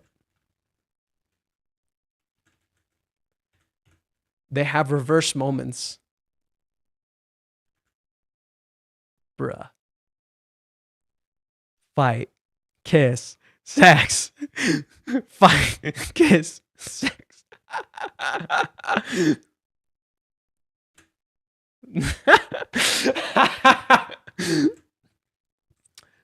I'm telling you this for your own good. Take a condom with you. Also, not 2 times before the date. The last thing you want to be is a one pump chump. What's his problem? That freaking idiot. How could he just say that and leave? Wait, just a sec. Is it possible? Could I actually spend a magical night with her in a room with the lights dimmed and romantic music and dripping sweat? The shared warmth of our bodies. It could be a moment of beauty between just the two of us. No, don't be stupid. I'm only just imagining asking her out on a date. It'd never be that quick. It'd never. Now, what does her friend say? We girls call that the cotton ball phenomenon. Huh? You heard about it, right? That's when the guy you've always thought as a stuffed animal tries to make a move, and you're taken aback like he suddenly grew a pair of balls. Well, I'm okay with anything as long as it's Take-kun. Huh. It's almost like, for the entire part of the story, Kazuya has been extremely passive, like a cotton ball. And then his balls become steel. Yoko's been acting kind of strange ever since she started dating Take-kun. I wonder if she's drunk. Huh. You know we know that you're a certified hottie, Chizuru. So, surely you've experienced stuff like that before. Stuff like what? You know, guys who come on strong during dates. Obviously I have. It's only natural between guys and girls. If anything, I think it's weird to see them as stuffed animals. Woo! I knew it. Chizuru, you're surprisingly unfazed about this stuff. Chizuru's cool with guys who come on strong. I never said that. But really, if you go out with a guy for drinks, you should be prepared for whatever happens next. Date or not. Huh, really? I think it can work out, though, being just friends with a guy. She pauses and disappears into the darkness. She keeps walking as Kazuya thinks about sex. Huh. Okay, Reishi. Okay. So this is chapter 374. Let's go back one more. Let's go to chapter 373. See what the cover for that one is.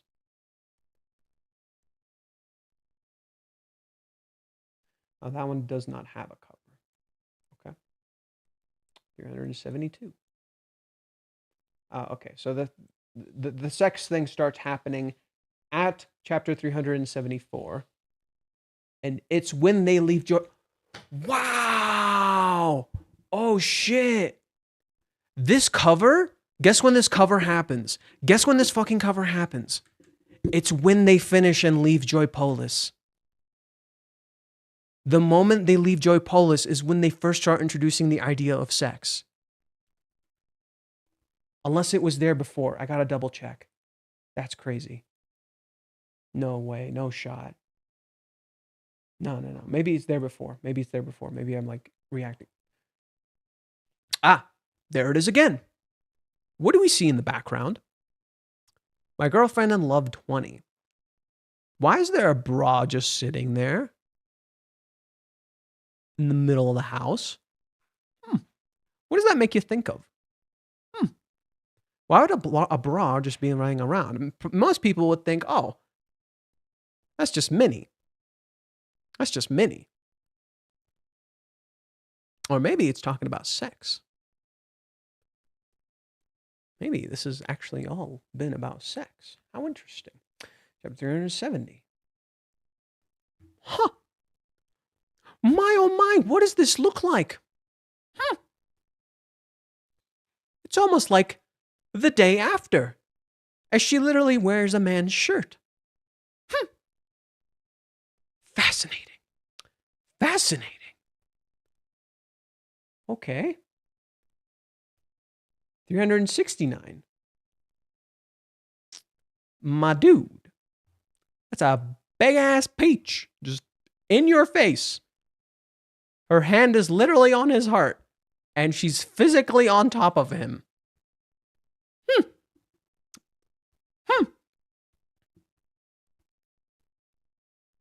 Fascinating.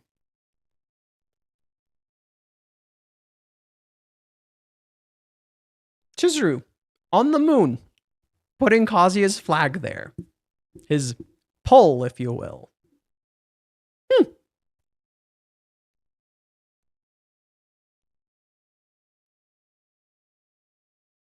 that one doesn't count. No cover there.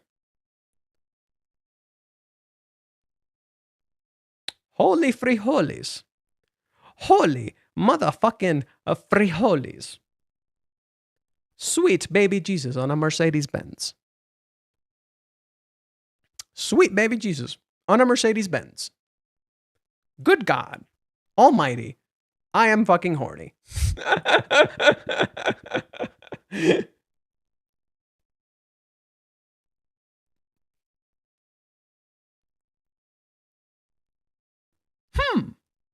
Wow. Wow. Are we sensing a pattern here?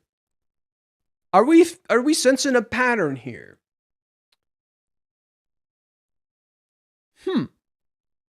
So we went how many chapters? Just straight up sex. Just all sex. Like, bro. Holy fucking frijoles.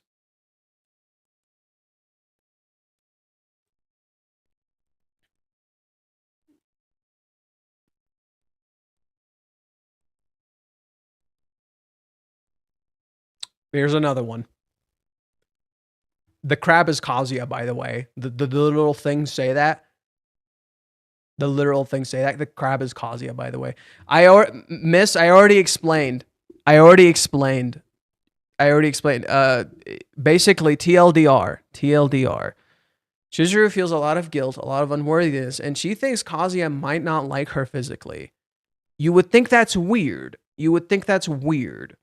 Except it makes a lot of sense when you consider Kazuya has not physically touched her or acted on anything sexual in any way, shape, or form. On one hand, he's being an absolute gentleman. On the other, he's not expressing his desires outward, which makes Chizuru think he does not physically feel attracted to her.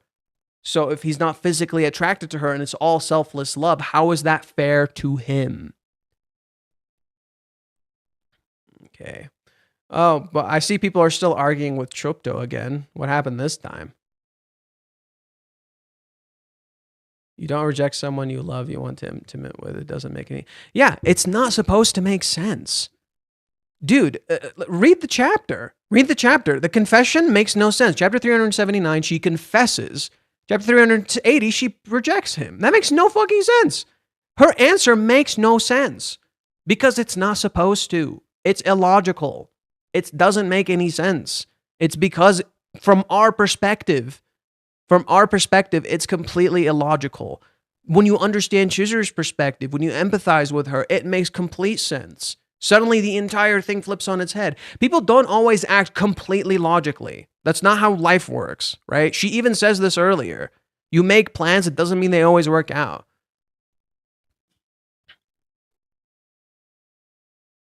The part about choosing a lifestyle is a misunderstanding. She said considering her lifestyle causing problems with Nagomi, Kibe, and Mami, as well as Kazuya, and she says she doesn't... Basically, Chizuru is saying here she doesn't want to burden him.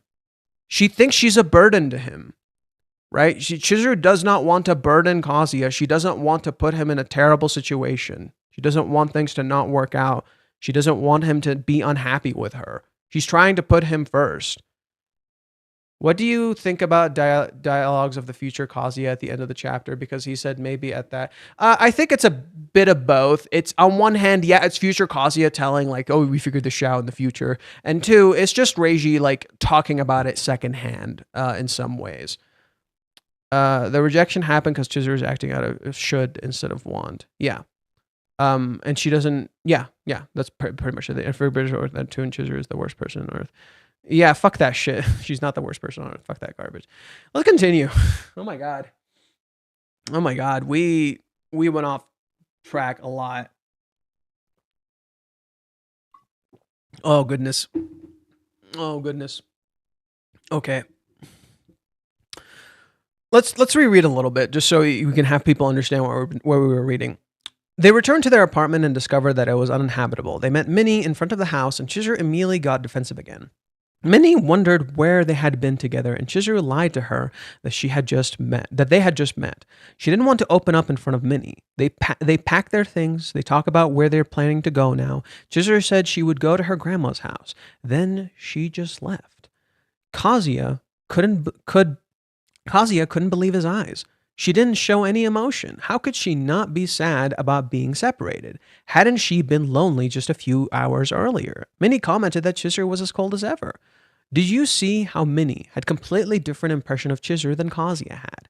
Yet here, Chizuru acted on the impression Minnie had. Minnie felt her impression confirmed. Kazuya felt his impression contradicted. When Minnie told him that Chizuru was still as cold as ever, Kazuya started to think that he might have gotten his hopes too much. He gotten his hopes up too much. Do you see how Minnie was the one who reinforced Kazuya's image of the Iron Lady Chizuru? Chizuru wasn't cold at all. She missed Kazuya as soon as she had left. If Minnie had been there, she might have just asked him to come with her. If Minnie hadn't been there, Chizuru might have just asked him to come with her. She remembered the whole time they spent together in that apartment, and she was incredibly sad to know it was over. She went to the house she just left earlier today, together with Kazuya. Now it felt big and empty. Emptiness is a reoccurring theme. Feeling empty, feeling jaded, feeling like you're missing something in your heart. That is a big theme here. That emptiness, that void, that something being gone leaves. And that comes back here in this current chapter. Like I said, doesn't the chapter feel empty? Like you feel dead. Like Kazuya is in a packed train and he feels empty. He feels alone. There's literally a cute girl in front of him and he does not see her. He feels alone in this packed train of people. Like Jesus. Wow. She remembered the time she spent with Sayuri. Everyone was gone now. She had no one. Without realizing it, she had started to cry. She didn't want to be alone. She wanted someone by her side. It would be so nice if Kazuya lived here with her. She thought about contacting him, but she didn't know what she would even say. Minnie invited Kazuya. They went out to drink. He must have been sad about Chizuru leaving. She thought she should try to help him. She suggested herself that Kazuya should live with Chizuru. After a few beers, Kazuya opened up to Minnie about how he couldn't understand that Chizuru just left him standing there without showing any emotion. How could she not be sad about him leaving? He was so sure she wanted him by her side before. Now he's suddenly completely unsettled again. It doesn't make sense. Let's pull it up. When Kazuya and Minnie go drinking, right? So Chizuru, so what happened in chapter 350? 250. In 250, Kazuya wanted to contact Chizuru, felt like he couldn't. Chizuru wanted to contact Kazuya. Or did Kazuya want to contact her? Let's see.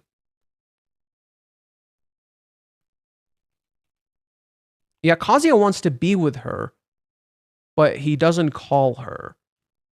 Right? But Chizuru wanted to call him. Chizuru actually pulls up the phone to call Kazuya, and she doesn't. Who calls Kazuya instead? Minnie. Minnie calls Kazuya. Minnie goes to meet up with Kazuya. Okay. So then we get to chapter 250. What's going on here? Minnie doesn't have a plan, and she wants to go drinking. Well, I can't stay at my apartments, and being able to get my mind off things is a relief. First off, aren't you bummed? He wants to get his mind off of things. Minnie immediately brings things back up. Jesus fucking Christ, Minnie. Jesus fucking Christ, Minnie. Being separated from Mizuhara-san, where's the boundless wave of sadness that's supposed to crush you? No, stop it, not at all. Breaks down. It's almost like Minnie made him break down. Do you see what happened here? He wants to get his mind off things, and Minnie makes him break down. Minnie, please. And it's like, look at her. She even knows. There. You're allowed to cry for today. Not to worry. You're down about it. That's a relief. Huh. Interesting. She comes up to Kazuya and she thinks to herself, why aren't you sad, Kazuya? Why aren't you expressing yourself, Kazuya? Why aren't you crying, Kazuya? Like Chizuru. She did it to both of them. Huh. And then when Kazuya starts crying, when he actually starts crying, she's like, oh, that's a relief. You feel emotions too. Huh. She did it to both Kazuya and Chizuru. She projected onto Chizuru the impression that Kazuya, she pushed the impression onto Kazuya that Chizuru doesn't feel anything. And then she assumed the exact same thing about Kazuya. I really don't understand what Mizuhara is thinking. We lived in this place for 2 years now. Let's say she doesn't give a damn about it all. Even then, she has to be sad about it. You're right. She's also supposed to keeping her investigation, and there's no way she doesn't feel sad about being separated from you, Master. Should. Supposed to. You have to. You should feel this way. Are we seeing a pattern? How you should act versus what you want. That's it. Has to be. She has to have some warm feelings about to be investigating, right? But did you see that face? There's no fucking emotion when we split up. Where's her house anyway? About 10 minutes walk from the station. Huh? How do you know? Fuck my big mouth. Have you been there? You should tell me about such developments, you know. Why is that any of your business? I'm just a bit late in telling you, that's all. Why does Minnie need updates? Why does Minnie need to know? Right? Like, I get it. She helped them out of their rut. But damn, girl, what the fuck? Damn. But she said she plans to sell it. So I was helping her out. Nothing more than that. What are you saying? Are you saying she'll let someone she doesn't like or trust into her childhood home? She's making too much sense. Give me a moment. I need to go to the bathroom. Let me read one last comment. I gotta go now, but I'll rewatch stream at night. Thanks again for the stream. Take care. At least we can agree that Kazuya deserves someone better than stop making him suffer the way Chizuru does. I'm thinking like a human being, not a simp. Probably that's my problem. You're assuming I'm a simp for Chizuru's character, which is a little strange. I call out Chizuru quite regularly. I recognize when Chizuru does bad stuff, so I'm not quite sure what you mean. But no. Chizuru does believe he deserves someone good too. She believes someone he should be close and physically intimate with too. She views herself as a bad person. And I think you're really misinterpreting Chizuru's character. She doesn't want to hurt him. She's not trying to make him suffer. She actively apologizes, and it literally spends the entire cohabitation saga trying to atone. That's whole, like, I'm sorry, like, she gives a whole bunch of shits about Kazuya, and she's not trying to hurt him. It's just a misunderstanding. Kazuya does deserve someone great. Everyone does. Most people deserve someone kind to them. Everyone deserves to be respected and cared for. But at least good people. I don't know. I'm not gonna talk about this. I'm not gonna talk about the fucking moral dilemma of bad people, good people, whatever. My point is, Kazuya does deserve someone good, but Chizuru is that person. Chizuru is that person. They are good for each other. And I'm sorry that you don't see that. I'm genuinely sorry that you don't see how kind of a person Chizuru is. If Minnie doesn't exist, there's a possibility Chizuru is still ghosting Kazuya till this day. Okay, so I literally said Minnie helps and causes problems too. I literally said this. Minnie helps and causes problems. I don't know why you think like I need Minnie completely removed from the equation. I think Fade does say Chizuru is making a mistake here, but when everyone's overreacting, of course he spends more time protecting her as the moves conversation closer to his point. Yes, exactly. That's literally my issue. The reason I'm so protective of Chizuru here is because people are villainizing her. You're not seeing what the author's putting down. You're not seeing how the author's highlighted this entire time how good of a kind person Chizuru it really is. And all people seem to see is that she's an evil, vindictive person who's using Kazuya when literally she thinks she's freeing him here. No matter how hurt and sad she is, no matter how hurt they may be in separating, she thinks she's freeing him here. She's letting him go so he can find someone else. She sets that boundary extremely clear in this chapter. She's like, here's the ring. You go home on your own. I don't want to be in your way. I want you to just go be free, man. Like, she doesn't care how hurt she is. She's literally physically hurt. Her leg is literally physically hurt. She doesn't care. She doesn't care. She's emotionally in pain. She refuses to show it. She refuses to let herself cry because she promised she wouldn't cry, and she lets him go despite how in pain she is. So to me, that is baffling to say that Chizuru is using Kazuya when literally in that breakup, she's putting him first consistently. It is baffling to me that people still think she's a bad person despite how hard she's trying to keep him happy, even if it means there's going to be some pain first. Like, it's so strange. And literally, she spends, like, people don't recognize. Have you noticed, for those who keep saying Chizuru is a bad person, have you noticed how she consistently, actively keeps thanking him for the film? Because she feels like she didn't deserve that. He worked so goddamn hard for that. And she feels like she can never pay him back for that. She has to constantly keep thanking him over and over and over and over because she doesn't believe it's good enough. She has to keep saying thank you. She has to keep mentioning how good of a guy he is. She has to keep telling him he's cool and he's awesome for creating the film because she doesn't feel worthy of that. Like, unbelievable. I never understand hating fictional characters. I never shut the fuck up. There are characters I dislike too, but not like this. Not this villainization of the characters. I don't like story for you.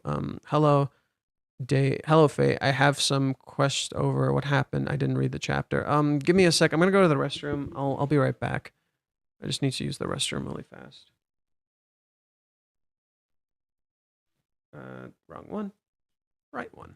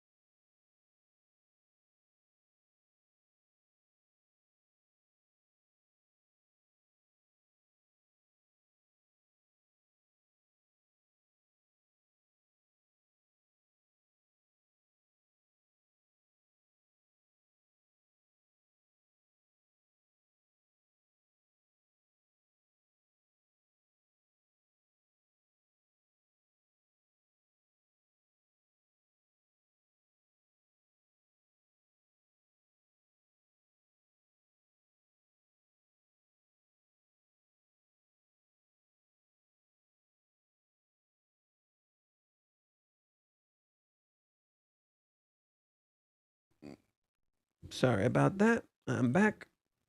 Okay. So another thing I wanted to point out that I noticed while I was using the bathroom, Minnie is actually very much looking for connection and emotion here. Now that I've come to realize that, this is the reason she tells Kazuya, or she's happy that Kazuya is also feeling emotions because Minnie is also kind of distraught about losing the home too. She's also depressed about this too. So she's looking for the people around her who shared the home with her to feel the same way as them, to connect like them. I think that's really kind of important. I think it's really important that the character that Minnie is trying to find that emotional connection. And so when they don't act emotional, she gets upset and she literally sees Chizuru as the Iron Lady. She reinforces that idea because Minnie hasn't seen how Chizuru has transformed around the Paradise Arc, after the Paradise Arc. She only starts seeing that much later when she actually starts living with them. So it's important that Minnie was doing the same thing with Kazuya because she herself wanted connection. And when Chizuru starts acting in a way, or she gets information that confirms her own bias here, she literally reinforces that. So when she gets the information that Kazuya went to her childhood home and she didn't feel any emotion despite that, or she didn't show any emotion when they were leaving the house, suddenly it bothers her. She starts projecting. So just like she wanted Kazuya to act emotionally here, to express how sad he actually is, because she herself is sad, she, realizing Chizuru didn't act sad when they were leaving the house, reinforces that idea onto Kazuya here, onto Chizuru. That, oh, Chizuru is unfeeling, uncaring. It pisses me off. Why isn't she caring? It's actually about Minnie. This isn't about Chizuru. This isn't about Kazuya. It's about Minnie. This is about what she feels, and she's projecting that onto Chizuru. And Reiji does an amazing job laying that out, that this is about Minnie being upset, nothing to do with Chizuru herself. Damn, that's pretty good. Let's see. But what if I like hating on Mommy? I mean, Mommy does shitty things, so, you know, if you dislike Mommy, I can kind of get it. I kind of like Mommy's character. I actually really enjoy Mommy's character. I do think, like, there's stuff to be upset about with Mommy's character, but I don't enjoy just, like, hating her. I think she's a really fascinating and fun character. The way Chizuru says thank you is like Kazuya saying sorry to her every time. Damn. This seems like a good stream to bring out the bingo card, especially. No, we're saving the bingo cards to when we actually do the hate videos. I want to read it together, but I kind of forgot about some stuff, lol. Fate putting the clues that Reiji left us makes total sense now. For all the details and callbacks that I agree with, you are intentionally, there are a lot of stupidity as well that you have to acknowledge. Like what? Like what? I mean, yeah, there's a lot of stupid shit in the story, and that's the stupidity is part of the narrative. Reishi is depicting that stupidity on purpose. But what the hell are you referring to? Is there something that you want me to acknowledge that you view as like really bad? Like, is there a particular thing that you want me to talk about? Because we're 381 chapters in. That's pretty fucking vague. What's stupid that you don't like that you want me to talk about? Don't ban me for this, but I think Chizuru is not a bad person, but a stupid person. I mean, that's not necessarily a bad thing. I don't think that's like a bannable offense. Chizuru does do stupid things, but it's important to recognize why Chizuru does stupid things. A part of the reason Chizuru does stupid things is because she feels unlovable. And it stems from her grief. It stems from her guilt about her grief. Many people, when they talk about the stages of grief, they mention the 5 stages. Denial. Here, let me pull them up so we know. 5 stages of grief. Denial, anger, bargaining, depression, and acceptance. What people don't know is there's actually 7 stages, if not more. Shock, denial, anger, bargaining, depression, testing, and acceptance. Testing is not actually right. It's actually supposed to be shock, denial, anger, bargaining, guilt, pain, depression, and acceptance. That sounds like 8, but guilt and pain go together. So yeah, that's not quite right. Anger, depression, testing, and acceptance. Weird. I could have sworn anger and pain was a part of it.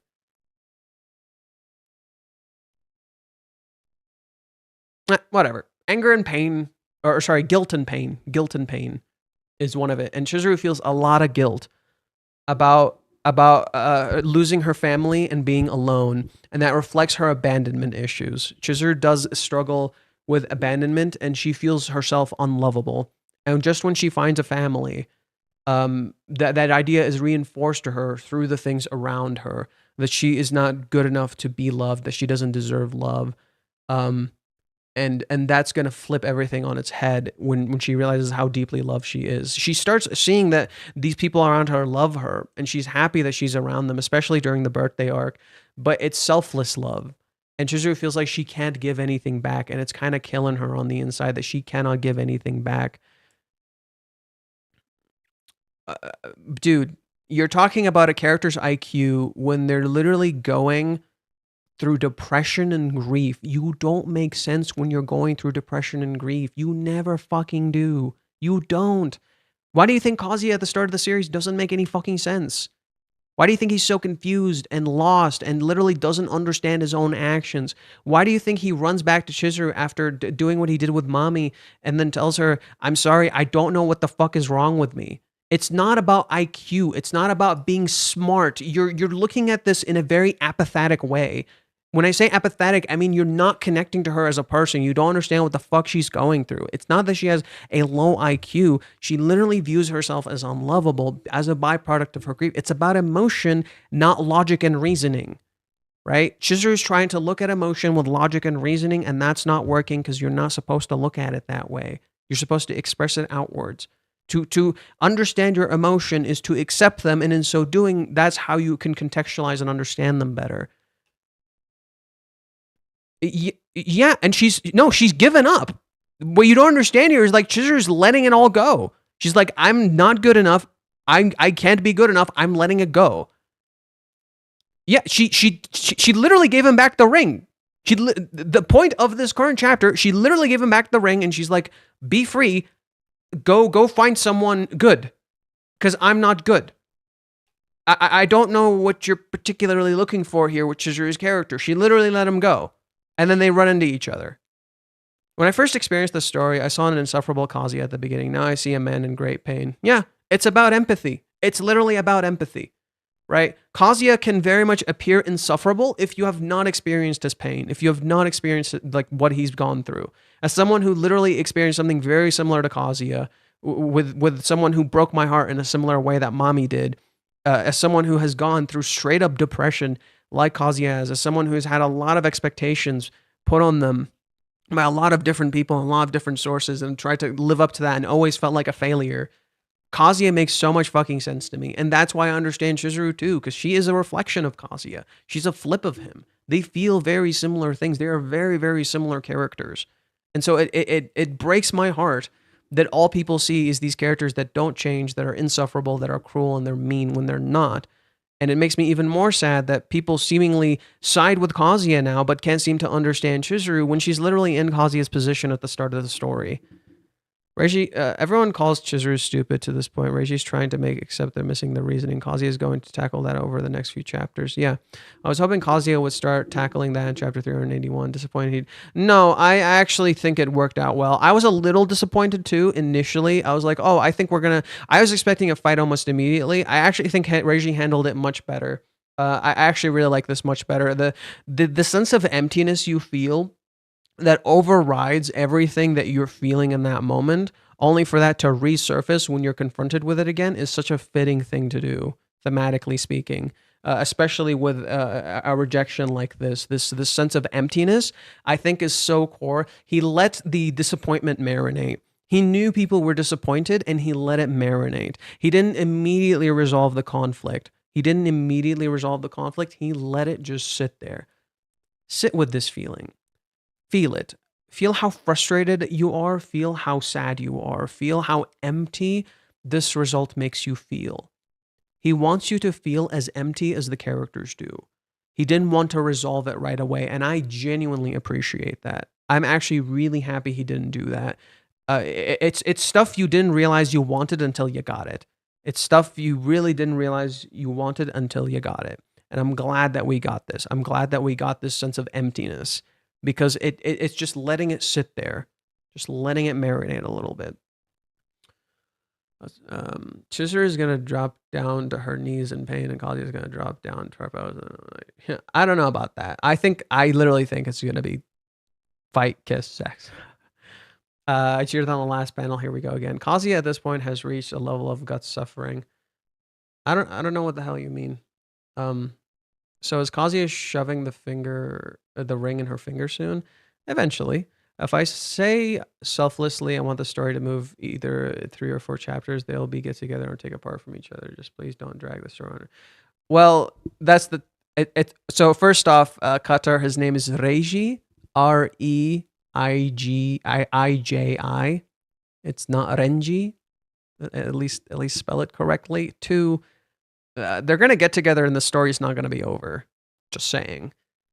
Like they're gonna get together. I'm adamantly confident in my fight kiss theory. Imagine the happiness they both feel when they see each other. I think they'll be like happy and sad. I think Kazuya won't start the fight by being angry at Chizuru. He will ask her about her reason for rejection while he's still in apathy. No, I think considering the teaser for next time is Foot Blister, I think it's going to be awkward initially. And then Kazuya might notice the foot blister, or Chizuru might react, and Kazuya will see that, and he'll call her out. He'll be upset at Chizuru. I'm starting to get it. I think I know how the next chapter is going to play out. So initially, they're just going to run into each other. It's going to be a little awkward. It's going to be a little weird. But what's going to happen is that they're going to talk like a little bit. It's just going to be a little awkward. And then Kazuya's going to notice the blister. And he's going to get upset. Because what happened in this chapter? What happened here? This makes sense. This feels awkward for Mizuhara too. I bet it doesn't feel very good to go home with the dude you just rejected. This is how kind she is. What did Reishi just establish there? Kazuya saw how kind she is. To a fault. He's going to get pissed next chapter because he's going to see how much she's putting him first by seeing the blister on her leg. And he's going to be like, why are you putting me why do you care so much? Why are you putting me so far ahead of yourself to the point that you hurt yourself? What the hell? And I think that's just going to be it. It's like, it's literally the thing I predicted. I called this. I literally said Kazuya would get pissed at the fact that she keeps putting him first to a fault. Like, stop putting him first so much. Care for yourself a little bit.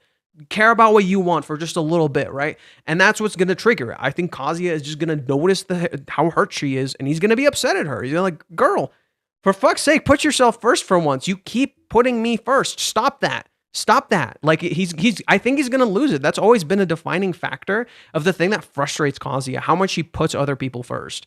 That, like, she keeps putting him first. Remember when she tried to give him the money back? When they met during the day after the cheer up date, and he just gets mad. He's like, you're so dumb. He literally screams at her, you're so dumb. What the shit? Stop putting me first. For once, just put yourself a little first. Jesus Christ.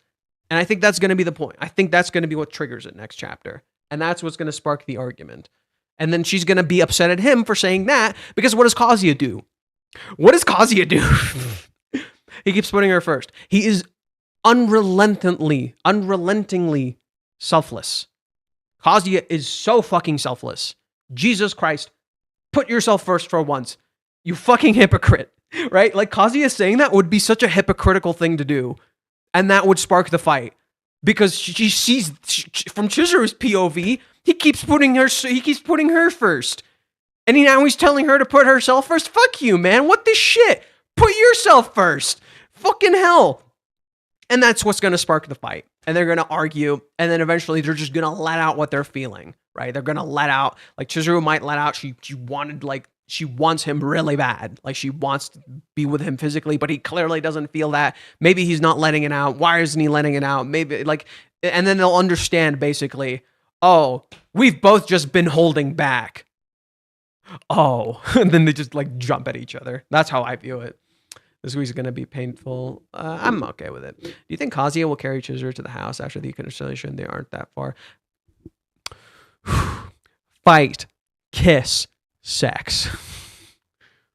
I don't even know if they're, like, near the house, but fight, kiss, sex. If the sex happens at the house, great. If the sex happens somewhere else, also great. They might just, like, find a hotel and just commit to it. We'll see. I don't want the story to end when they get together. I don't think it will. I also want to see them together and how they live and interact with each other. And yes, I call him Renji. I just like that name. But why? Just call him Rage. Is it because you like Bleach or something? That's weird. Kazuya is like Therese from the Fast and Furious series. What more do you want me to do? I think that's the misunderstanding. All Kazuya needs to do is be himself and let out his horny. And that's the misunderstanding. Fall out, crash out, make out. Kinda, yeah.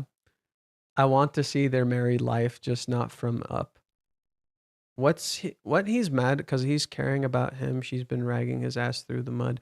Oh, for the love of, here we go again. Oh, baby. New person, C. You're just his name. Your name is just C, but you had an extra C in the beginning. That's weird. Just rewatch this. She has not been doing that. Chizuru is a very kind person. And no, before you start saying, oh, but Chizuru simp. No, bitch. No, bitch. No, I've called Chizuru out on her behavior before, and this isn't one of those. After she accepted the date, they can't go back to what they were before. Correct. That's it. Kazuya and Mizuhara is like the yin and yang. He is selfless. She is selfish. He is emotional. She is empty. He is kind and good. She's devious and no. Do you know why you're wrong? Do you want me to tell you why you're wrong? Because yin and yang have a middle piece for both of them. That's the difference. Even good has bad, and even bad has good. The logic for you is flawed here because even to have true balance, something must have good and bad, not just bad and good. Chizuru is not. Both of these characters are, yes, their idea is yin and yang. Chizuru is often shown in shadows. Kazuya is often shown in light. What you're wrong about is that she's not devious and malicious. That's not Chizuru's character. However, Chizuru is hiding. Chizuru's kindness is something you have to really see. And I don't know why you're so insistent. She's such a bad person. Like, you've sat with me for like a fucking hour as I've been explaining to you how selfless and kind she is. And all you seem to see is she's a bad person. That's really strange. That's really fucking strange. Because to Kazuya, all Chizuru has been selfless. And she is still selfless even right now. Like, okay. So let me get this straight. You see Chizuru give back the ring, tell him to go home first, and care for him, and somehow she's the bad person. Even though she's physically hurt, she doesn't reach out for any form of help, and she lets him go. She's the bad person. What's the logic here? What's the logic here? It's not clicking. Your logic doesn't make any fucking sense to me. And I don't know why you're so adamantly insistent she's a bad person. Because nothing I've seen has made me think Chizuru is a bad person. She does bad things, she's not a bad person.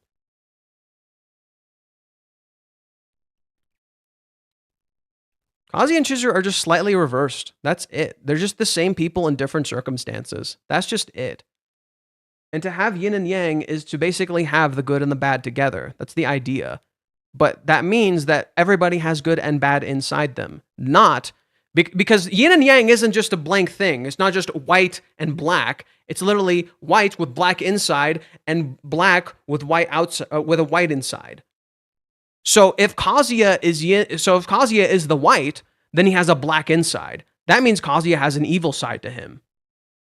If Chizuru is the blackness on the outside, that means her internal is pure as gold.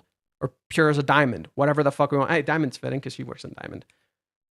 So your logic is fundamentally flawed. Because if you're using yin and yang as your argument, that makes no fucking sense. Because that would mean Chizuru has a very kind inside, even though she looks bad on the outside.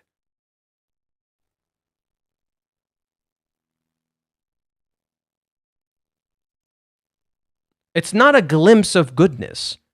It's no. It's not a glimpse of goodness. It means she hasn't good. Jesus, man. You really just, fine. Let's just pull up yin and yang.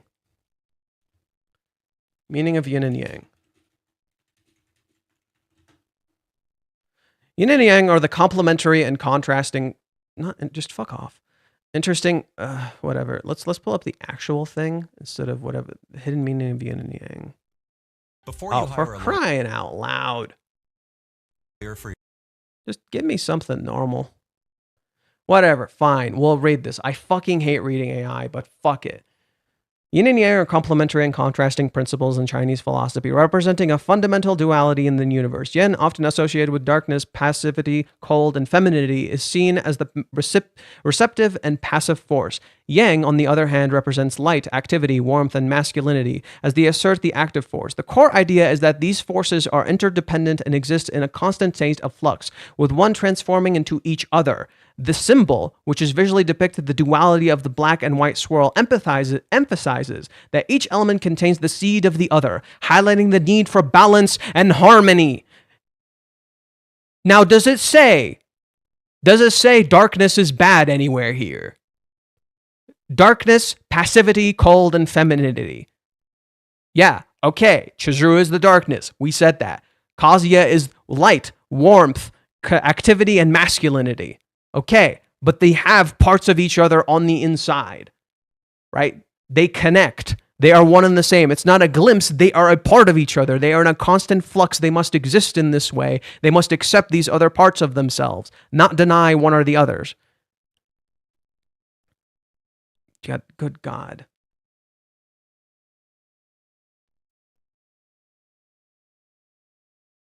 Yeah, nowhere does it say it's good and bad. Yin and yang is not about good and bad. It is about balance and harmony.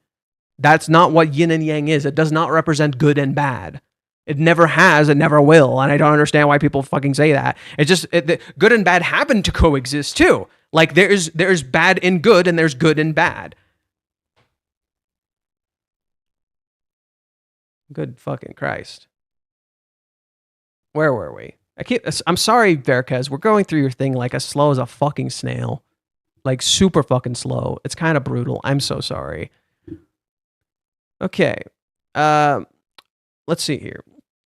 Minnie invited Kazuya. He's been sad about Chizuru leaving. She thought she should try to help him. She suggested herself that Kazuya should live with Chizuru. After a few beers, Kazuya opened up to Minnie about how he couldn't understand that Chizuru just left him standing there without showing any emotion. How could she not do that? He was so sure she wanted him by her side before. Now he's suddenly completely unsettled again. And while he was in the unstable state, Minnie offered him an explanation for Chizuru's behavior. Maybe she never wanted to reach a conclusion to her investigation. Maybe she wasn't really interested in a relationship with him after all, and she's just stringing him along? Kazuya vehemently disagreed. He wanted to trust Chizuru, but even when Minnie said she didn't want to believe that as well, she was the one who sowed these seeds of doubt. Minnie sent a photo of Kazuya to Chizuru. She immediately responded and asked if she could join them. She saw an opportunity to see Kazuya again, and she jumped at it. She dressed up for the date. It was a sudden decision, and she didn't have a plan. But she knew she had to try to make Kazuya move in with her. She shouldn't be against that, right? What normal guy wouldn't want to live with a girl he loved? Something might happen while living together, and that should be every guy's fantasy. It was embarrassing for her, so she would need some liquid courage, but she would do this no matter what. I kind of agree. Chizuru definitely wanted him to move in, and we see very clear signs of this. So let's pull it up. Minnie takes a picture of Kazuya, sends it to Chizuru. The fuck? The fuck? Are you out of your mind? Are you really supposed to supporting us? Sending pictures like this? Yeah, Minnie is like, forcing the situations, kind of fucking Kazuya and Chizuru over in a sense. She's putting Kazuya's worst insecurities out there. It's fine in times like this. Show them you're alone with another girl. You should try to make them a bit jelly. And Chizuru did get jealous. And she does go there. Look at this. Having fun, are we? She says. Fucking hilarious. Would she be using an emoji or some shit usually? Is she iron? Is she made of iron? Damn it, Minnie. Why are you like this? There's not a single bit of emotion there. No shit, she's not interested in me. Still guilty she's done something she shouldn't have. Even the story acknowledges what Minnie did wrong. Even the story acknowledges Minnie did something wrong. Well, but you really are having fun, aren't you? That doesn't reassure me at all. I want to die. I'm sure she's with some other man making out, so it doesn't bother us. Is all she's thinking about right now. Cool if I come. What was that? Jeez, what the hell? Shut up. Here it is. Okay. Chizuru went there.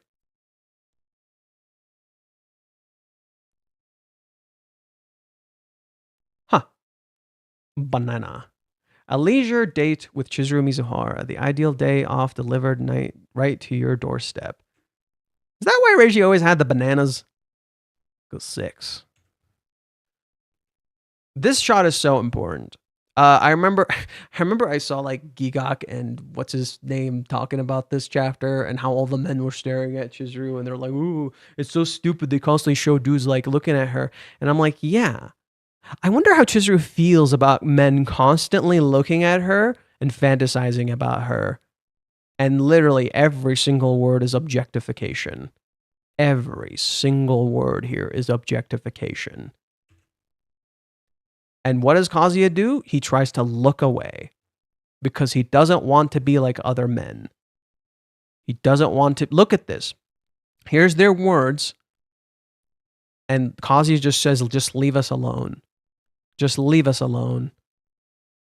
He doesn't want to be like these other men. He doesn't want to act like them, so he looks away. He keeps looking away. He keeps closing his eyes, but then he looks slightly. And he sees how amazing and charming she is. Kazuya doesn't just like look at Chizuru's physically. He sees how beautiful she is. Like he's fucking enchanted by her. And then they finally make eye contact and he looks away. He can't keep looking at her. She tries to give him money, payment for your work before I forget. I told you it's fine, so now she has an excuse to be here. The money. There's no such thing as a free lunch. The house sale thing is on hold now. People saying Chizuru is just using... Okay, Sears the Attacker, get the fuck out. You are hidden from this channel. Not that kind of behavior is not welcome. Fuck off. So what does Chizuru do? She pays him back. What have people been saying? Oh, Chizuru's just taking Kazuya's money. Literally pays him back here. And she refuses no. She refuses him to say no. But it kind of sends a slightly wrong message. Right? It kind of sent... I'm done. I'm done. You walk in here, you start talking shit, you're getting kicked out. It's that simple. If you come here with that intent, get the fuck out. I have no patience. Damn it. I'll start with it. So she gives him the money. The house sale thing is on hold now, and I couldn't just ask you if I needed to drag everything back in. Okay. This somewhat sends the wrong message. Just as Kazuya not looking at Chizuru and not interacting with her sends the wrong message, so too does Chizuru giving Kazuya the money back, even though people are saying, "Oh, Chizuru is selfish," and she takes all his money, and here she is giving the money back. But when she gives the money back, it sends the wrong message. So what exactly are you supposed to do? Please tell me. You give her the money, it sends the wrong message. You don't give the money, you get villainized for being a bad person. You look at her, you get called a pervert for looking too much. You don't look at her, you're too passive, you're not doing anything. What the fuck are you supposed to do? People will tell you, oh, find a balance. What balance? What balance? What sort of fucking nonsense are we talking about here? Right? Kazuya is a villain if he looks at her. Okay. Chupto, you're getting a warning. For a very simple reason. You mentioned before the 250K, and we debunked that. We literally talked and debunked this. So you're getting a warning. Because I already cleared that up with you. You will get 2 more warnings, and I will ban you. Fine, like these, you get 2 more warnings, and I will fucking ban you. We debunked the 250K. We talked about how that is incorrect. I was there when that person wrote it, and he corrected themselves. They corrected themselves. They said it was wrong, and they took it back, but the internet posted it anyway. Okay? So you're getting a warning now. Because if this is what you believe, if this is how you're going to be taking this, that she owes him 250K when Kazuya never ever asked for that money back. He never wanted that money back. He never said he wanted that money back. He was giving it to support her dream, her choices. So if you're see this is my problem with you. You're saying, no, I get the right to be angry. Okay, you're out. Get the fuck out of my stream. Get out. No, get the fuck out. You don't get to come in here and tell me the story I enjoy is shitty. Get out. Get the fuck out. Look, Kazuya never wanted the money back. He actively said, that's not what I want. I'm giving the money to support your dream. Okay? The money is incorrect, right? The money is closer to 10K. Second, Kazuya never wanted the money back. He gave that money to support her dream. Every time she tried to pay him back, he refused. And she forced him here. Kazuya does not want the money. Also, there's something very fundamentally wrong with this argument. Do you know what that is? Do you know what's wrong with your argument here? It's very fundamentally wrong. You want them to have a relationship to clear up their relationship. And yet here you are defining their relationship by how much money Chizuru pays him back. Why is their relationship being defined by money? That's wrong. Relationships are not defined by money. When you're dating someone, don't you spend money on them and you want them to be happy? So why are we defining the money that Chizuru owes him, the money that she feels she owes him, by the way, to be the defining aspect of their relationship? That's a little strange, don't you think? When Kazuya has adamantly said, I don't want the money back. I've never wanted the money back. It's a very strange thing to say. Don't you realize that? That like the entire aspect of Chizuru's relationship fundamentally hinges on her atonement and saying sorry and giving the money back? Why would you want a relationship like that? Why would you build a relationship on the idea of someone constantly atoning and saying sorry because they did something wrong? When relationships should be about forgiveness and understanding. As long as you talk it out and you come to a clear understanding, it shouldn't be about these things. That's just a very strange interpretation to have of a narrative and a relationship in general. I really adamantly do not agree with that, okay? That's a very terrible thing to do in a relationship, right? It should never be about owing someone money. I have friends who've paid for things I love, and I try to find the time to give them something too. It's about giving gifts. It's about taking care of each other. It's about loving each other, not... Please do explanation stream. This stuff kills the time for analysis. I know.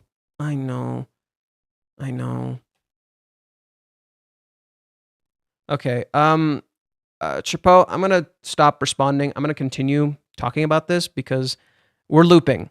We're looping again, and we're back to the relationship is toxic and there's no equality, which is just nonsense. So we're just looping. I'm just gonna continue. We're kind of getting stuck in a loop, and this is getting quite frustrating. So I'm just gonna continue. People want me to continue analyzing. I keep stopping to talk to you. This is not okay. So I'm just not gonna respond anymore. I'm sorry about that. Okay. God, I'm even losing track of where I am. This is frustrating. Yeah, I'm definitely gonna stop responding to chat. Okay, sends the wrong message with the money. Let's continue reading. As an excuse, she brought the money for helping her clean the house. If Minnie should wonder why she came, that was the only reason. Minnie would make it harder to ask Kazuya, but she had to take the opportunity she had. She just had to hint that she had rooms to spare, maybe. She started drinking. Then she asked what they talked about. Minnie took over the conversation. They had talked about her. Chizuru wanted to know more. She said that Kazuya should just say whatever he wanted. Maybe he should find an opportunity to ask if he did. Interesting. So what did you guys talk about? And this girl breaks up with her boyfriend because he kept looking at Chizuru. You've been staring at this girl this whole time. That's the joke. These people are shitty. All they do is sit around looking at Chizuru instead of actually actually being with the girl they seemingly love, right? What a piece of shit. That's the idea, is that these men who spend this entire time looking at Chizuru are kind of pieces of shit. Somehow it feels like it's gotten pretty hot in here. Mizuhara, she's drinking, right? And then Minnie keeps refilling. Minnie, so she asks her, what were you talking about? About you, of course. What the hell? Oh, now I'm curious. Huh? Yamori-san, it's fine. We can tell her, isn't it? We're letting it all hang out after all. Let's share everything. No holding back. The hell? What kind of killer pass is this? Minnie just across the fucking field. If there's something you want to say to me, why don't you go ahead and say it? I don't remember having set any such boundaries, and it feels like you're being overly considerate. Removes the boundaries. Talk to me. Be clear. Come on. Say it. Say what you have to say. Let it all out. There are no boundaries. Come on. Let it all out. What are you feeling? She doesn't even understand how I feel. She's way too laid back. No, she's not laid back. She's trying to clear the air. And she's not trying to be dismissive of Kazuya's feelings, but her eyes are closed. She doesn't see him, and she's trying to see him. She can't see him.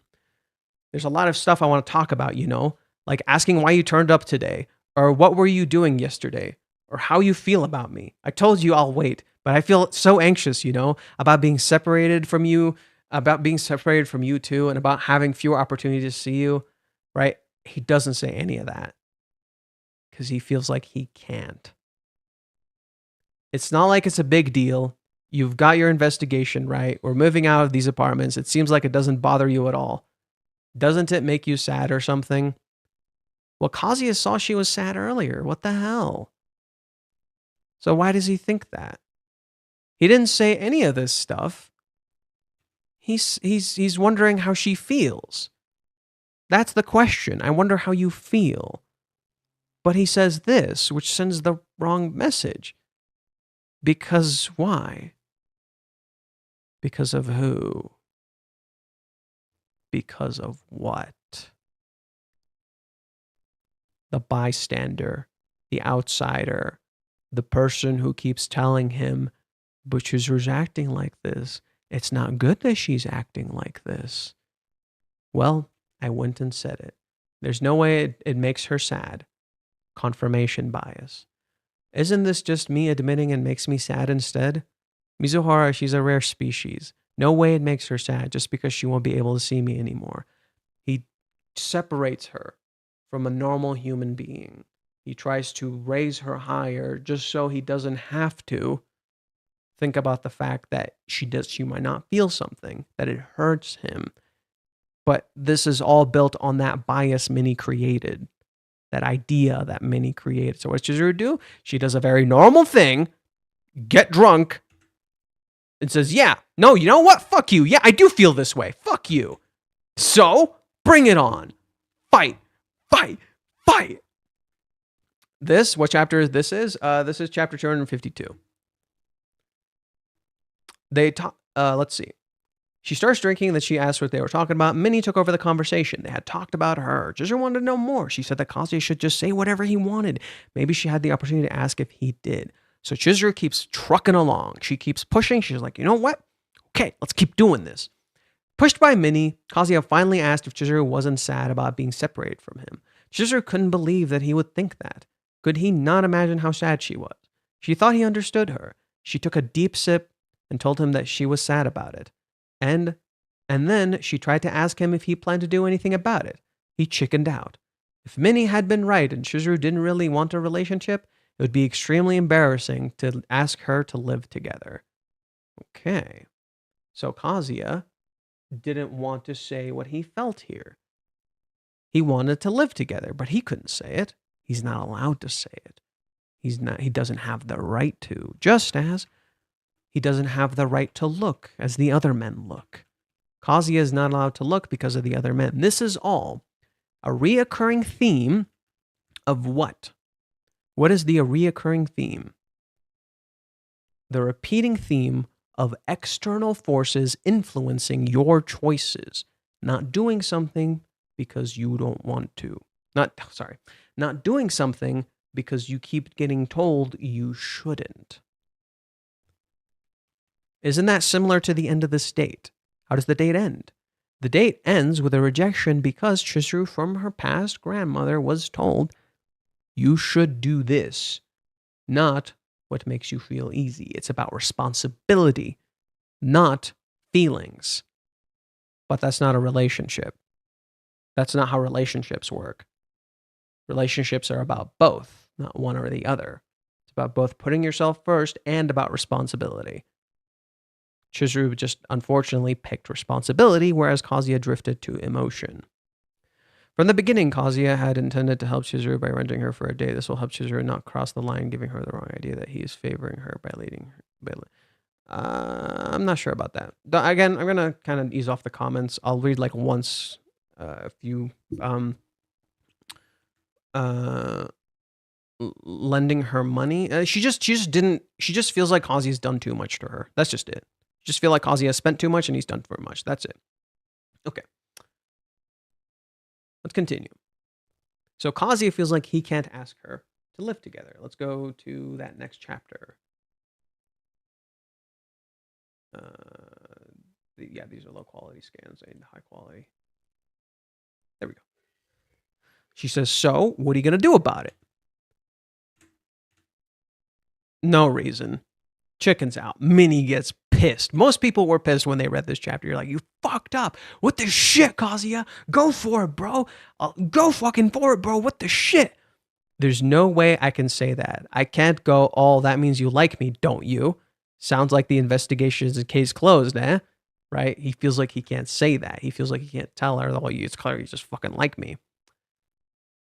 And he can't say, you just want to live together. Minnie was furious. She gave him the best opportunity here. How could he mess this up so badly? She would have had to do everything for him. She suggested to herself that they should try living together. Minnie takes over their conversation. Look at how she literally jumps in between them. Light, shadow, she jumps in between. Minnie, for fuck's sake. Minnie, god damn it, girl. No, what the shit? Yamori-san. It's a very natural thought process. Closes her eyes. Do you notice how she closes her eyes? She stops seeing Kazuya. She starts seeing what she wants. This is what you two want. This is what I want. You should just do this. Come on, do it. Why aren't you just fucking do it? She's like a kid. Minnie is like a kid. In fact, Reishi intentionally references multiple family-based films when they start living together, one of which is Finding Nemo, right? And Kazuya gets the Nemo pendant. Minnie literally looks like Dory, and Chizuru is Marvin. And is it Marvin? I think it's Marvin. And what's the idea there? That Dory is the balance to Chizuru and her love for Kazuya. Now, it's not like familial, like it's not literally familial love, but the idea is to play into that. And interestingly, all the characters, it's Marlin. The characters all literally swap and flip roles. Sometimes Kazuya acts as the father figure, and Chizuru is Dory, or Chizuru becomes Nemo. The roles keep flipping over and over and over. And it is interesting that Kazuya literally has the orange color, like Nemo. And Minnie literally has the same color palette as Dory. She has the blue and she has the pink eyes. So basically, what I'm trying to say is that the characters all start playing certain roles, and Minnie in particular tends to play the role of the child. Whereas Kazuya and Chizuru are the parents. And that's how the role keeps constantly flipping. And in some ways that is still kind of true, because of how like, Marlin and Nemo are kind of like parents to a degree to Dory as well. But yeah, let's continue. And Dory is a very chaotic character. Anyways, if you're talking about Mizuhara-san's childhood home, there are quite a few extra rooms. And you said yourself you have nowhere to stay right now. Cohabitation, investigation, that's all cousins to me. Masters filled me in. So Kazuya let all that shit out and he told Minnie. Uh-oh. Isn't that kind of like a break of trust? What the fuck, Minnie?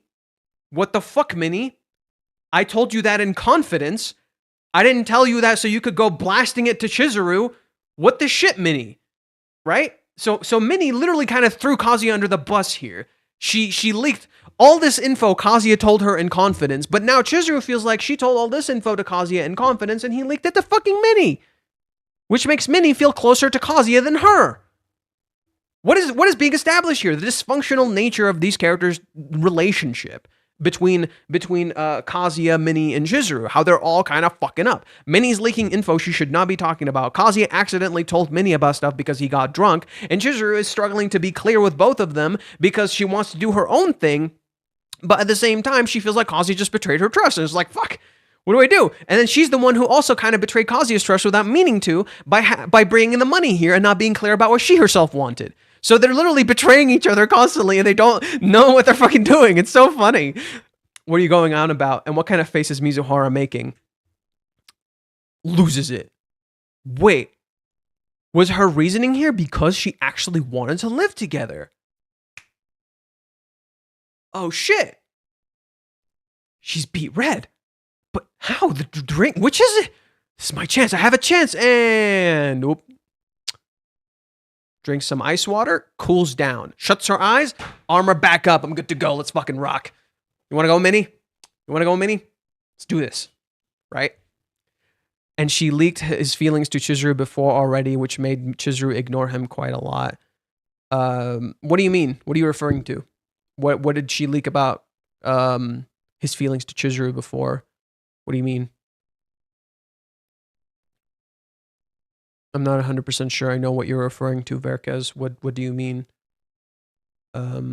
She leaked his feelings. Oh, yeah, she did kind of do that earlier. I know what you mean. It's in chapter 352 when she says that we were talking about you. Is that what you're referring to? Minnie was the one who told Chizuru that Kazuya liked her as a woman. Oh, yeah, she did. Oh, my God, you're right. Oh my God, you're right. In the movie arc, Minnie is the one who tells Chizuru Kazuya likes her as a woman. And it actually does, in that time too, it sparks a weird divide between them. Fuck. Minnie's been doing it all along. She's always been the foil. Holy shit. Minnie's always been the foil. Because she just keeps leaking Kazuya's feelings to Chizuru. She's their own foil. Minnie, what the fuck? Minnie, what the shit? Girl, why are you blasting Kazuya's personal information that he shared with you in confidence to Chizuru? God damn. Like, on some level, it's helping a little bit, right? On some level, it's helping a little bit. On the other, it's creating this uncomfortable divide between them because they're not talking it out between each other, but Minnie literally keeps jumping in between them. Literally keeps fucking jumping herself in between them. Fucking hell, Minnie. And then she drinks and they both look. And then guess what happens? Chizuru gets into a fight with Minnie, not with Kazuya. The person she was supposed to get into a fight with here, and it's not the right person. It's with fucking Minnie. Because Minnie's the one who picked the fight. And then she starts speaking with logic and reasoning, and Minnie, like, essentially upended this whole thing. Fuck. Well, that's certainly a Minnie-chan idea, isn't it? It's not something Kazuya wants. It's something Minnie wants. Kazuya doesn't want this, right? There's a lot of assumptions about what Kazuya wants here because he's not expressing it. He's not saying it. He's holding off a lot. He's not expressing himself. It's about Kazuya learning to be selfish. It's about Kazuya letting himself be selfish, just as Chizuru needs to kind of let herself be selfish. Right? People think Chizuru is extremely selfish. She's actually a very selfless person. She came here to be selfish, but she can't do that. She feels like she can't, so she stops. She keeps trying to give Kazuya that, like, I want Kazuya to do it. I don't want to force him to do it. And that's the problem. It's about learning to be selfish. And what is the one thing they literally don't do in this arc? In this particular arc right here, not the date. They never get selfish. The only reason Chizuru makes a selfish choice in the very end is because at the very end of it, guess what happens?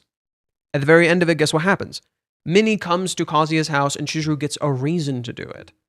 She sees Kazuya's bank account is low. So she's like, okay, you can stay with me for this month so you can build your funds back up. Don't pay rent. You don't have to pay anything. You don't even got to get food, right? I got you. You can stay here for that time to build your funds back up. She finds a reason to make it work, right? And she just got lucky. That would be putting the cart before the horse, wouldn't it? What do you think we should figure out before cohabitation? A man and a woman living together carries a truckload of problems. I don't think it makes sense at all. Rational as ever. She's only being rational because Minnie pulled this shit. She's only saying this because Minnie pulled this shit. Not because Chizuru actually thinks this.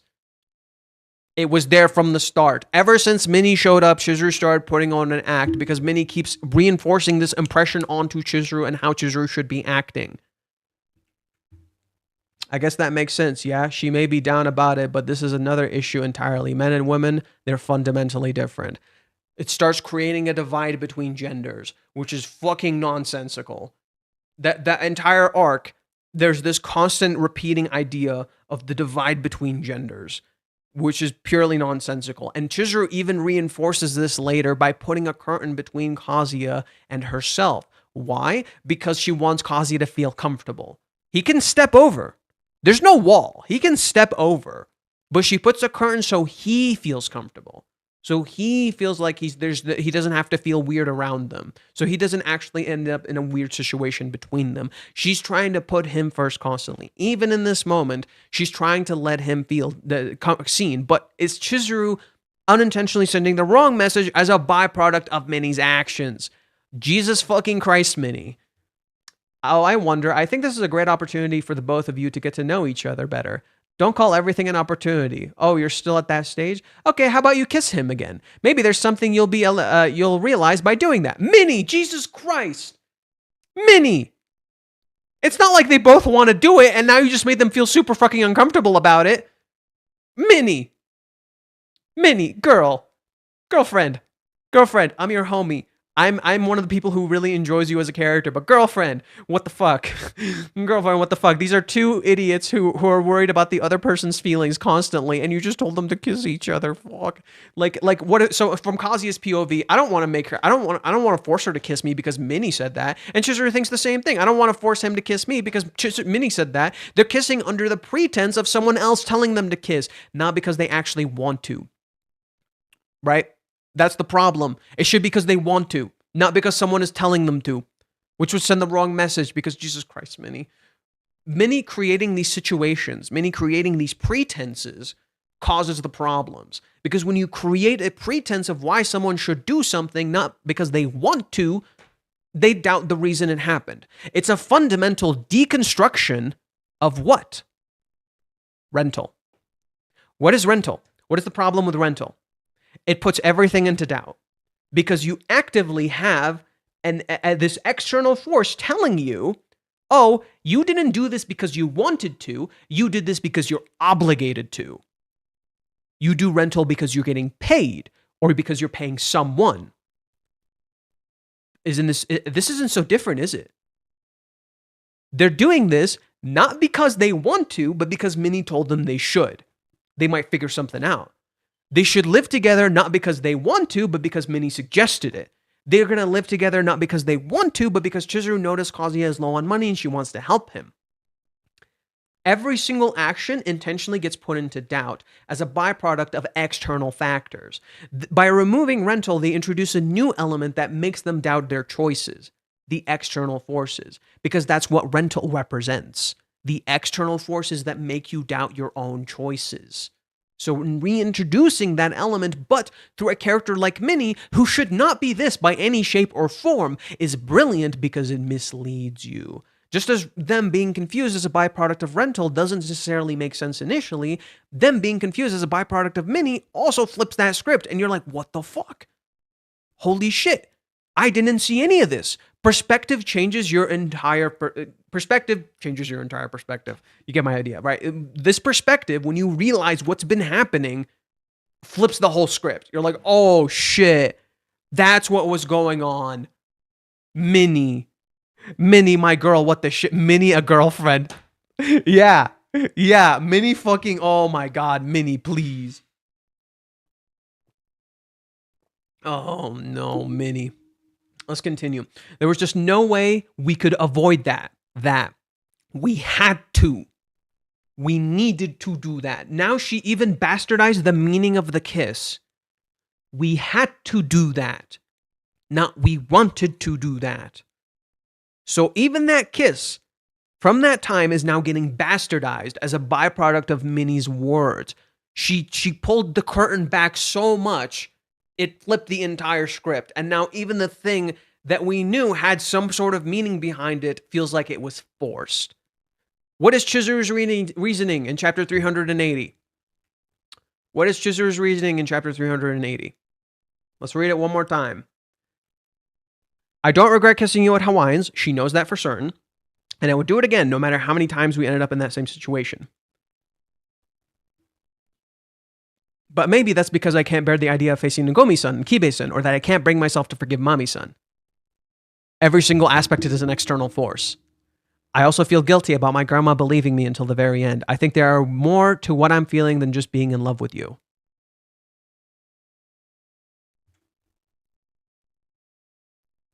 What did we just read? What did we just read? Minnie put their feelings into doubt. Minnie made them doubt what they already believed. And that doubt resurfaces even here. From the beginning, Minnie's actions have fucked with their minds. Jesus Christ, I love it. That's right, Iamori-san. That was something Mizuhara did for my sake. Huh. I didn't do it just completely for your sake. Maybe there were other forces. It's not clean. It's not a good thing. Huh. Everything is being put into doubt. Master, whose side are you on? Minnie, shut the fuck up. You're one to talk. This is ridiculous. There's no way. No way, she says. Oh, but is it really? But I don't think it's a bad thing to try. Please stop. I can't see that Mizuhara doesn't feel that way. Please don't drag this out any longer. Minnie, please fucking stop. Please don't rub any more salt in my wounds. I'm about to bleed from my nose. Oh, that's funny. He bleeds later from his nose. How funny. Jeez, come on. Why the hell are we hanging out here anyway? The entire meaning of them hanging out got ruined. In the end, they went to hang out, to get together, and to be like a group, a gang. And that meaning is completely lost. They were celebrating their shared experiences together. And in the end, they just ended up fighting all over it. And the entire night is ruined. Thanks, Minnie. You had to go and force it. You had to go and fucking force it. You ruined a good night they could have had together. They could have done something fun, but you went and fucking ruined it. And then Kazuya's blackout drunk on the fucking floor. Looks like shit. Feels like shit. God damn. Minnie sometimes screws up things without noticing. She always has the best intentions, but the seems like, okay, no. I'm not getting into this again. I'm not getting into this again. Nope. We're not getting into this again. I told you I'm not doing it again. I'm holding off. Okay, let's continue reading what Verkes wrote. Okay. But now look at how it landed with Chizuru. We talked about this. She went bead red instantly. We have rarely seen her blush so incredibly hard. She was just about to suggest the same thing as Minnie. It felt like Kazuya had screamed at Chizuru herself that way for thinking something so outrageous. Chizuru feels embarrassed that what she wanted was outrageous. Uh-oh. Let's pull it up. Uh-oh. Uh-oh. Yeah, Mori-san. There's no progress, right? Uh-oh. What the hell are you saying? Well, you're down about it. Okay. Oh, he doesn't say outrageous. He doesn't say outrageous. I think Chizuru says outrageous. Don't be absurd. But Kazuya does seem upset about it. So that's fair. Yeah, well, he says, what the hell are you saying? And that what the hell are you saying reflects that feeling. So in that sense, there you go. But now look at how it landed with Chizuru. She went beet red. It felt like Kazuya had screamed at her that she wanted is outrageous. What the hell are you saying? It was obvious from her reaction that he absolutely hated the idea of living together with her. Right? You could technically interpret it like that. What a shock. She had been sure that he had been incredibly happy about living with her. She would have been. She absolutely could not understand his disgusted reaction. Chizuru instantly switched from alcohol to water. She needed to clear her head now and think about what to do. Her plan was foiled by Kazuya himself. If she still wanted him to live with her, she would have to somehow convince him. She agreed with Kazuya that living together would not be a good idea, but she suggested a logical reason for that. What's the logic? So what does Chizuru say? Let's pull up her logic. Right? That would be putting the cart before the horse, wouldn't it? What do you think you should figure out through cohabitation? A man and a woman living together carries a truckload of problems. I don't think it makes sense at all. Give me an explanation so I can make it work. Closes her eyes, blushes like she's waiting. She's waiting, right? She's waiting for some sort of answer. Clever, right? She wanted a solution. I think the mangaka is using Minnie to channel all the Reddit comments in the story, either to prove them wrong or show the things that they aren't as simple as they seem. Correct. It's not just Reddit. It's not just Reddit. It's all the viewers. Minnie is a physical representation of what everyone constantly says to him in the comments, because it's similar. It's not just Reddit. It's a lot of people. It's a lot of characters, it's a lot of people, because Reiji gets a lot of comments from Manga Poke, which is their version of K-manga. They get a lot of comments from the magazine. They get a lot of comments from all sorts of stuff. He's very, very aware of the readers, and you'd be surprised how similar what people say in Japan is to what people say on Reddit. It's actually more similar than you expect. There are some people who are like a lot calmer, but we also have calm people here too. So in that sense, you can really understand that there is a lot of similarities.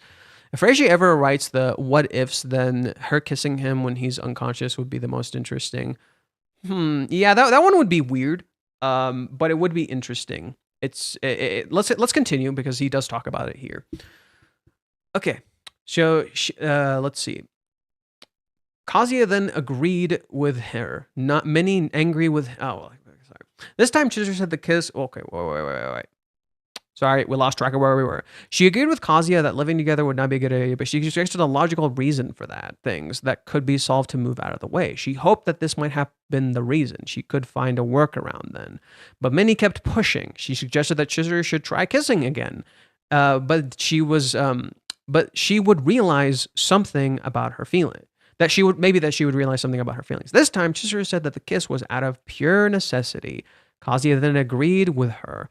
Minnie got angry with him for agreeing. Finally, Chizuru snapped and told Minnie to shut up because a kiss was never going to happen. This was purely a defensive reaction to Minnie pushing. Yeah, right? Minnie pushed so hard, she kept poking the bear until Chizuru just said, you know what? Shut up. Shut up, Minnie. Right? So it's like Minnie, it just kept trying to force them, kept trying to push them together. They just got pissed. Like, if someone constantly tries to push you into doing something, wouldn't you eventually just fucking snap and tell them to fuck off? Right? So, like, it's clear Chizuru just kind of had enough of her shit. And she's like, Minnie, just drop it. It's never going to happen. Right? This is the official translations. She just fucking had it with Minnie. Shut up.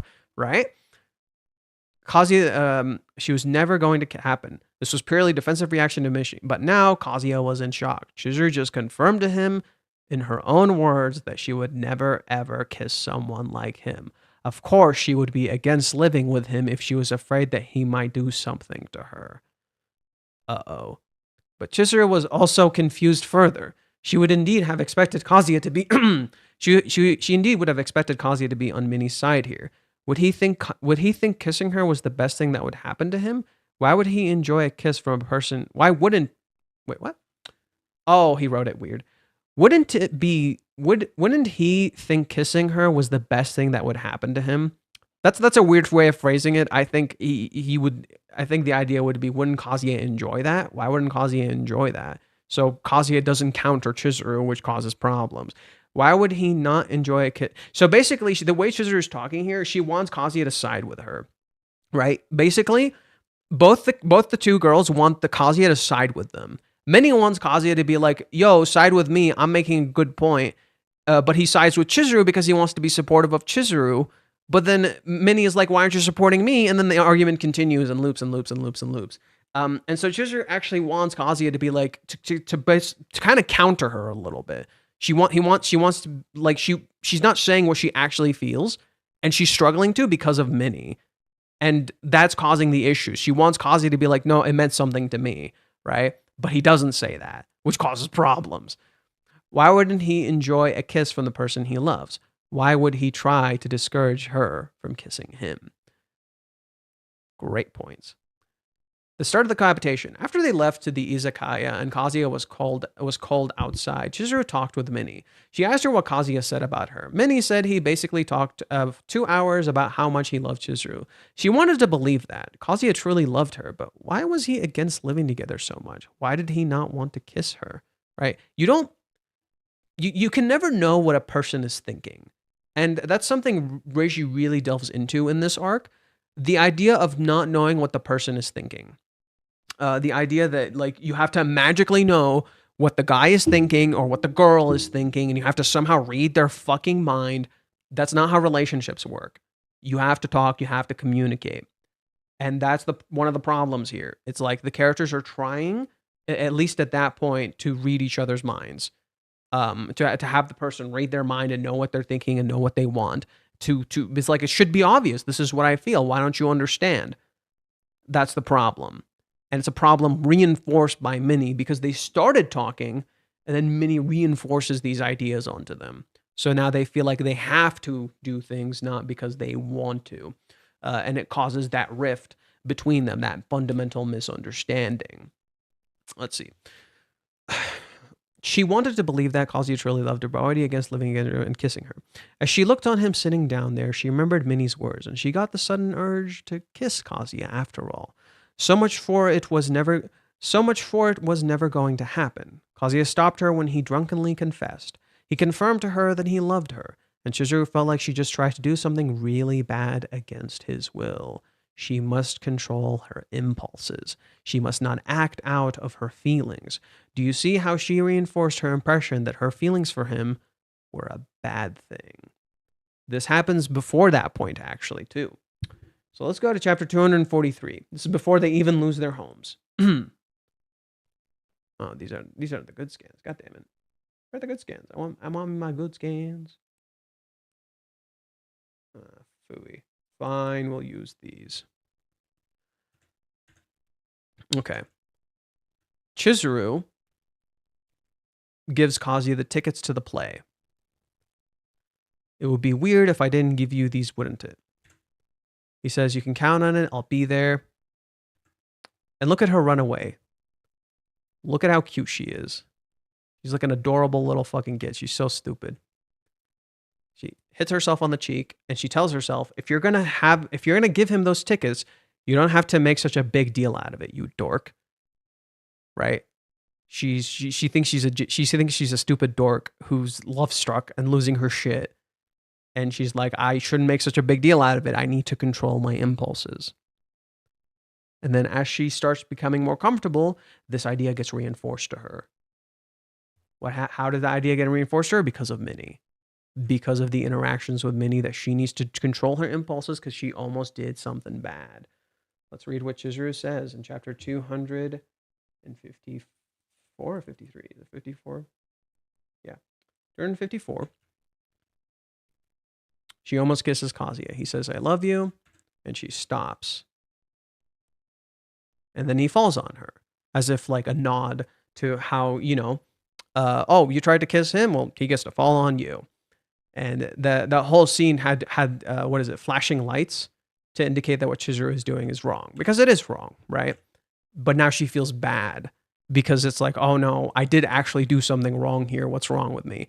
Get a hold of yourself. It'll be here any second. And then guess what happens? Minnie walks in and she sees Chizuru with her hands on Kazuya.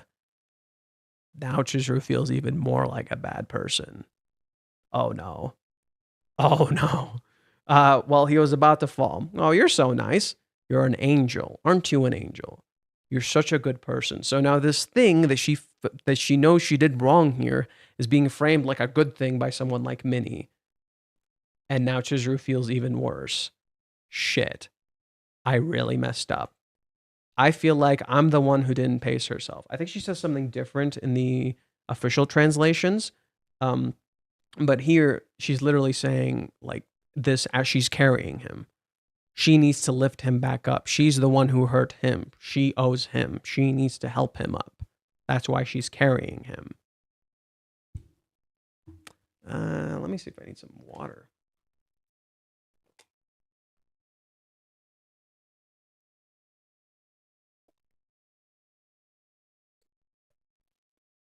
Oh, hoo, hoo, hoo. That feels better. What chapter is this that you are analyzing? So basically, I'm clearing up Chizuru's entire character arc, or like in a very condensed way. So we're going back to the beginning of when the cohabitation saga started, and to the point that we are now to explain why Chizuru made the choices that she does and why people are not understanding her. That's pretty much the point that we're making. That's what I'm doing. We already read the current chapter. We read the current chapter, this one, chapter 381. We already read this chapter, but now we're explaining Chizuru's character, clearing it up for people who don't seem to understand it. The first time Minnie got in the way was in her debut when Chizuru and Kazuya used to talk on the balcony and Minnie called embarrassed by calling them lovers. Yeah, she pretty much told them just go fuck already. Or you guys should just go out already if you're going to flirt like this. And guess what happened? It ruined the entire interaction between them. And then while they got to be in the same home, it made things awkward and weird between them. And yeah, while Minnie initially pushed them together, it actually created a rift initially. So what Minnie's repeating pattern is basically this. Her actions create a rift. It helps them eventually get together. But it creates a rift first. It causes problems first. And that comes back even here. Rejection followed by actually getting together. Just as here, they have a rift initially before they move in together, before they end up living together. They have a rift first. Everything falls apart between them. Minnie literally represents that rift. And then what happens? They get together afterwards, right? They start living together afterwards. So Minnie actively causes problems, and they're the ones who repair it. They have to take action to repair it as a byproduct of Minnie's actions, who causes the rift in the first place. Her very introduction causes a rift. There's no way she decided before the date. Yes, thank you. Finally. No, she did not decide before the date. No. Verkez talks about this at the very end of his analysis, and we will get to it. But basically, Chizuru was trying until the very last second. Literally, the very last second she was trying. And she felt like she failed. And we'll explain why she felt like she failed. Because it does have to do with sex. And it does have to do with kissing. And it does have to do with intimacy. So let's see. After they left the isekai, Kazuya was out cold. He tried to kiss her. She tried to kiss him. She wanted to believe that. Kazuya, blah, blah, blah. She looked at him sitting down, remembered Minnie's words. He confirmed to be that he loved her. And Chizuru felt like she just tried to do something really bad against his will. Chizuru controls her impulses. She must not act out on her feelings. Did you see how she reinforced her impression that her feelings for him were a bad thing, right? She's about to do something bad. I was about to act on an impulse that's a bad thing. Kazuya feels the same way. This is actually the importance of the mole chapter. The mole chapter that everyone loves to say is terrible and waste your fucking time. It's about Kazuya embracing the bad elements of his feelings. That's the point. It's about Kazuya embracing his desires no matter how they may appear. It's okay that you're about to do something kind of bad, but you're not a bad person. Okay, you're gone. Thank you. Blah, blah, blah, blah. I don't give a shit about what you think. I enjoy this story, and if you're just here to tell me otherwise, get the fuck out. Bye-bye. Big on. God, they all come in, they just say the same thing and expect me to react differently. Like, bitch, I've been streaming for 4 hours and 36 minutes. You really think I'm going to change my... correction, I've been doing this shit for God knows how long, and you actually expect me to change my fucking mind by coming in here and telling me you should go read this instead. Like, it's so funny. Like, they actually believe this will make a difference. Okay. He confirmed to her that he loved her, and Chizuru felt like she just tried to do something really bad against his will. She must control her impulses. Then... So okay, we reinforce the idea that Chizuru feels like her feelings for him are a bad thing. And that's why chapter 318 is so important to Kazuya's character, because that's when he starts embracing the bad part of his feelings. That this isn't a bad thing. That it's okay. That it's okay that Kazuya feels this way. No, not through... No. I began the Rent-A-Girlfriend train in 2020. I might have had the channel until 2013, but I didn't do anything with it until 2020. So it's been 5 years or so. But yeah. Anywho, yeah. So, fuck, I lost my train of thought. Yeah. So that mole chapter is core to Kazuya's character because it's him embracing the messiness of his feeling, no matter how bad, right? No matter how he feels, at least he's embracing who he is. And that's why it's morally gray by nature, right? Kazuya is literally looking on a mole in Chizuru's fucking thigh. It's morally gray by nature. Chizuru is dressed like that around him. So there is an element of consent that's existing there, but it's still weird that he's looking for a fucking mole in her inner thigh. That's a little fucking strange. A little weird, right? But he's embracing that part of himself. that it's okay to feel like this, that it's okay to have this desire to look for these things, to desire to be physically with someone that you love. These feelings are not a bad thing. It's not a bad thing to feel these negative emotions. That's the importance of that chapter. I don't think Chizuru ever properly had that chapter, that it was okay to embrace her negative feelings, whereas Kazuya did. That's why Kazuya is the counter to Chizuru in this particular situation, because he started embracing his negative emotions, the bad parts of himself, that it's okay to feel this way. You're not a bad person for feeling these negative emotions, right? For feeling these emotions that create negativity, that make you feel like you're sinning, you're doing something wrong. There's nothing wrong with that. And you see that throughout the day too. Kazuya like imagines himself having sex, or he thinks it's like hot as fuck that Chizuru felt weird when he got really close to her, right? Like he's getting constantly turned on. But like the weirdest shit, but there's nothing wrong with feeling like that. You're not a bad person for feeling desire, because that's just an intrinsic part of who you are. That's why Kazuya is the white. Which one is yin and yang? It's yang. It's yin and yang. It's not yin and yang. It's yin and yang.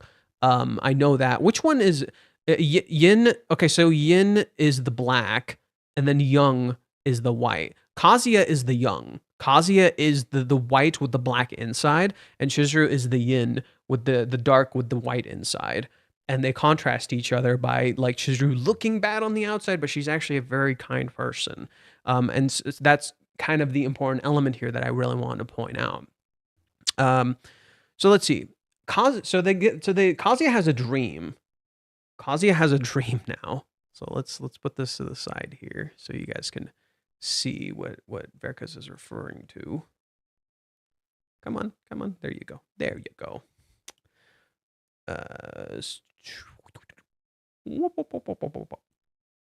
Let's see. Kazuya has a dream. Sayuri told him that Chizuru had figured out she never loved him, and now she didn't want to see him again. This was his subconsciousness speaking. This was the impression he had of Chizuru. He tried to actively reject that idea. He didn't want to believe it. I don't want you to see Chizuru anymore. Why is that? It appears she's completed her investigation and she has no feelings for you after all. And then the dream like escalates and gets weird, and her hair grows and it turns into some like crazy nonsense. I love it. Okay. He tried to actively reject the idea. He didn't want to believe it. Oh, for fuck's sake. Come on. Work with me.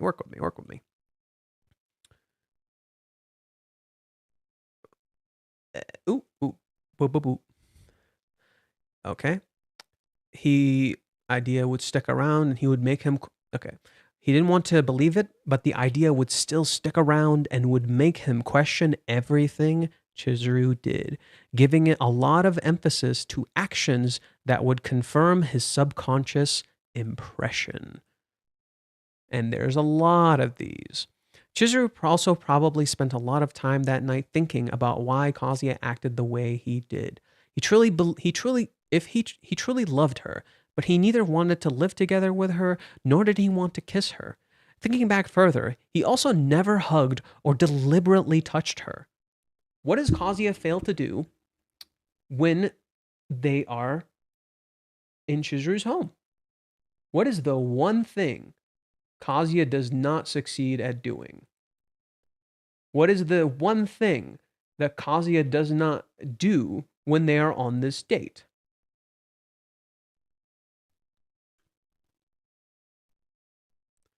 What is the one thing Kazuya doesn't do? He never actually gets to touch her. He pulls away. What does Kazuya not get to do? Or what does he realize he never did in this entire date? We haven't held hands all day. How did the date start? Who remembers when they almost got to Joy Polis? 355 maybe? Nope. Go back one.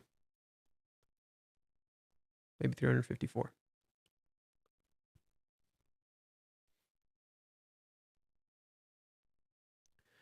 They're walking.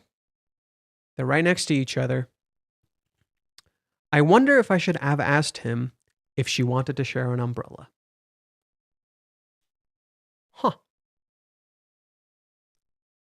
Do you want to stand physically close to me? They don't look at each other. They look away from each other. They never physically touch. You feel the literal distance between them. There's a literal physical divide. It's about removing the physical divide. It is about removing this divide, right? So they've removed a lot of everything else except the physical divide. Touch, you idiots. Touch and kiss and lose your fucking shit. Okay. That's not the one. There we go. Okay. Here, I'll do this just so, because we don't need it to be that big. So just so we have, whoop, whoop, whoop, perfect. Hey, perfect, Joey. Well, why is it shaped like that? That's kind of weird, actually.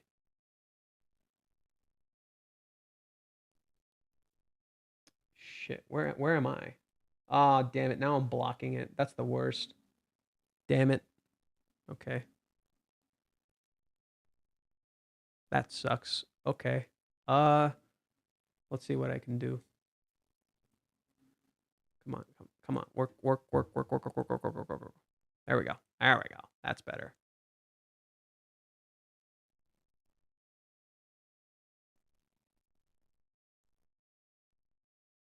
Okay, that's not working. So I'll just put this here and drag this here and say, okay.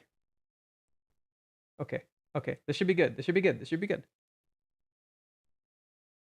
It doesn't change anything, so. Okay. Let's keep reading.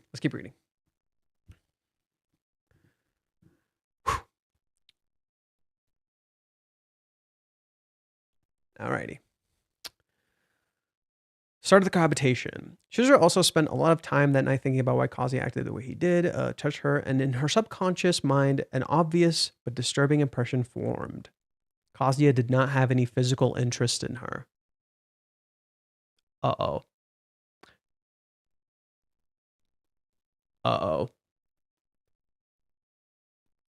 Now we have some problems. And isn't that fitting? Because the first time they were together in the hospital, they were on top of each other. And they were about to kiss. But then Chizuru kicked them off. And then they almost kissed again. This time. And she pulled him. And she wanted to. But then they didn't. Oh boy. The next day in the manga is going to be sunny as fuck for sure. Fate said it's about perspective. Yeah, yes, you can pretty much see it like that. Yeah. The buildings, if we're talking about the buildings, the two buildings in chapter 379, I believe, yes, they do represent perspective. That was always the idea. The different perspectives and how we view each other depending on where we're standing and how we're looking at one another. Okay.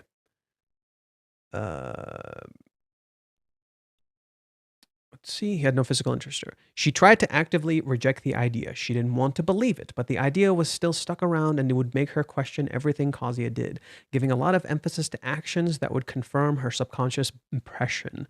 Chizuru came up with a plan to convince Kazuya. She wanted to talk to him. He immediately tried to leave again. So this is when we get to... Look at what happens here. Look at what happens here. Like, he's actually very right about this. Like, look at what happens here. 255. Oh yeah, I made like a whole video on this. Like a super edit video. So he sees Chizuru. And Chizuru says, you were quite the handful yesterday, as you were as lifeless as a statue, and it seemed you coughed even water. Damn, I caused her a lot of trouble. I ended up causing a lot of trouble for her. Right?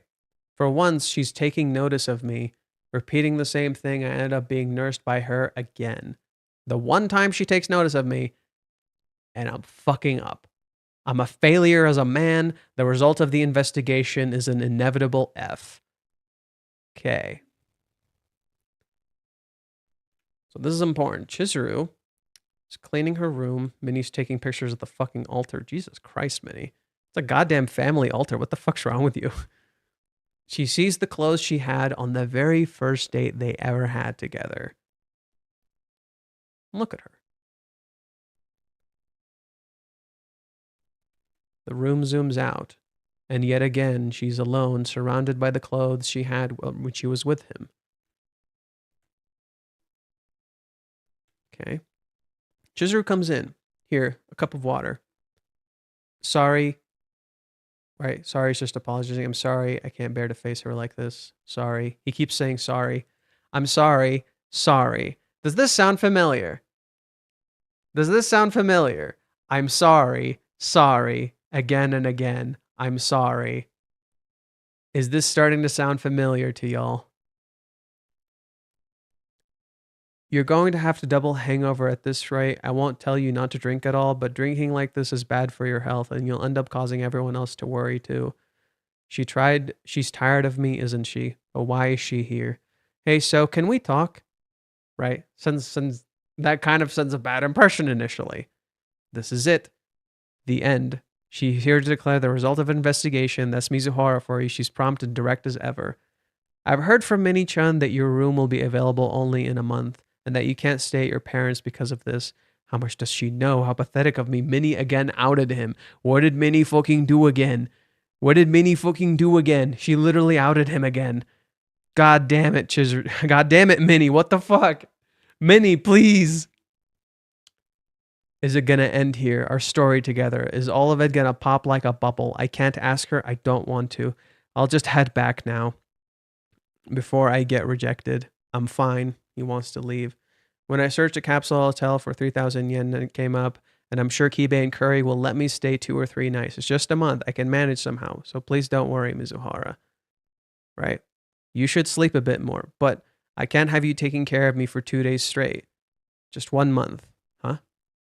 I'll lend you just a single room, and you'll have to clean it regularly too. The kitchen, toilets, or other places with running water aside, we'll be living in separate spaces. Do you see this impression here? We will be living in separate spaces. Not together, separate.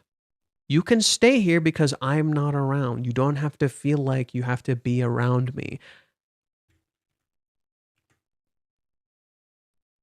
So please don't worry. He feels like he's causing her trouble. So she feels like she feels like she's a problem to him. Right? Because he feels like he's causing her trouble, she feels like, no, that's not the case, and she feels bad. Because now Kazuya is the one who's saying, I'm trouble for you. She makes him feel like he's trouble, which shouldn't be how you feel about this stuff. Damn.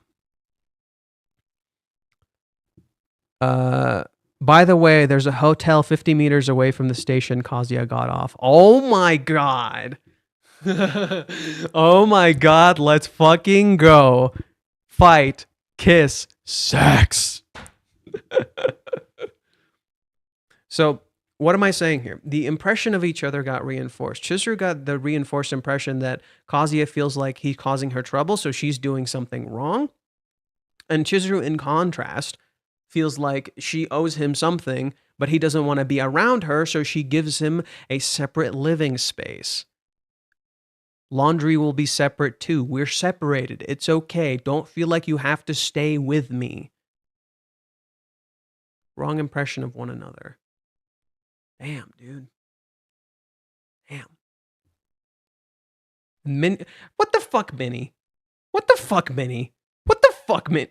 I'm sorry. What the shit, Minnie? Like, this was funny the first time, but Minnie's literally listening in on them. What the shit, Minnie? Girl, what the hell? What the hell? Girl, why are you fucking eavesdropping? Nobody thinks this is a bad thing. If Kazuya did this, they would fucking hate him. But nobody thinks this is a bad thing. But no, because Minnie does it, it's totally fine. Yeah, because we like Minnie. Minnie's cool. Mm-hmm. Yep. He played us all along. Minnie isn't just the third wheel; she's the goddamn fucking foil.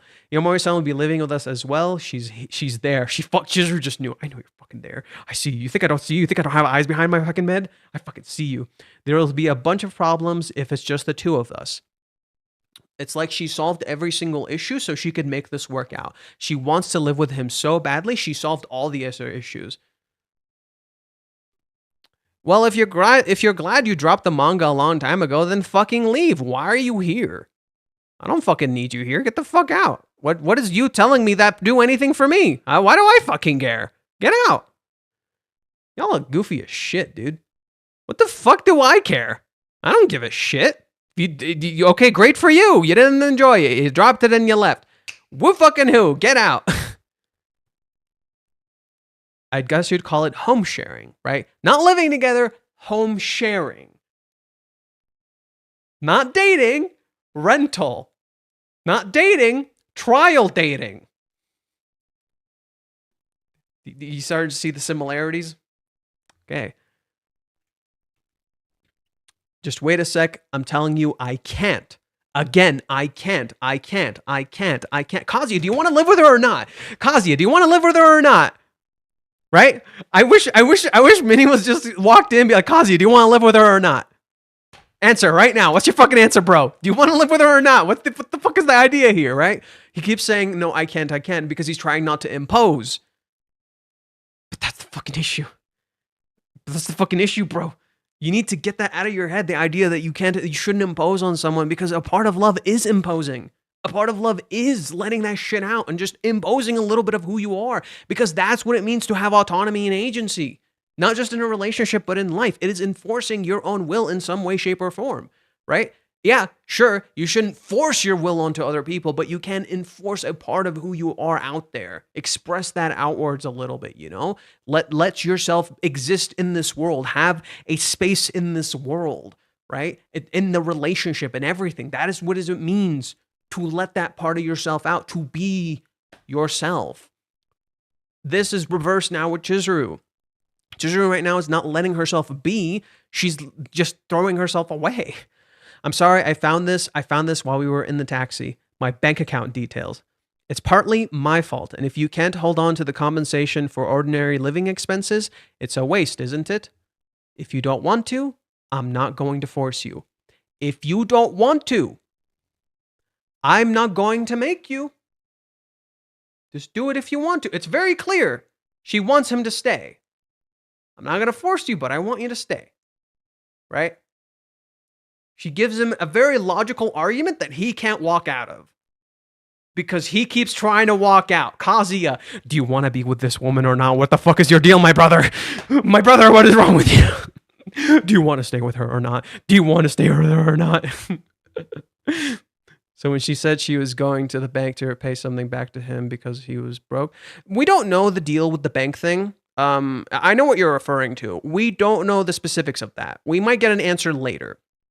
Maybe she's trying, because Kazuya shouldn't be broke right now, but maybe she's going to the bank to pay him back for the date because she's done that before. So in her, like, we don't necessarily know her reasoning. If everything worked out, why would she need to go to the bank the next day? We don't have a concrete answer. One reason could be to help him pay off the room. So okay, there's a few reasons Chizuru could want to go to the bank.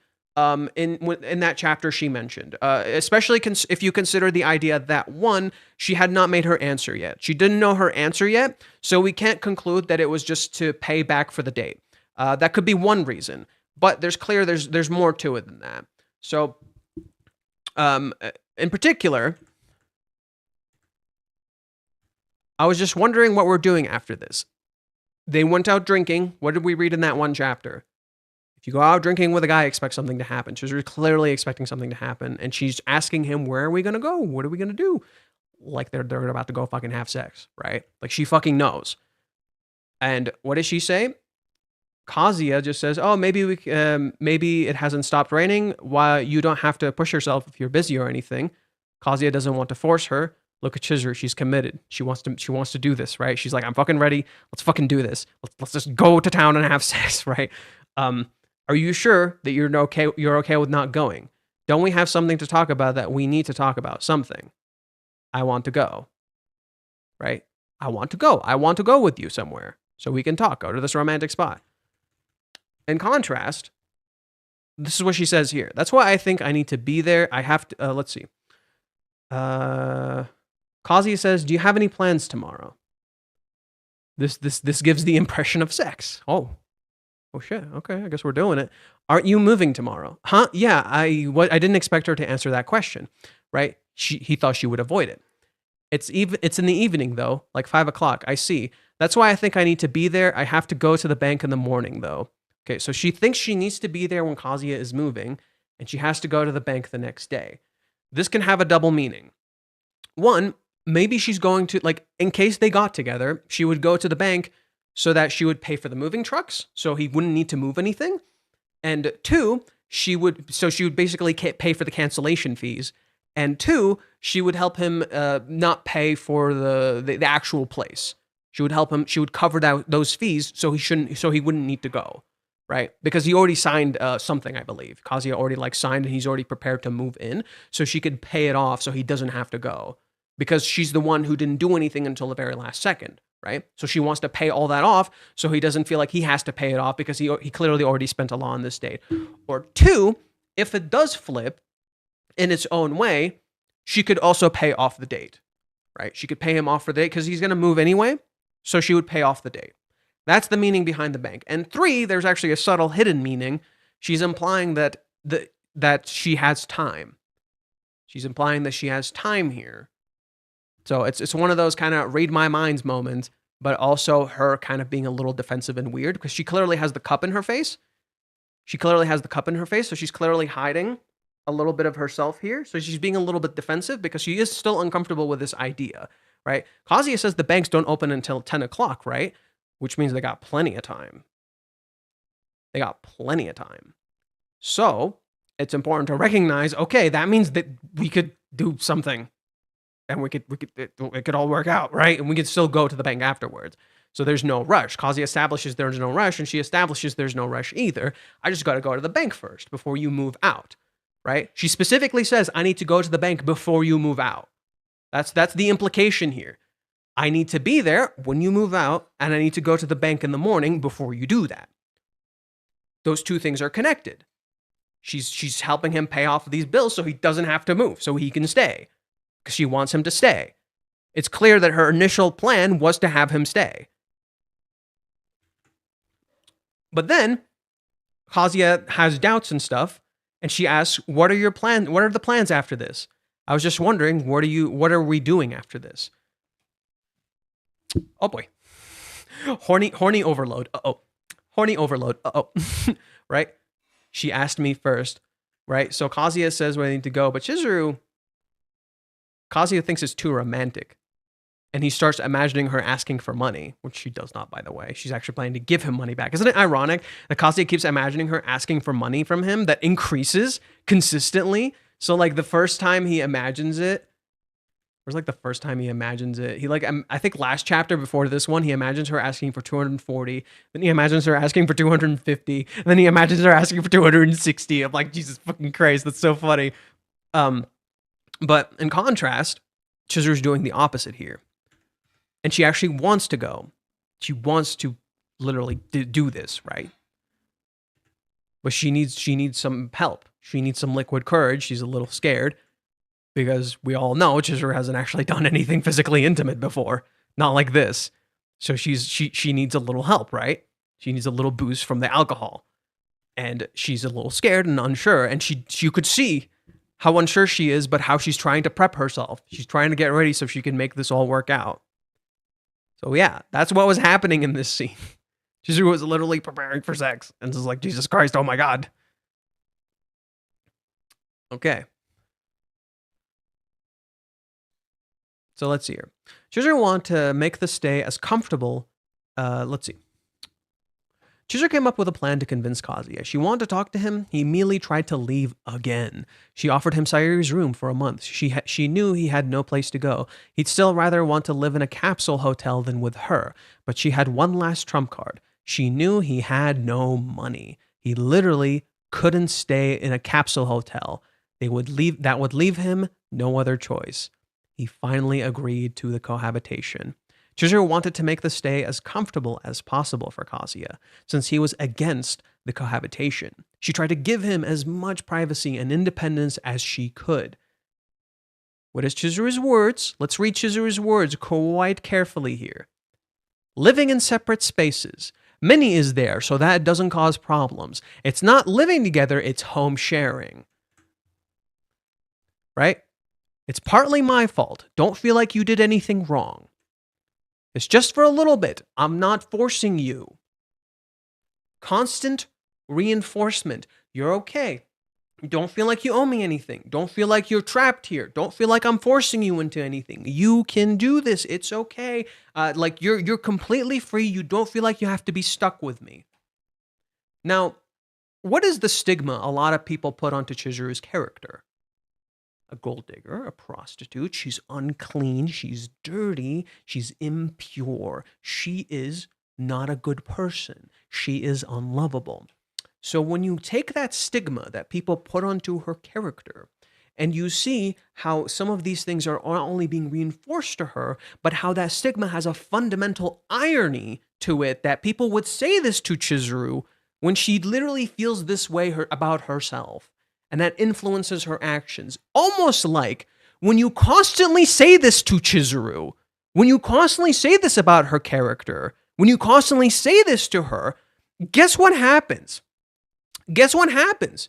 She starts acting around that she's a bad person, that she doesn't deserve this relationship, that she shouldn't act this way. Just as when people start saying Kazuya is a creep, a pervert, and he doesn't deserve this stuff, he constantly feels like he's imposing on her.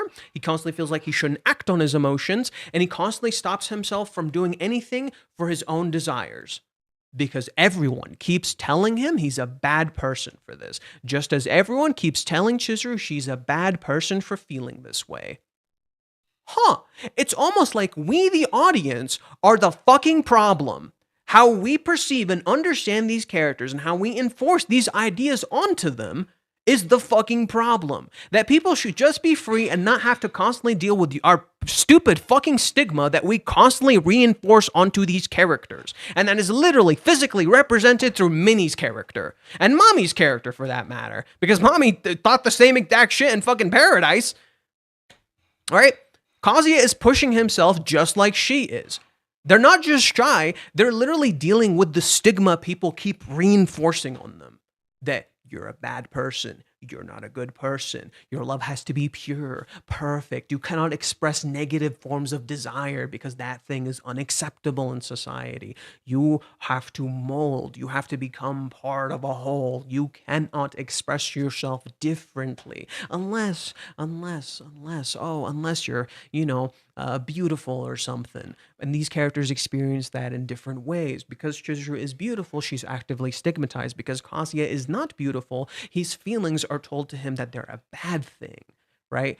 It's literally both ends of the spectrum attacking you regardless of where you end up. Yeah, I'm gonna be live. What the fuck are you expecting? I can't stay live for longer than 2 hours. What the? It's a criticism of collectivism in a way, and independence. It's both. It's both ends of the spectrum. It's not just collectivism, it's also independence. It's not just about not being independent, it's also about that your independence is a kind of a problem in a sense. And that also you being collective is also a problem. It's about finding a balance between the two, right? Like, you're too independent. Oh, I respect the... Okay. Sorry. You don't understand how many people have come in today that I had to ban instantly because they just come in and they just start like throwing their own opinions into my fucking chat. I'm like, bro, this ain't a fucking democracy. I don't give a shit. Get the hell out, right? So I'm sorry. I didn't mean to react like that. I've just been a little bit defensive. 1 second again. I need to use the bathroom one more time. I've been drinking a lot of water, and I might need to get some more water in just a momente. I'll be back shortly.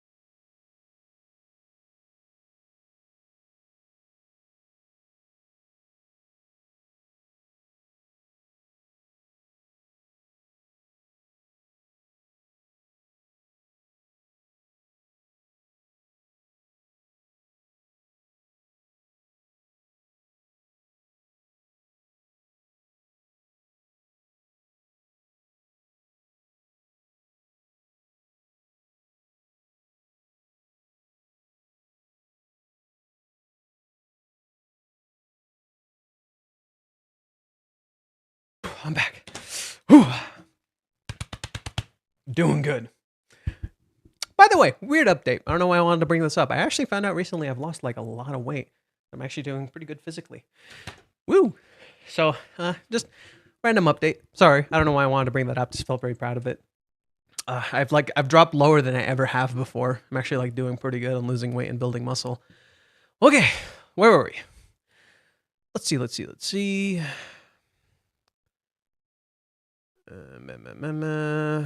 No man. The rejection is the drop, blah, blah, blah. And here we go again. We're looping one more time. It's like you're watching Breaking Bad and the first time you swallow and swallow before admiring Heisenberg as the villain. Reiji is a good writer. Oh, that's so funny. Yo, this is hilarious. Oh my god, that's fucking hilarious, dude. I know he believes this. I know he believes this, but that's what makes it funnier. That's what makes it funnier. Jeez, man. The fact that you believe this actually makes it funnier. It genuinely makes it funnier. I mean, we've yet to see him in a room alone reminiscing or talking to Minnie in person, but still... Who? Kazuya? Kazuya? That's what we have. We've seen him talk to Minnie in person.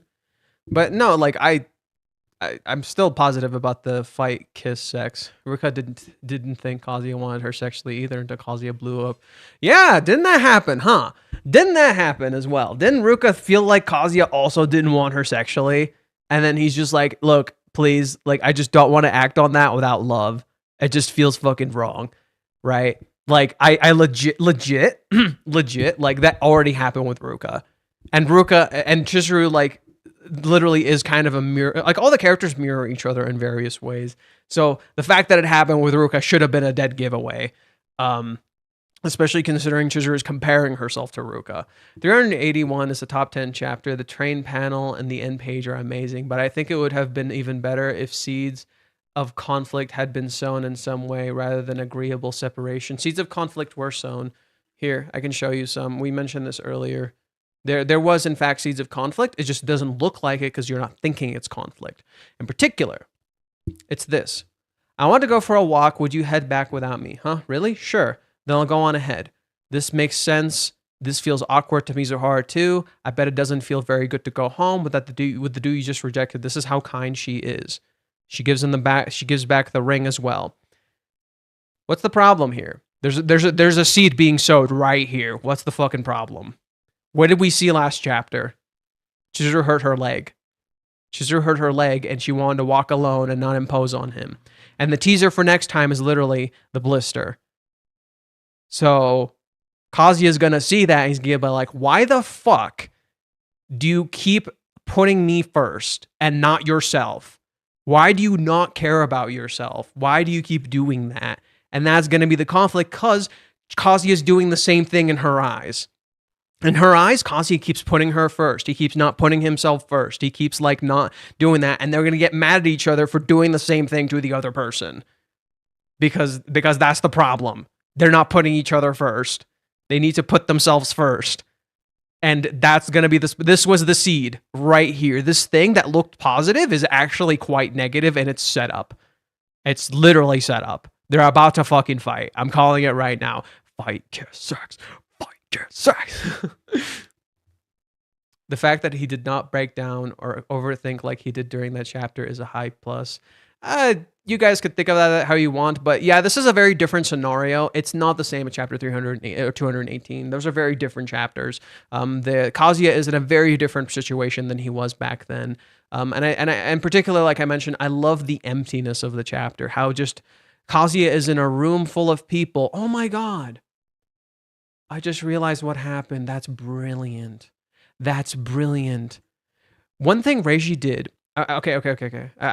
Something else I noticed about the chapter that I think is fucking brilliant that I just noticed right now. When Kazuya and Chizuru are amongst people, Reiji does a consistent thing. None of them have faces. Not a single person around them has a face. They're all faceless people. Every single person is faceless. Except for Kazuya and Chizuru. And what happens in the spread? Kazuya loses his face too. He's just another one of the crowd. He's part of a bigger whole. His individuality, what made him special, is gone. He's empty. He's soulless. He's lifeless. Wow. Talk about bringing the arc completely full circle. Everything we were seeing, they're constantly surrounded by crowds with people with no faces, no individuality, no sense of character. And it all fades. Right? He loses his face. He loses who he is. A part of him literally just disappeared. Bro, that's so fucking peak. A part of Kazuya is just literally gone. He just sees the city, and he's part of a greater whole. His who he is gone. Duh. Jesus. That's so good. Maybe that was a good thing. Right? I decided to go off one stop before Nobukura Station and walk the rest of the way. Maybe that was a good thing.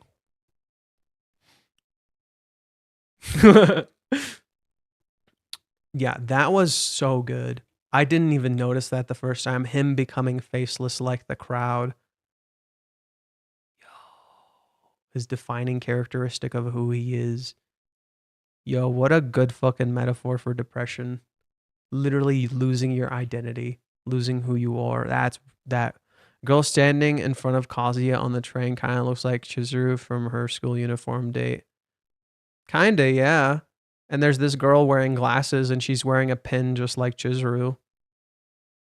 Right? Isn't that interesting? And like the red, oh my god. All of them are on their phones. Phone. Oh my god. Dude. That's crazy.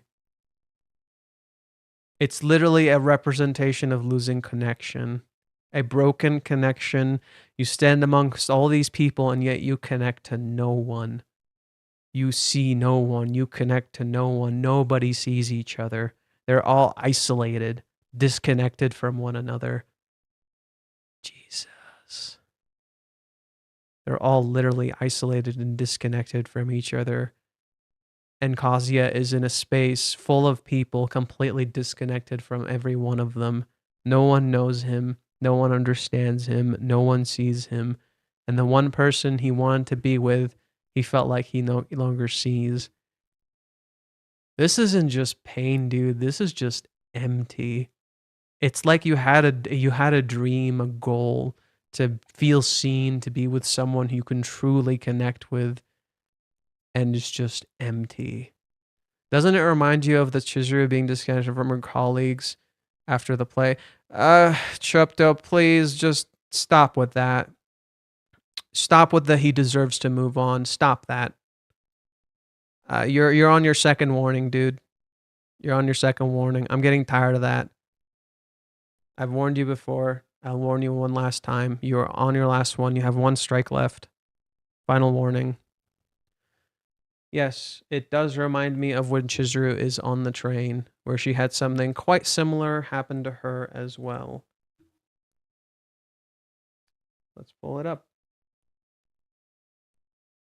268, I think. Is it 268? No, 267.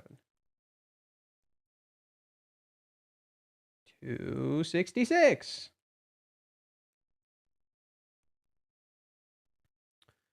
Chizuru is at her play. They seemingly get her a gift, but no one actually sees her. She can't cut the cake. She can't even do her own thing. She has to take pictures. And she stands alone, isolated from all these people with no faces. And this just rubs it in more. What hashtag are you using? How are you fitting in part of a collective so we can all share in this thing? And yet, in this collectivism, they've isolated her. She feels unseen. And as she goes home, she gets on a train She sees this post, and all she has is her phone, feeling alone, not connected to anybody. Chizuru has experienced this too, right? Part of a collective, and she too loses her face. She too loses her identity and who she is, in contrast to the people at home who are helping her find her identity. Remember who she is. Remember who you are. Read chapter 283, man, and you'll feel the pain of this chapter. 283? Why that one, I wonder? Oh. Isn't this the one where...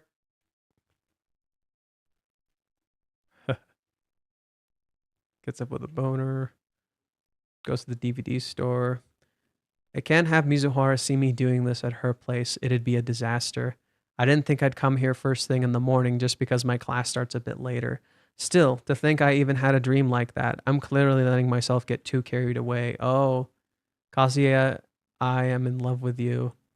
Huh, but this is so sudden. I can't help it. I've been so patient, but I can't hide it any longer. Please go out with me. I even manipulated the weather to make the cloud for today. See, I love you, I love you, I love you, I love you. Damn. Yeah, I see why it's beating you up inside. That's funny. I mean, things have been going pretty well lately. It's a true display of how great living together can be. But that dream was uncalled for. I haven't won her over yet, not even in the slightest. Well, thinking back to when I first met her, I can't deny that I'm lucky to experience so many unbelievable things with her every day. I've got to go to class. He walks, he thinks he sees Chizuru. It's just some lady. No, stop. Something must be wrong with my head of mine. A woman's ability to sniff out... No, I'm not reading this. Fuck you, Kibe, you and your weird shit. That reminds me. Mizuhara also had that Mopu tofu. Huh? Kazuya. Ah, that's way too much water for you. What are you, Minami Tanaka? I don't know who that is. He's been kind of out of it lately, don't you think? His clumsiness has its charms. Oh, what's this? A great athlete does not always make a great coach. These words represents what is called the Peter Principle. It is also a widely used term to management studies when discussing management positions. He thinks of Peter. I can't stop thinking about Mizuhara no matter what I do. I might really be losing it at this point. He remembers when they fought. Gah, I'm doing it again. He sees Chizuru. Chizuru. Oh, fuck. Oh, fuck. Gosh, he's everywhere. Fuck me. I can't. I really have completely lost him. Mizuhara's the only thing I can think about anymore. Come on, get a hold of yourself. I can't do anything done like this. Just how long am I to keep this up? A year? 2 years? Oh, there it is again. Yomori-san is right. It's not like there's any guarantee that this will work out. What am I to do if it's like this forever? I graduate next year too. Will I ever be able to find a job with this hanging over my head? Most importantly, what will I do if she makes me wait all the time and still rejects me? Oh, some of these people reading this, oh my God, I feel so validated. I dedicated my entire college life to her. Plus, I didn't see myself ever giving up on her. I've gotten so close to her, there's no way I can forget her now. 10 years, 20, will I carry with me to the end of time? Whether I'm working at the convenience store or cleaning the fish tank, will she be on my mind until I'm an old man? Just thinking about it almost pains me enough to want to die. I might not be able to love anyone else. Woof! I guess it doesn't matter.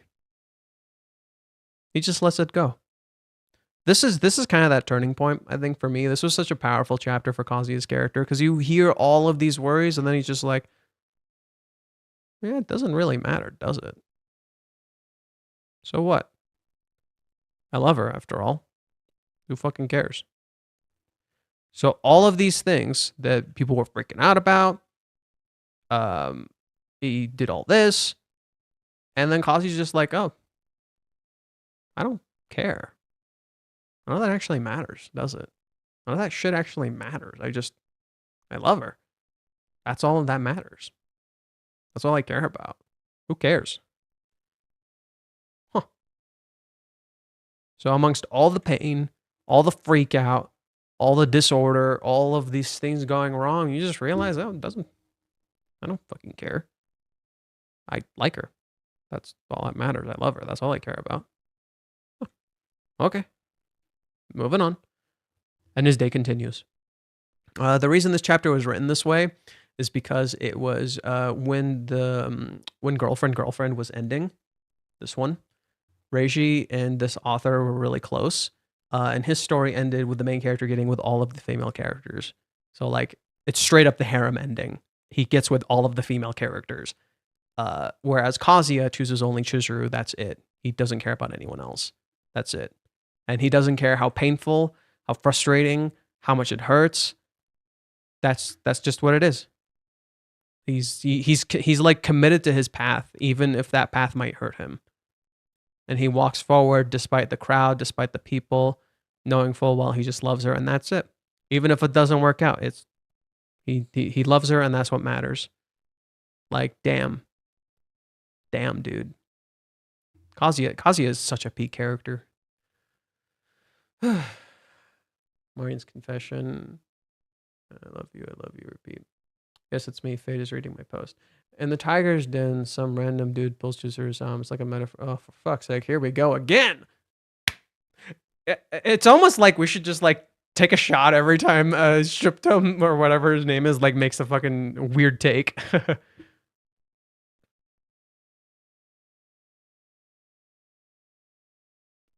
Well, actually, wait, that one isn't so bad. The tiger's den, some random dude pulls Chizuru's arm. It's like a metaphor of the superficial world of acting, dragging Chizuru inside, and she doesn't want to be there. What happens after that? Do you remember how that arc ends? I'm just mentioning. How does that arc end? I do ask you very dearly. How does that arc end? Chizuru leaves before the second party starts. She doesn't want to be there anymore because she doesn't like how superficial and fucking weird it feels. Yeah. The hypocrisy from the haters can say Kazuya needs to move on. Like, you can't do the same thing with the series. I remind you your disastrous prediction about Sumi will stay the night after celebrating Chizuru's birthday. I read your post. To be fair, I'm not basing this off of Wiz. I'm not basing my read of Verkaz's post off of his prediction, rather his analysis. I disagree. I don't fully agree with his prediction. I read a bit of it. I've disagreed with almost every prediction Verkaz has had. Please understand. Like, we have different views on predictions. What I do like is his analysis, because his analysis is actually correct, in my opinion. The fact that Minnie is causing problems, yes, it is correct. However, I've somewhat disagreed that Minnie is the main character, but rather the antagonistic figure of this story, or the foil of this current saga. Right? And in some ways, the main character in that we're learning more about her. But in this arc, Minnie is more of the antagonist and the foil. And in some ways, you can literally see that right here, right? Like, she creates scenarios to force the characters to do certain things. She's literally, like, if we read the next chapters, what does Minnie try to do? What does Minnie try to do here? She's trying to force Kazuya and Chizuru to be together. She's literally forcing them to be physically close to each other. Like, choices be gone, unavoidable contact commence. She's forcing them at being physically close together. She's literally trying to force them to be physically close together in this arc, right? So this is what's happening here. They get physically close. Look at the horny, but they're not looking at each other, are they? They're mad horny, but they're not looking at each other. She's looking away. They're looking away from each other. That's the point. And then Chizuru stops. She gives up. Minnie's like, why? What? No, I wanted more. We were just getting to the good part. Fuck you, Minnie. Stop trying to force physical contact. It's not working. Minnie trying to force these things is not working. And then she does something innocent. And it's cute, and she does get them close together. But they feel more like a dysfunctional family in a very cute way. That's the idea. That's the idea, you know? Like, the idea is that they're kind of like a dysfunctional family, and they're close together, and Minnie is their stupid kid. Like, look at how far apart they are, and she drags them closer to each other.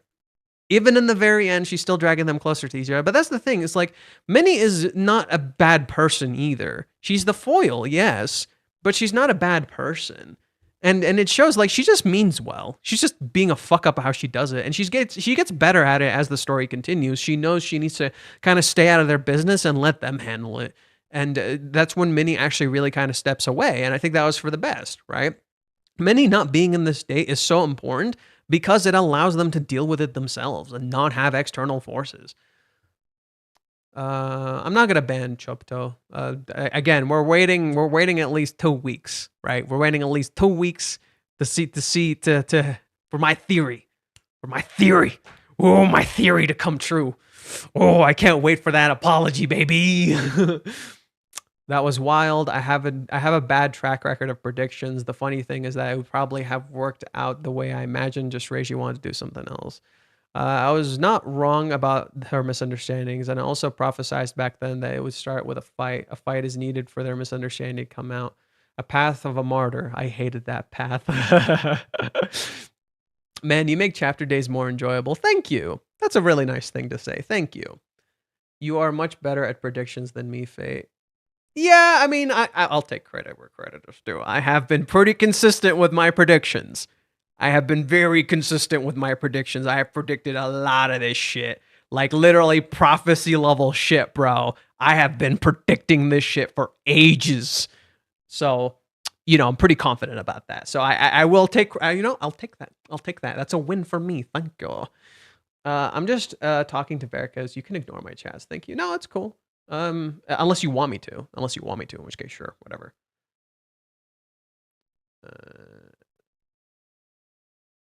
Normally, the original is just Chizuru and Kazuya living next to each other, and the relationship works without need of Minnie. Yeah, but Minnie's kind of like part of the family now. You're part of the family, son. So you can't. She may have messed up a lot, but they shouldn't kick her out, in my opinion. She's part of the family. They need her, right? She may have fucked up a lot. She may have created a lot of their misunderstandings, but they shouldn't kick her out. She's managing their relationship with YouTube logic. Yeah. Remember when Minnie are in love with fictional idols? Yeah, Minnie is in love with like a fictional character. I'm sorry. I'm not sorry, but I'm not sorry. For the record, I only agree with Fate until Fight and Kiss. I think the rest comes next date. No, I think they're fucking. I think they're fucking. Okay, so some people donated stuff. Let me address that really quick. Blacklands donated. I'm not sure. I'm not sure how much that is, but thank you for the donation. Is the girl uni in the train some Chizuru's high school? We don't know. The idea is that we don't know. Every character there is part of a uniform whole, so it's hard to tell. Curry was right. They're way past the 3-day rule. They've been together for 2 years. The motherfucker Kazuya might propose tonight. He literally has the ring. Shit, yeah. Yo, what if that does happen? Fight, kiss, put the ring on, sex. Fight, kiss, put the ring on, sex. Yo, expand the theory. A mind expanded. Challenge accepted. Yo, I love it. I love it. Kick her out for like 2 days. We'll see. We'll see. Yeah, Minnie is the audience self-insert for sure. Oh no, Minnie's getting evicted. I don't think she will be. Forget the hotel. They became a part of the street next few chapters. Oh my god. No, they're definitely getting a hotel. No, seriously, the Reddit and Discord are in Chernobyl right now until something happens according to them. So only things are watching are your streams. Oh, thank you. Yeah, there's a reason I'm not reading the comments on Reddit right now. There's a reason I'm not engaging with that. I don't want to. I'm not interested in that. I don't want to just walk into a fucking hate shit fest. I don't care for that. There's a reason I've been trying to somewhat stay away from like Twitter. I do have it right here, but I would only like read maybe some of the stuff the Japanese fans have said. But we don't really need to do that today. I feel pretty confident in my analysis of this chapter for now. I think the only thing I would want to check if there's like some things we missed in the Japanese, like certain things like Sheer came in earlier and mentioned, for instance, how there is a hotel literally 50 feet or 50 meters away from this place, like super close. So that kind of stuff, that's interesting, you know. But other than that, I'm not too crazy about stuff. I think. I'll look at what Japanese fans I'll look at what Japanese fans say after we finish the stream, and then we'll go from there. But yeah, so I did point out something I don't believe Verkez mentioned in his cohabitation thing, which is like how many tried to force them to get closer when they were playing the Twister game. That's a good representation of that. Did K bring protection though? Kazuya? Yeah, he has a single condom. One singular condom. It would be funny if Minnie comes the next day in the mood and calls. Oh, it would be so funny. Minnie shows up to be like, oh, I'm so sorry things didn't work out. That sucks. And they literally fucked. And she's like, wait, what? I feel lied to. No, I missed out on everything. No. That would be so funny. That would be so funny. Minnie just completely misunderstands the situation. How fitting would that be? How fitting would it be that Minnie, the character completely misunderstanding their relationship the whole fucking time, misunderstands now too? Because Kazuya told her that before. That's so funny. That's so funny, dude. Reiji is, oh, I fucking love this man. He's cooking like a crazy. Chizuru feels guilty about lying to Sayuri, but Kazuya did tell her that one truth, that he loved Chizuru. Yeah, he told that to Sayuri, not, yeah, like how deeply he loves Chizuru. It would be funny if Minnie comes the next day in the mood to, oh yeah, we read this. Every time they want to make distance from each other, some random BS gets them back together quickly. It's not that it's always been the case. It's literally the idea of fate and coincidences. But some of them have narrative purposes that vary for different reasons. It's not always just completely forced. There's a narrative purpose to the characters being pushed together. Some of it is the characters questioning if it's fate. Like there's this question in the story constantly: is the stuff happening to these characters fate, or is it just coincidences? And it's literally Reiji questioning his own narrative choices. Did this happen just because it was, convenient, or did this happen because the characters, like, there's something up there actually working to push them together? Is there something actually pushing them together, or is this just coincidences? Is it just pure coincidence? And that's kind of the idea of the characters seemingly running into each other here. It's like they wanted to give each other space, but in reality, that just brought them back to themselves, all the way back to where they began. They both walked and walked and walked and came back to this person in the very end. Even when they drifted apart, even when they broke up, even when they got rejected and things didn't work out, they came back to one another. That's kind of magical, dude. That's kind of fucking magical. It's like that fucking Thanos though. That Thanos quote. It's like, all this and it all brought you back to me. It all, like, I forgot the line. What's the Thanos line? Let's pull it up. It's so funny. It's so funny. It's like a terrible comparison, and if you think about it, but it's kind of funny.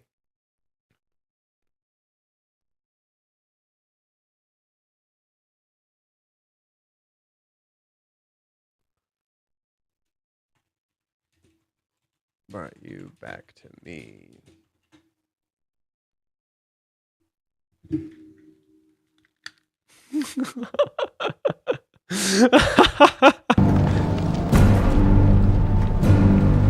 You could not live with your own failure.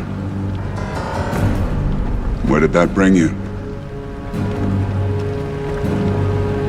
Back to me.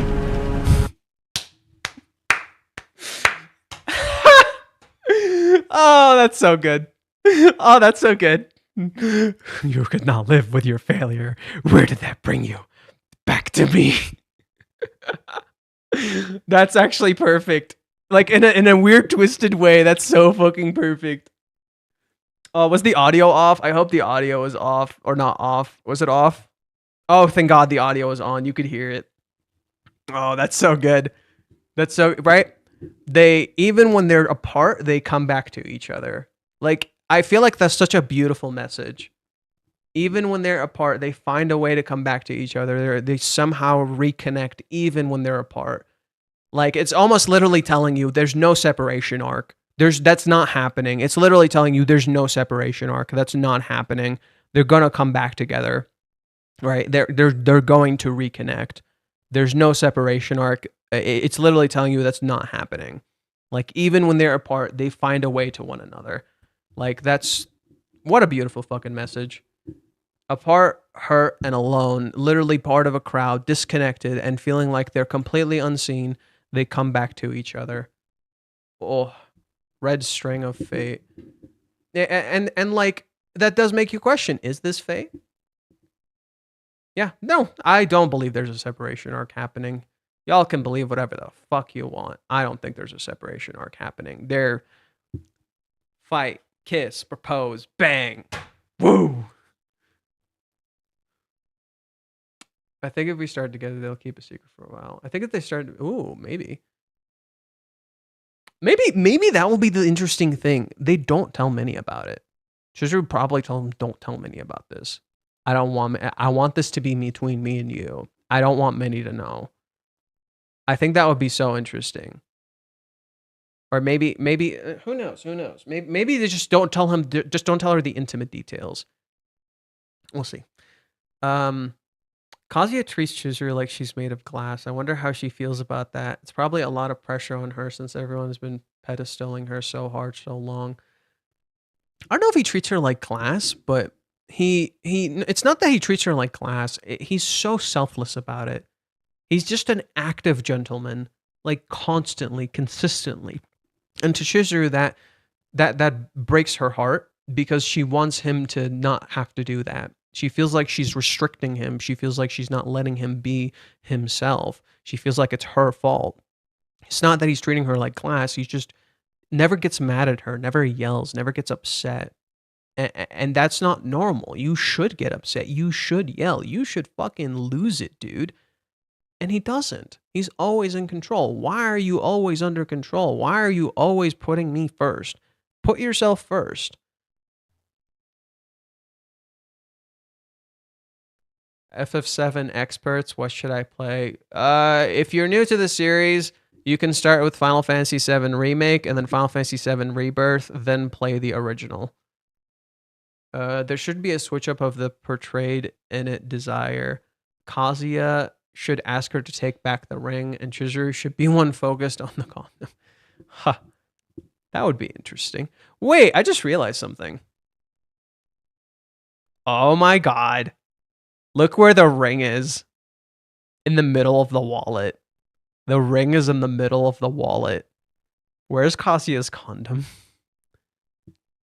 That's so funny. That's so funny. Dude, it's right there. That's so funny. It's literally in between the wallet. And there's also like a thematic idea to that. I also think it's interesting. Kazuya is on his phone, puts that phone down. God, no, there's so much here. Like Kazuya thinks back to the time he had with Minnie. He just says sorry, right? We worked through all that. We did all that preparing. It didn't amount to anything. All he can say to Minnie is sorry. I couldn't live up to your expectations. And then he looks at the ring inside the bag next to a closed phone. He tosses the phone in there too. And then the wallet is right there. It's like all of his effort is in there, including the wallet, and the ring is just in the middle of that. I think it's really interesting that the ring is in the middle of the wallet like that. I think that's really interesting that like it's almost like being cradled by the element of money, if you will. Like that thing is like it's being drawn into like all these other things that shouldn't influence it. That these things that should not influence the beauty of this ring, it's being like tarnished by all these other things. When the ring should be somewhere beautiful, it's in the middle of all this crap. Yeah, the phone, the wallet, the ring, reminders. Yeah. Everything's a reminder. Sorry, I'm sorry. And then he sees these couples and his face disappears. Gut-wrenching. Gut-wrenching. The ring case, remember Chizuru pajama shorts. The rose, I mean. Yeah. The rose, yep. When Rent a Girlfriend eventually ends, do you plan on doing other manga or maybe gaming streams? Oh, I have no idea, buddy. I'm not even that big yet, so I don't even know yet. I really don't know. But the series is going to go on for a while, so I'm good. There's no like immediate rush. Oh my god, we need to get back to Veracruz. I'm so sorry, Veracruz. We keep doing this. I'll find a way to like condense this into like a big stream or some shit. I'm so sorry. This is so funny. Okay, Kazuya agrees to the cohabitation. Chizuru wanted to make the stay as comfortable as possible for Kazuya since he was against the cohabitation. She tried to give him as much privacy and independence as she could. As she could. She separated the house into 2 parts, installed a curtain. Now it's almost like he lived alone. He just had to share the kitchen and the bath, but if they established rules for their usage, he would not be bothered unnecessarily. Chizuru also had to ask Minnie to live with them so Kazuya could see this as having roommates. Okay. The cohabitation. I want you to read the cohabitation again with the knowledge of these subconscious impressions of each other. You will notice that they got impressions confirmed a lot. Kazuya was a lot more optimistic. He got confirmation of his fears, and he always actively rejected it and decided to trust Chizuru instead. The most notable instance of that was the appearance of Umi. Yeah, Kazuya, when Umi showed up, he had a lot of doubts. He had a lot of insecurities. But through the time he spent with Chizuru, he found a lot more confidence in that. Chizuru was the opposite.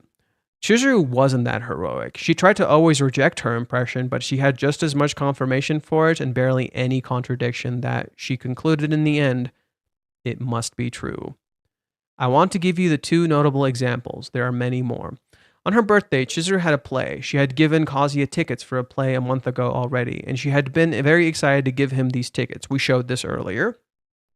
She thought he would like it. She assumed from the dream date that he liked school uniforms. Remember, Chizuru during the play wore a school uniform. Let me pull that up so we can see it. There it is. So this is not that date, but this is the dream date.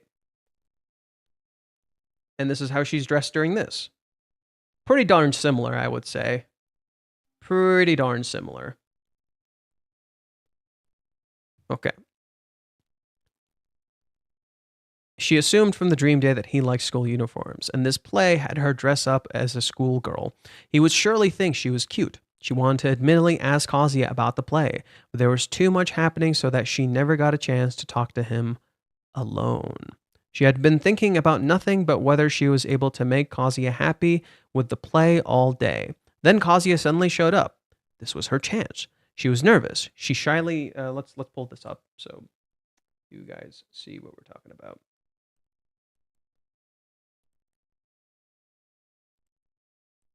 Is this the... Wait, what the fuck? The good scans. Where are the good scans? Oh, there it is. Clean scans. Sumi leaves. Kazuya comes up to her. She's cleaning the plates. So how did you have one? So you did have one after all, a birthday party, but Sumi-chan had done all the preparations beforehand. I couldn't say no. She's displeased. She really didn't want you to do it, which is it now? Right? So initially, Kazuya wanted to do the dishes. She says it's fine. Then she talks about that. But in reality, she wanted to ask about the play. How did you like the play, huh? You were there, weren't you, for the afternoon show? Things got a bit messy with the birthday party after all. Oh, no, I'm not asking you to critique my performance or anything. I'm not asking you for technical stuff like that, but, well, I just wanted to hear your thoughts. Look at her fall apart. She just wants to know what he thinks. She just wants to know what he thinks. She just wants to hear his thoughts. It's so cute. She's so cute. She's so fucking adorable. She literally just wants to hear what he thinks of her play and how she was. She's so fucking adorable. It's actually gonna end anytime soon. Like, purpose, they got together with the next 5 chapters and they deal with everything. I don't think it's gonna end super fast. No. I think there's going to be a lot to resolve in the background even after they get together. Fade is dragging Verka's post like Chizuru is dragging. Shut up! Shut up! You shut up! Is it weird that Kazuya keeps his anger and sadness hidden but doesn't break or show as much? Isn't that what men do? Isn't that what men do? We control our emotions. We don't let it out. You're not supposed to get angry. You're not supposed to get mad. You're supposed to control yourself. Isn't that what most men are told to do? Keep it in. Don't let it out. Smother it. Right? But Kazuya isn't really just angry here. He's just lost and disappointed and confused. He's too busy with that. He's too busy to be angry. And eventually he will snap. He will snap. So we'll see. Faye, do you think Chizuru can see Kazuya's empty look even though she's further away than he is? If you mean like how the chapter ended, I don't know. Phase and Dragon the Post is just ADHD. Tell me about it.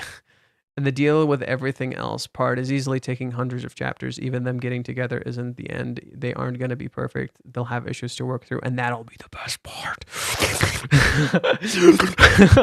That's going to be the best part. That was the best part. Okay. On her birthday, Chizuru had a play.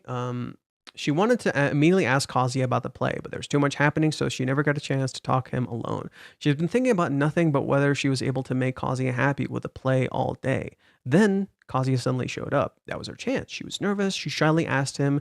He thought of the play, not an analysis, no, just how did he like it? Kazuya told her that he has no critic, but she was the best, the absolute best at the play. No doubt about it. No word about her. Let's read what he says. It was great, really, really great, right? Kazuya gets jumpy, like usual. Of course, the finer details were beyond me. That was the case last time, but you had a really important role this time too, though it's a side role. But you were the best out there, to me at least. You were brilliant. She doesn't look completely happy with that. Why? Can you elaborate on your point here, Verquez? What do you mean nothing about her? Like specifically about what she wore or how she looked? Is that what you mean when you say this? That like that's not a word about her. He said she was the absolute best, she was the best, she was brilliant. But what do you mean nothing about her? You could see her disappointment. Yeah, she doesn't seem completely happy here. That I agree with. She doesn't seem completely happy here. Not a word about her. You could see her disappointment briefly. She thought he would have liked it. He never said he liked it. He probably didn't like it. Yeah, he said the play was great. He didn't know the finer details. Thank you.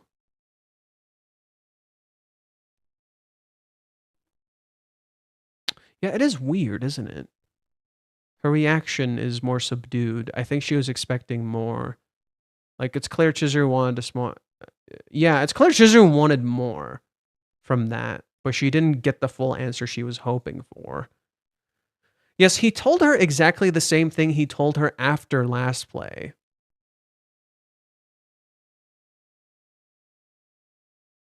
Oh yeah, I have a bit of autism. I got a bit of autism, just a that bit. At least I think I do.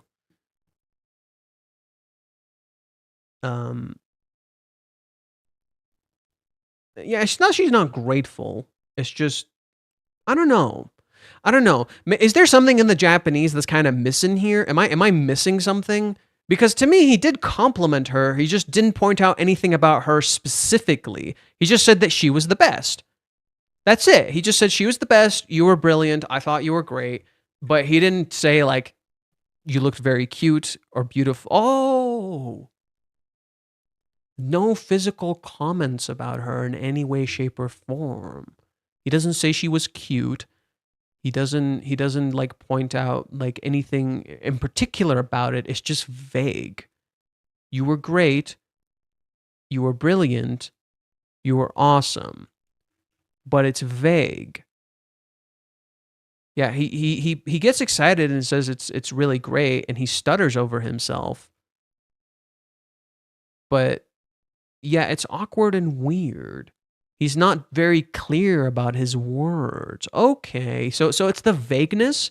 It's the lack of like very specific details.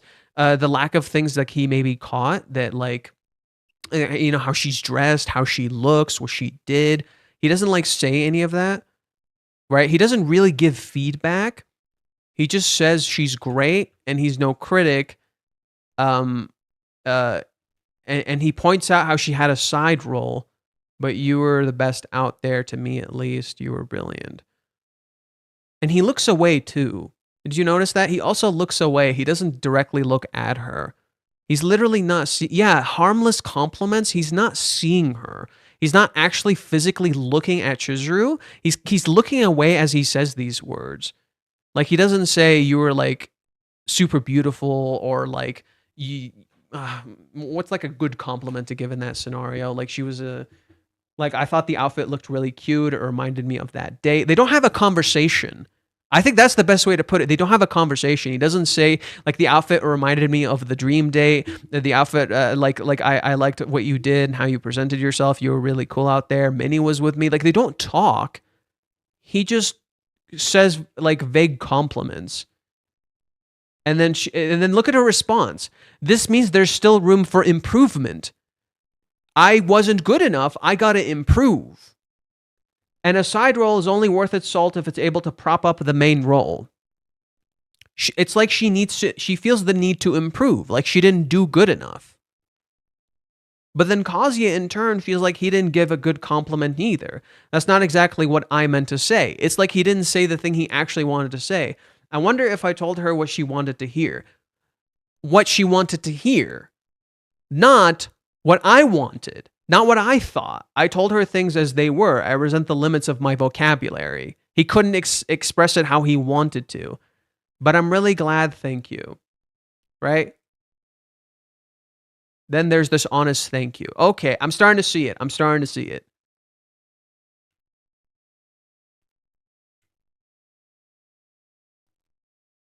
That said, this probably doesn't amount to nothing. This probably does amount to nothing after all. Yeah, he feels like he needs to do something for her. Again, the script kind of got flipped. She asked for a compliment. He couldn't give a good enough compliment, so he gives her anything I want tickets. I don't need so much. I only need one.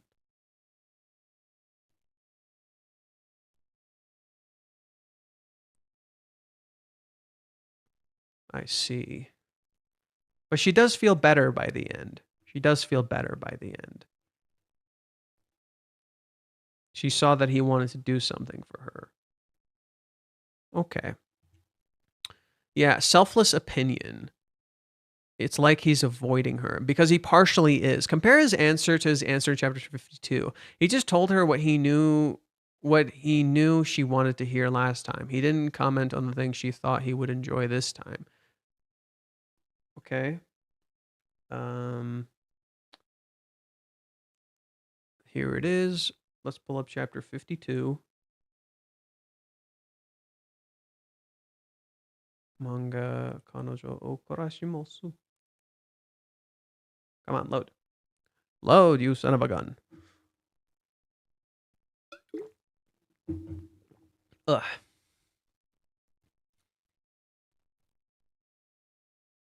$52. Okay.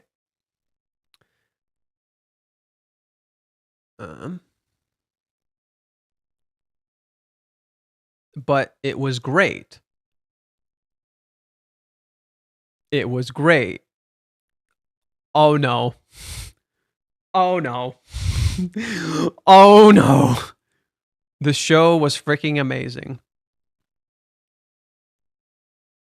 I was really moved by her performance and acting. The whole tutor was totally into it. I can't really express it well. You will cool up there, cooler than Fonzo. You talk as if you're some sort of drama expert. Whereas here, it's different. He limits himself. He limits himself. He's not saying as much. Whereas before, he really passionately says what he felt. Here, he limits himself. Look at how he directly looks at her here versus how he looks at her here. These two panels kind of mirror each other. Thanks.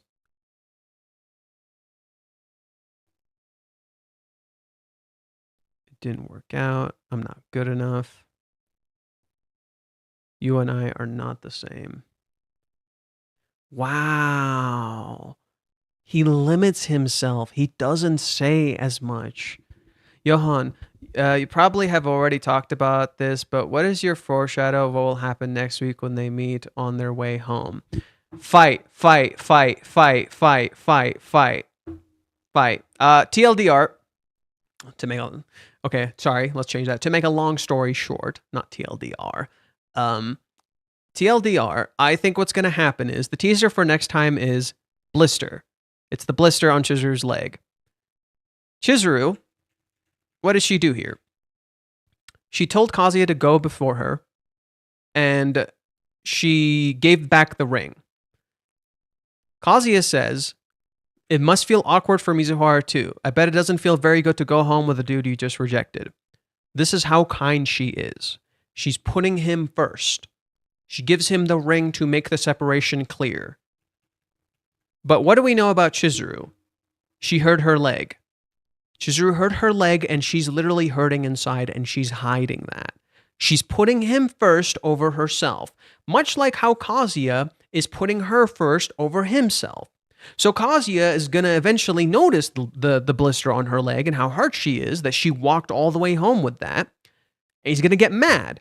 Why didn't you say anything? You were hurt and you didn't say anything. What the hell? Why are you putting me first so much? Why don't you care about yourself? In return, Chizuru will say the same thing to him. Well, yeah, what about you? You never put yourself first. You're always putting me first. You're always being super selfless. They get into a fight. I don't know if the kiss will happen after that, but I'm calling it right now. Afterwards, something is going to come out in the fight, and they're going to kiss. They're going to say how they really feel and how they think themselves bad people, and they're going to kiss.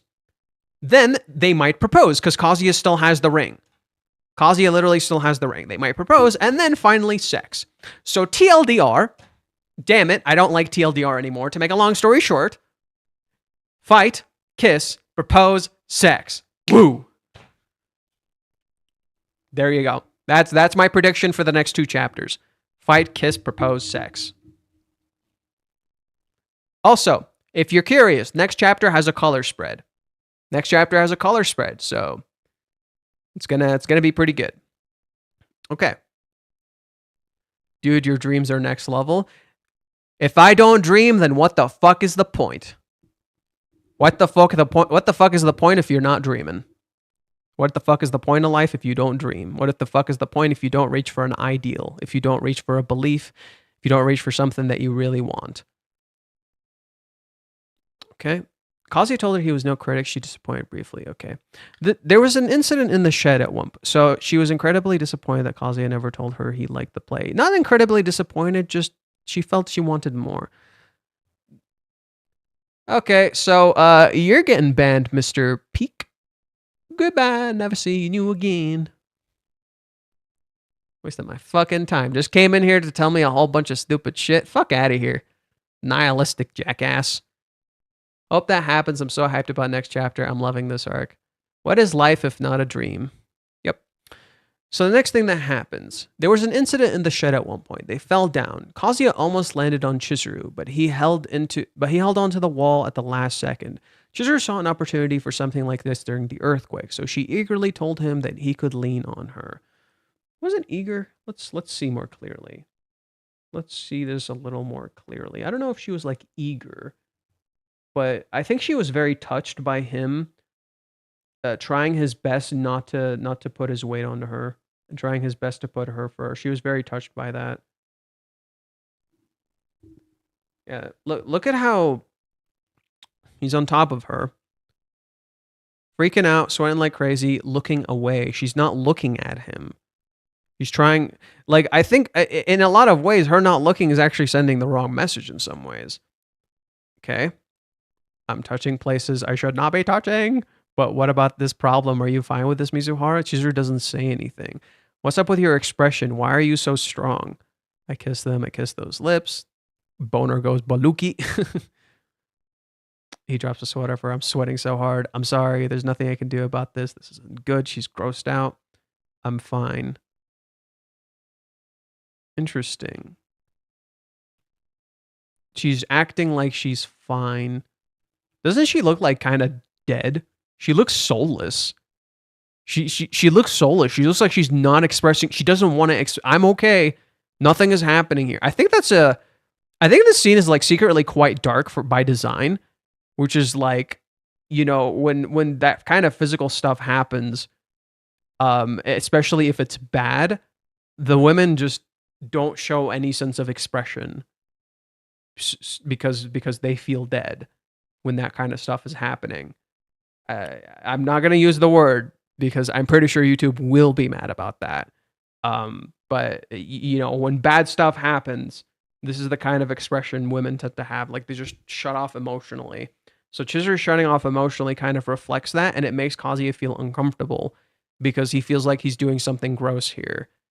So naturally, Kazuya feels like what he's feeling is gross because Chizuru's not showing any sense of expression. She's shutting down. She's literally just shutting down. My sweat is dripping down her skin. No wonder she's grossed out. Why did things turn out this way?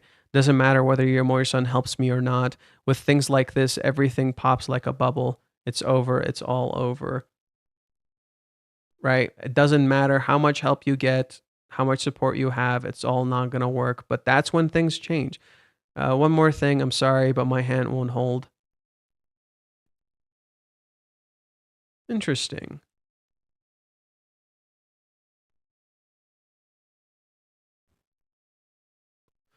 Huh. It's like she's seeing him blushing and sweating like crazy. And it's like maybe she's thinking he's stopping the floodgates. Maybe he actually does feel something sexual here. And he's trying to stop himself. That could be another way to reinterpret this. And she says it's fine, you can lean on me. It's like she... Wow, that kind of flips the fucking script when you think of it like that. That Chizuru actually wanted him to lean on her. Oh. Oh, she sees his expression. I bet she was turned on. Yeah. She's not grossed out. She's turned on. Oh. Not just accepting him. She actually feels happy that he's reacting like this. Oh. Wow. That really delves into the that really implies the darker meaning of Chizuru's emotions. That's why she's in shadows. She's hiding the fact that she feels lust here. She's hiding the fact that she feels lust here. Sorry, for real. I'm sorry. Boom. And it finally happens. And then Kazuya screams like the victim. Not the killer, the victim. Kazuya is not the killer. Like, remember what I said? This is a reference to The Shining. This entire arc is a reference to The Shining. And Kazuya screams like the victim when he falls onto Chizuru. As if Chizuru is the one taking advantage of him. Oh my god, that flips the script like fucking crazy. Oh, that's okay. Where am I? Mizuhara smells. The only thing I can sense. Is this a dream? I can feel her underwear, just one layer of cloth below. Her breasts are deformed like cheeks, so soft. How can something so soft exist in this world? He's like in a dream. No man exists who can stay calm despite all this. Should this really be allowed? Shouldn't it? This is bad. My mind keeps going to weird places, keep thinking of things like wanting to hug her all of a sudden, wanting to kiss her or something even beyond that. I'm such an idiot. What am I getting excited about all by myself?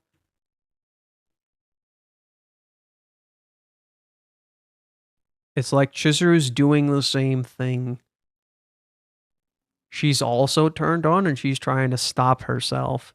That's why she makes this reaction. She's trying to stop herself. Don't react.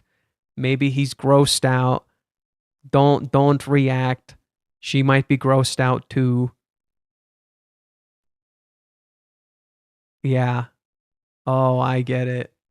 Oh, I get it.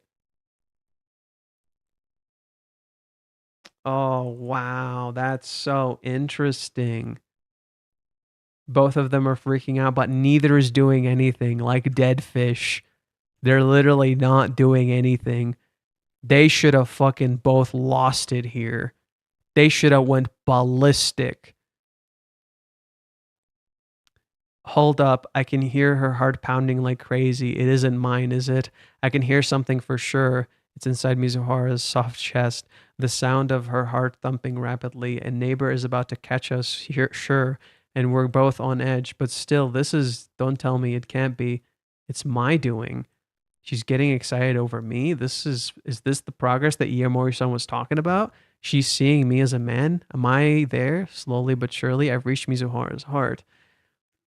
Tell me, Mizuhara, what are you thinking right now, this heartbeat? Isn't this the answer to your investigation? Will you let me kiss you again on those lips? Will you let me touch you? I want you to accept me. I want you, all of you. And it stops. Nothing happens. Bro. That's so interesting. I ate in the morning, like around 7. It's currently 2 p.m., so it's been a while since I ate. That's so interesting. Wow. He didn't express any of that. All that happened is he had a nosebleed. And then Chizuru takes off her thing. And she feels bad because she said to lean on him. She feels bad because she said to lean on him. That's why she says, I'm sorry. Because she wanted something to happen and he got hurt in the process. So she feels bad. She feels like she hurt him.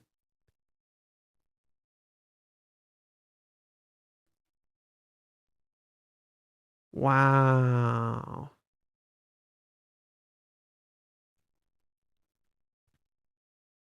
Yeah, and the way she removes the hoodie, that should have happened earlier, right? He was helping me move stuff into the storeroom, and he had a nosebleed and fainted. Damn, all that happened while I was away? That's such a lie, Mizuhara. What happened again? What happened again? She lied to Minnie.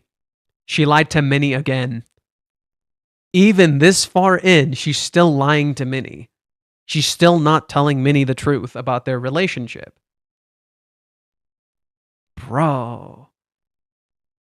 This is how much Chizuru does not want Minnie to know about this. This is how uncomfortable Chizuru feels about Minnie knowing about this. Well, I can't deny one thing. If Iamori-san learned the truth, it would cause problems. Huh. Someone learning the truth causing problems. Doesn't that sound familiar? Like Ruka. Or Mami. Or Kibe. Or Nagomi. Huh. Isn't that interesting? How Minnie, knowing the truth about this, would cause problems. Like Minnie causes problems. She also likes to spill the coffee or whatever, right? She would just tell everybody. Minnie cannot keep her lips zipped to save her fucking life.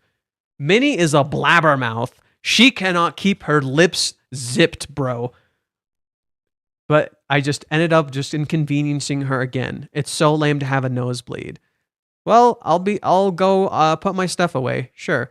If she were to think I was aroused or something, that would be the end of me. Let's flip the script onto Chizuru. Now that we know Chizuru was turned on too, if he thought I was aroused, he would hate me. My God, this man's a genius. I mean, I was, but still, I feel like she'll end up thinking I'm creepy. This is going to cost me some points for sure. Flip the script. My God. I'm sorry for ruining your clothes. I'm sorry for telling you to lean on me because I was aroused. Oh my God. I'll get it washed for you. I'll get it to dry cleaned. What are you saying? I'm the one who asked you to help move stuff. And I'm the one who should apologize because maybe it's because my dad left my mom so quickly, but for some reason, Tamagi-san always fishing for info on my relationship with men. It's weird, isn't it? Mom and I aren't even the same people. Her eyes are closed here. She's apologizing for a mistake that was done in the past, not what she actually feels sorry for, that she hurt him. Look at how she sits. Fetal position in the corner, away from him. There's literally a table separating them. She feels like she's not allowed to be close to him anymore. She can't sit next to him anymore. She doesn't have the right to. She feels like she used him. That she was aroused and he wasn't. So she hurt him. I see. She was more on edge than I thought. Does this explain the heartbeat I was hearing? No, but still. I can't help but think she kicked me away just because I came close way back then. But now she doesn't push me away and even lets me lean on her. I feel like this means something and it just doesn't stop. Even as we sit here like this, my heart continues to race. Same thing. Both of their hearts are super racing here. But Kazuya, while he had a positive experience, Chizuru is sitting here blaming herself. Not letting herself get closer to him because she doesn't feel like she has the right to. She has to literally set a table between them. Damn. Minnie walks in, sees both their reactions. What's up, you two? Something up? It's nothing. Pretends to faint.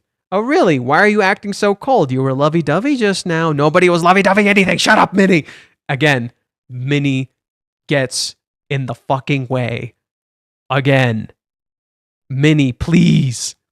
Minnie, please. Okay. Let's see here.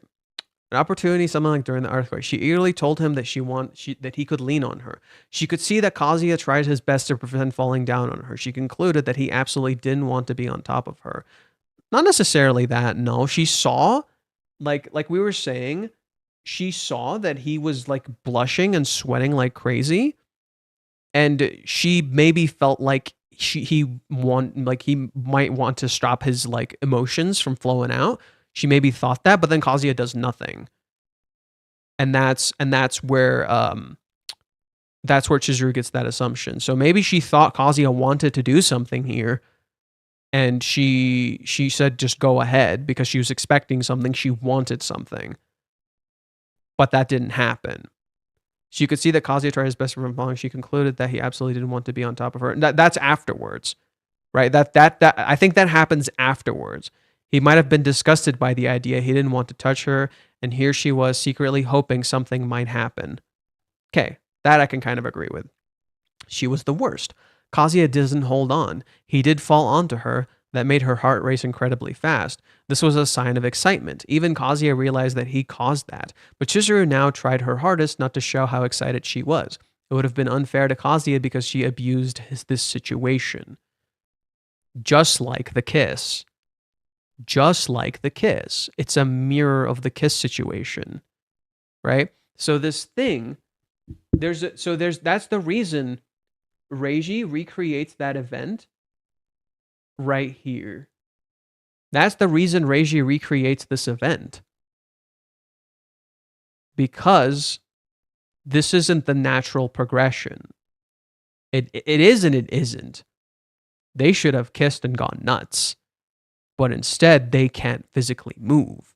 It's literally showing you something is wrong, right? It's showing you both progression and that something is wrong here.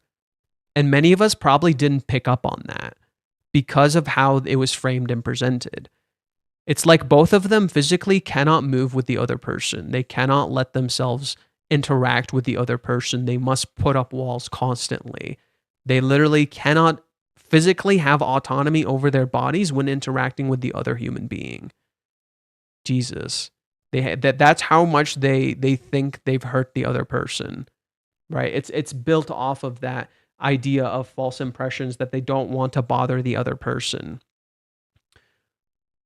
Chizuru now tried her hardest to not show how excited she was. It would have been unfair to Kazuya because she had abused his situation, just like with the kiss, where she thought she took advantage of him when he was sleeping. She could have helped him get up instead, but she didn't want to. After he passed out, she apologized for what she had just done. And then we have Minnie. She was there, she was always there, and just confirmed their subconscious impressions. She constantly told Kazuya that Chizuru was still cold. She gave him the impression that Chizuru still didn't love him. She projected the image that Kazuya had almost broken her walls. She encouraged him to push harder to break those walls, but Chizuru had taken down her walls for Kazuya already. Now he came at her and pushed further, and Chizuru had to protect herself just so she wouldn't be crushed. Kind of good imagery if I do say so. But Minnie also encouraged Chizuru to be more proactive. I'm sure she was the one who suggested her outfit when they went shopping. She's also the one who put her in a bunny suit. Oh yeah, when they went shopping, that's a good one to discuss. That's actually a pretty good one to discuss. When they went shopping, what does Minnie do? Who remembers what Minnie does that makes Chizuru uncomfortable? Minnie does some shit that makes Chizuru uncomfortable. And a lot of people blamed it on Kazuya. It was literally Minnie's fault. What does Minnie do? Look at what Minnie does. So they go shopping. She says, okay, Chizuru-san, now sit there. Right, so let's see here. Kazuya thinks he's making progress. Fuck, I just keep thinking about what Iomori-san said over and over, the skirt thing. So she put this thought in his head that he can't remove anymore, and then she puts Chizuru in a situation so Kazuya has to look at her skirt. She makes the creepy sex moment in anime. She designs it on purpose and ends up making both of them feel uncomfortable. Minnie! Girl, what the shit? Oh my god, everyone was like blaming Kazuya here when Minnie literally created this situation. So let's see what happens. It's quite large, isn't it? Yeah, it's like a cockpit. Is it true? Does this really happen, Mizuhara? Even if I keep thinking about it, it's not like I'll find an answer. Okay, Chizuru-san, now sit right there. Wait, what? Huh? Mizuhara's trying it? You're always really exhausted, aren't you? And you have a performance tonight. Take your bag off. I'm not tired. Minnie literally pushes her into the chair, right? What is Iomori-san even doing? I mean, I do want to see Mizuhara in the chair, but she's going to get mad if you force her, like, geez. Huh? She's not, right? Chizuru doesn't particularly mind. She's like, okay, sure, fine, I'll do it. It's not a big deal to Chizuru. And maybe she actually wanted Kazuya to do that, right? Maybe she wanted to be around Kazuya. Maybe she wanted Kazuya to actually notice the skirt. But the fact that Minnie orchestrated it is what made Chizuru a little uncomfortable at the end of the chapter. Or maybe she never even considered the skirt thing. Maybe she's just like, it's not a big deal. Let's go see. You're going to try it, Mizuhara? Should I really be watching you laying loose in a massage chair, right? It's not a big deal. Which button should I press? Is this the right one for the back? She's really going along with anything Iomori-san says. Or should I say her boundaries are all over the place? Her boundaries are all over the place. Why have it happen at random when you can have another character force it to happen? And that character happens to be your friend. So Chizuru's boundaries are all over the place. That's an interesting thing for Kazuya to point out, in particular because she has the boundaries she has with Minnie that she established that she feels kind of comfortable with, but then she has the boundaries she has with Kazuya, which would make her naturally uncomfortable. So around Minnie, Chizuru doesn't particularly feel uncomfortable showing like her skin or her body in any way because Minnie's another girl. But then when she's with Kazuya, it's a little uncomfortable. So it's weird that Minnie, a fellow girl, is orchestrating a scenario to put her friend, who's also a girl, into an uncomfortable situation around the guy that she likes. She's kind of screwing Chizuru over. Or is this all because what she likes, or is this what she's like in private life? Here it is. Start. No way. This is a recliner? Huh? What? Had no idea. So, Chizuru didn't know it was a recliner. She didn't think it would happen. Me neither. Bullshit, Minnie fucking knew. The fact that she's in a skirt is backfiring. Isn't she way too sloppy? Where do I look? Oh, I can't. She can't find out I'm looking down below. Oh, God. She closes her eyes. Minnie, you piece of shit! Minnie, you piece of shit! Oh my god, Minnie, you piece of shit!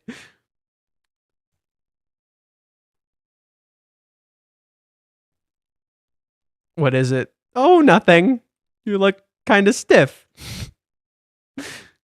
She's a sight to behold, her whole thing. I'm feeling lightheaded. That was fun. Why is it fun for you?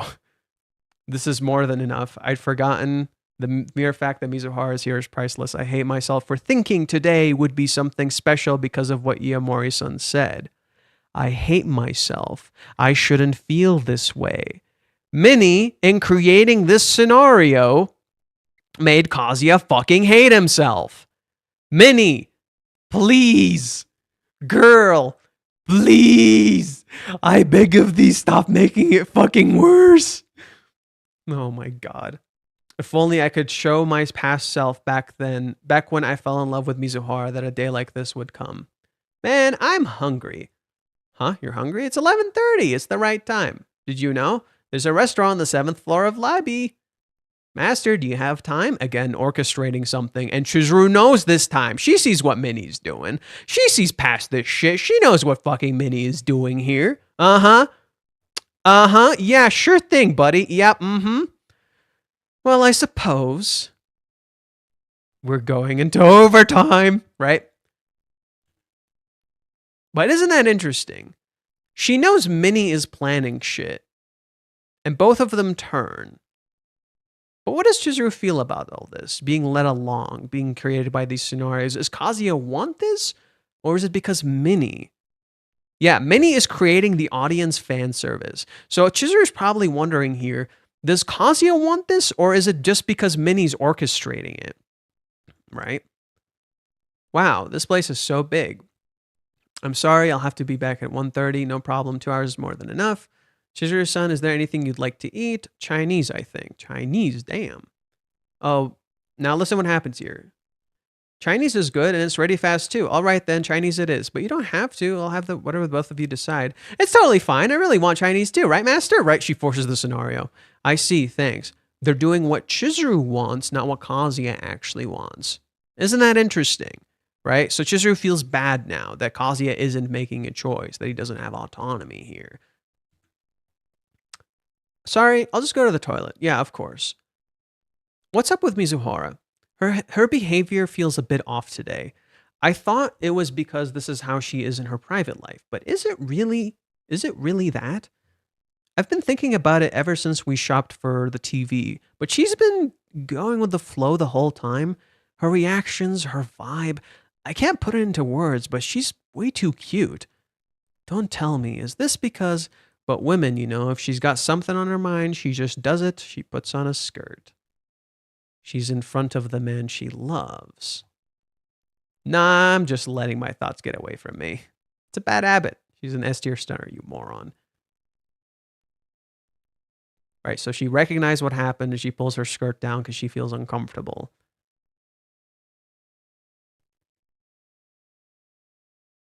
And that's it. That's all she did. She just went to the bathroom to pull her skirt down. Just to hide because it's uncomfortable. But it's funny. It's like she's restraining herself. It's like she's restraining herself.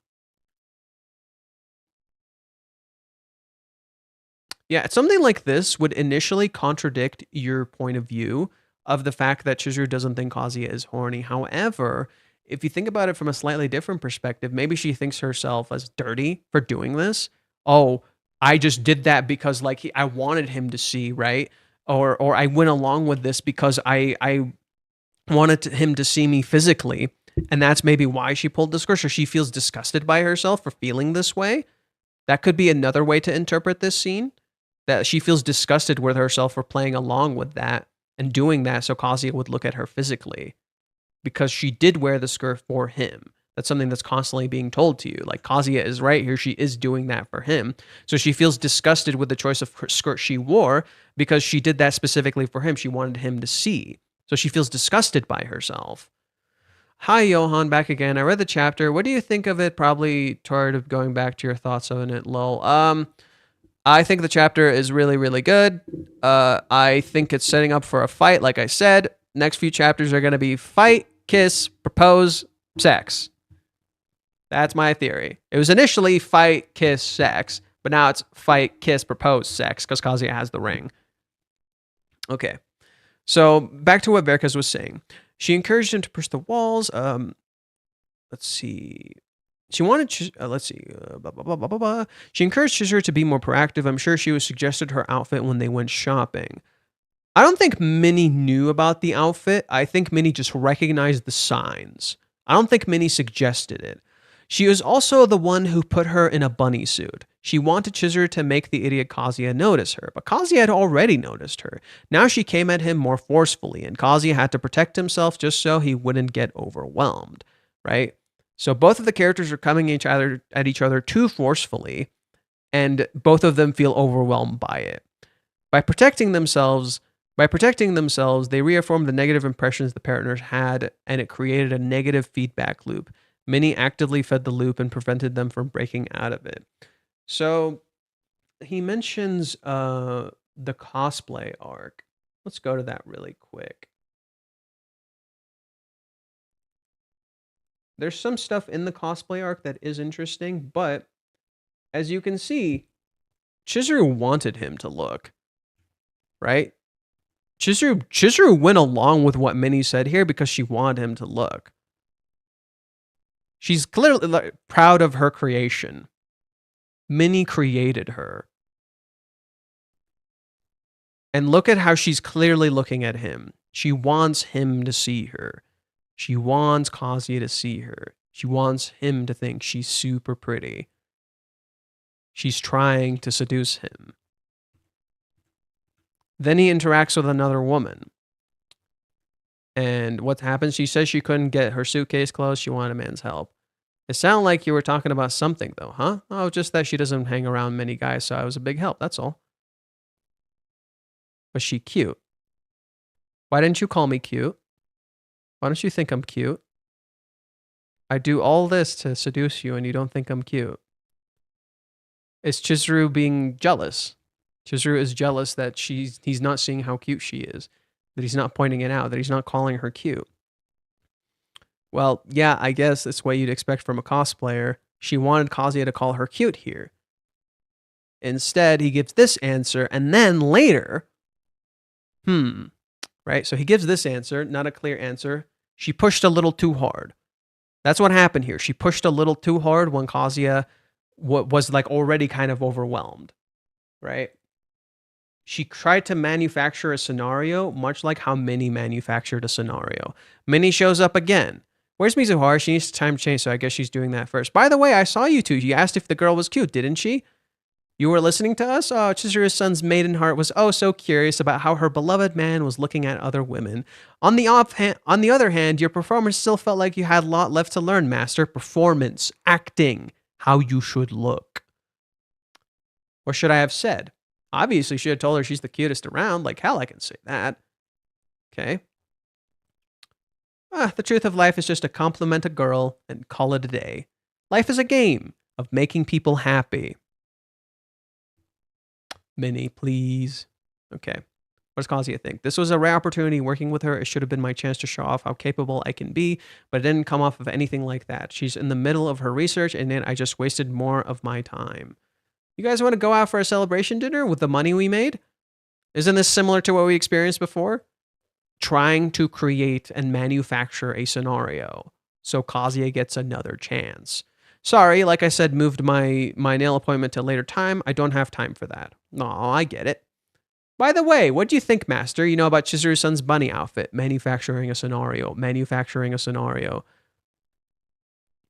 Enough. I don't need any of that. At this point, it just sounds like you're trying to butter me up. Besides, everyone was here to see Minnie-chan. I didn't come here for that kind of thing. You were cute. You were cute, the cutest. Kazuya never says this. Kazuya never says you were the cutest. It doesn't feel authentic. Chizuru gets pissed. Don't do that. Huh? Gets mad at Minnie. This is so difficult. She sees him depressed, but sorry, if you're serious, that makes me happy. Okay, that's good. That's good. They're clearing stuff up, but there's that doubt. There's that doubt that never goes fucking away. The doubt keeps being there. Now, another thing we can understand about Chizuru before we continue with what Verkes wrote is this. Isn't Chizuru jealous of Ruka and how Ruka is super pretty and she constantly throws herself at Kazuya physically? Isn't it interesting Chizuru tries to create similar scenarios so he can go after her physically too? She's trying to mimic Ruka because Ruka does that and Kazuya is seemingly interested in her physically. And yet Kazuya doesn't seem to be physically interested in Chizuru. And it's because Chizuru doesn't actually see how Kazuya deals with women when they throw themselves at him like that, especially Ruka. She never saw how Kazuya actually dealt with Ruka. She hugs him, she touches him, she never noticed Kazuya doesn't actually touch her. Kazuya never actually does anything with Ruka. So she doesn't realize Kazuya is actually very respectful of the women around him's private space, right? Like it's their space. He doesn't want to enforce his will onto that in any way, shape, or form. So she doesn't recognize it's not because he's not physically attracted to her. It's because he can't show that. He's not allowed to. Okay. Let's see. The date. Okay. We're almost done. A little bit more. Let's see here. Both Chizuru and Kazuya made it clear near the start of the date what their goal was. Chizuru wanted Kazuya to think she was cute. Kazuya wanted Chizuru to think he was cool. But this was their impression of each other already anyway. They both didn't understand why their partner wouldn't have a confirmation for the obvious. When Kazuya said that Chizuru was cute, it made her feel like she just made him say that. He never told her she was cute without being prompted. What we just saw with Minnie, perfect example of that. Consistently, every time, Kazuya never points out how attractive Chizuru is to him without being prompted, without being given the okay. He never says it. He can't say it. He's not allowed to say it. Okay. We get to see Chizuru having fun with childish games at the arcade. She wanted to do this because she knew how happy Kazuya was at the child care center. She wanted to see that Kazuya again. That's why she asked for a normal date in the first place. She wanted something normal, like their date at the child care center. She thought that Kazuya might enjoy that, but over the course of the date, she rarely saw Kazuya fully enjoy himself. He was too focused on giving her a good time to actually enjoy the date, and she had explicitly asked him not to think about her happiness. There is one thing you missed. I don't know if you mentioned it, so let's keep reading. Chizuru didn't want to give up. The whole date showed her trying to give Kazuya the best time possible. Her questions for Kazuya were also very intimate and very closely related to the topic she actually wanted to ask him about. She asked if he was bothered by her dating other guys. She asked how many kids he wanted. She asked when he would consider it cheating. She asked how he could say he loved her. His answers made it look like he hadn't thought about it much. The topics were clearly uncomfortable for him. It seemed to confirm her impression. Over the course of the date, it became clear to her that Kazuya truly loved her. He loved her in a purely selfless way. He didn't expect anything from her. He had no choices. He had no wishes of his own. He didn't want anything. When asked, he gave her the answer he thought she wanted to hear. And when she gave a different answer, he said that he would do that instead. He confirmed his love for her very explicitly and without any doubt, and without a doubt. And Chizuru fully believed him. She couldn't give back his selfless love. What she felt for him was way more selfish than that. Now, there's one thing he doesn't mention, and Chizuru does actually get through to Kazuya at one point. Let me see if this is the one.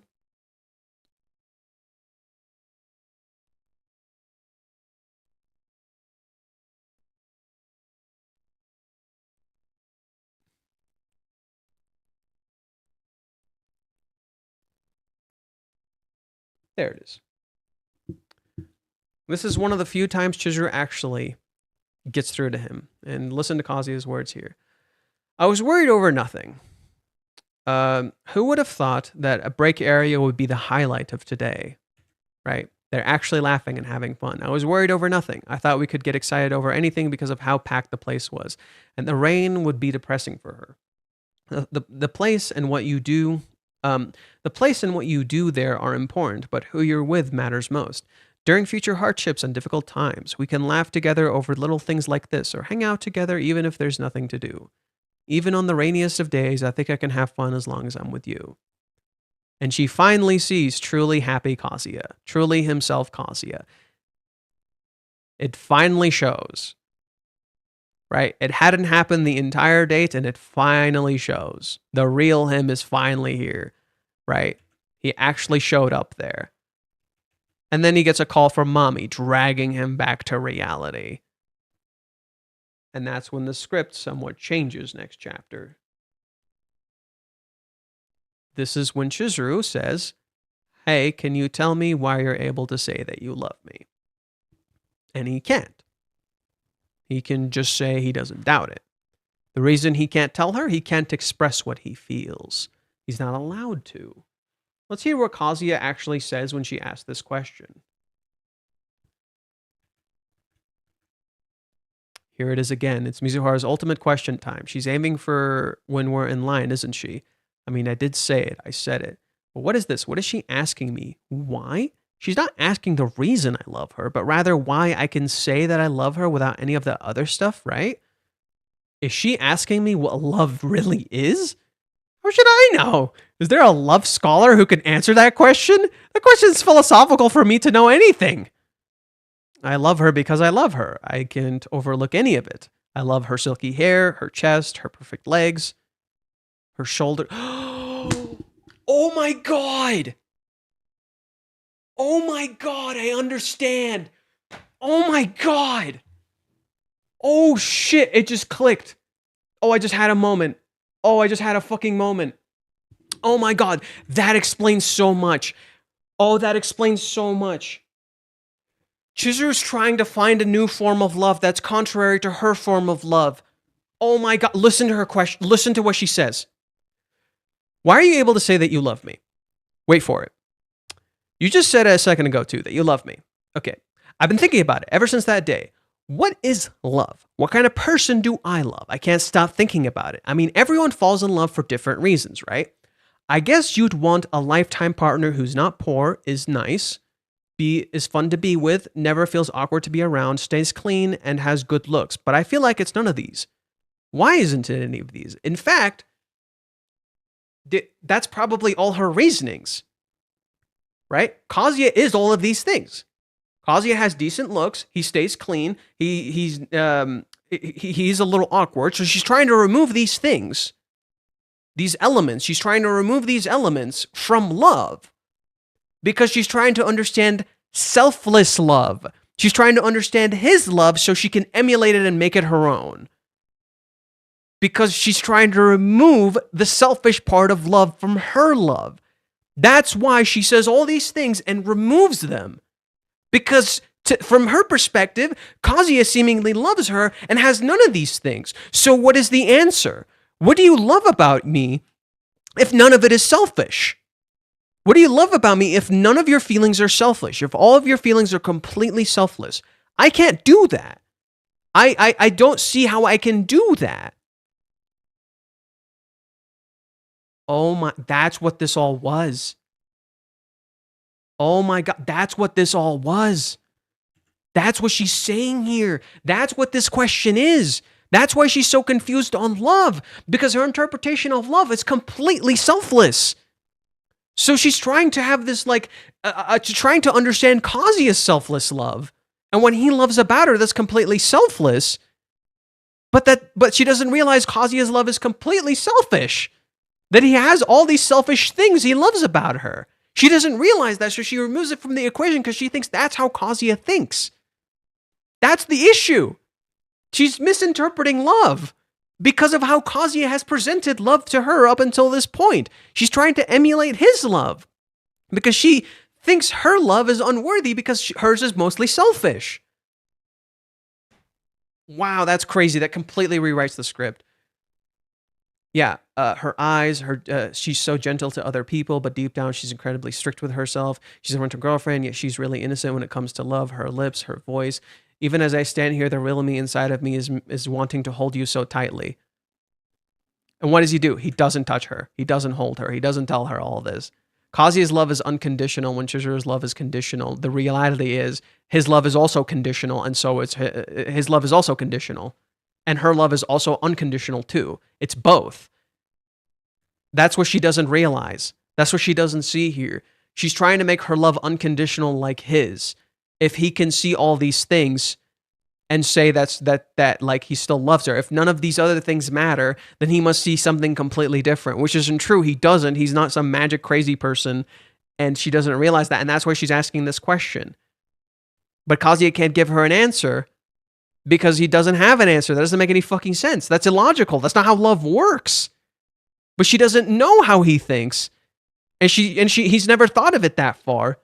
So she can't get the answer. She can't be like him, so she can't give him the same kind of unconditional love. Oh my God.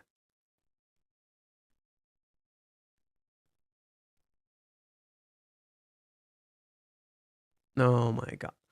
This has all been about showing your dark side.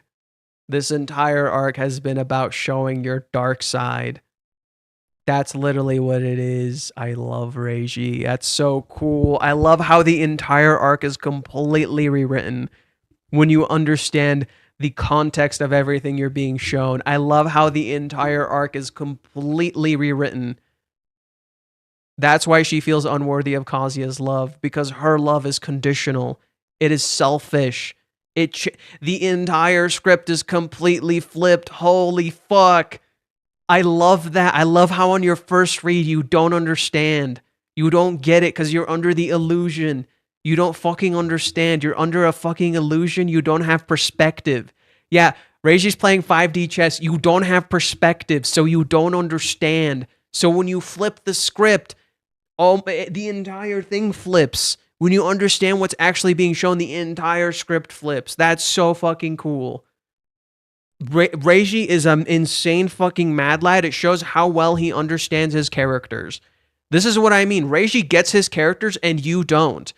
We don't understand the characters. We don't understand them as well as we think they do. And he understands them so much better than we do that he writes them in a way we could never conceptualize unless we knew what they were thinking. And now that we do, the entire thing flips. Genius. Holy shit. Okay. Chizuru wanted to give up. Asked him, okay. Yep. Over the course of the date, it became clear to her that Kazuya truly loved her. He gave her the answer he thought she wanted. Okay. He didn't want anything. When asked, he gave her the answer she wanted to hear. And when she gave a different answer, he said that he would do that instead. He confirmed his love for her very explicitly and without any doubt, and Chizuru fully believed him. She couldn't give back selfless love when she felt like her love was more selfish than that. There was one last chance. During dinner, she started drinking, and Kazuya, she started drinking with Kazuya. So this is important. I really agree with this. Her friends told her that she should be prepared for whatever happens. Sorry, there's someone talking in the background, so I didn't want that to like bleed into here. Her friends told her that she should be prepared for whatever happens when you spend the evening drinking with a guy, date or not. She was prepared. She hinted quite hard at becoming his girlfriend and then asking him what his plans were. And when he proposed, sounded quite promising. He wanted to take her to a romantic beach. Then he got cold feet. But Chizuru was actually eager to go. Maybe the date would still end by Kazuya showing her that he felt the same way for her after all. There were a lot of couples at the beach, but Kazuya seemed surprised by that. Maybe he had not known what the spot was popular for. She knew about the significance of this place as a rental girlfriend who had been to Odaiba 7 times already.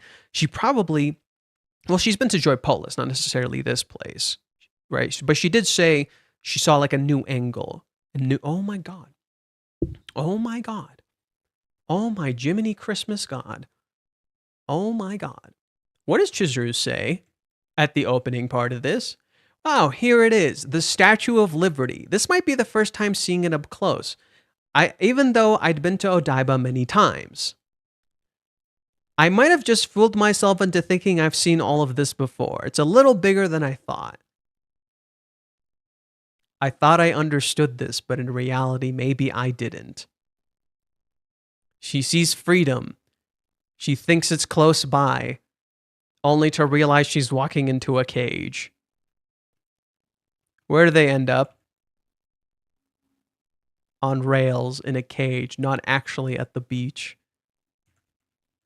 She sees liberty and freedom close at hand, only to realize she walked into a cage. Bro. This idea of seeing things from a different perspective, changing your perspective into thinking you understood something when it looked completely different. That's crazy. Last part of my date plan is finally started. The beach is over there. Yeah. The breeze feels nice.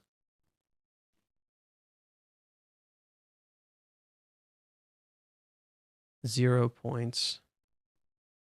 Chizuru looks away. She seems uncomfortable. Oh, that changes the meaning. They see the horny couple, and Kazuya doesn't do anything. He just says, "That's funny. Incredible. Ha ha ha." And she looks away, which gives Kazuya the impression that she feels uncomfortable by this. When in reality, she's actually expecting this, and she's just a little bit rattled. Oh my god. They're sending the wrong message to each other. We've got to move. Let's go over there. That's right there, over there. Let's go. Kazuya remembers that moment with Sumi. And then he tries to leave. We haven't held hands all day. You never touched.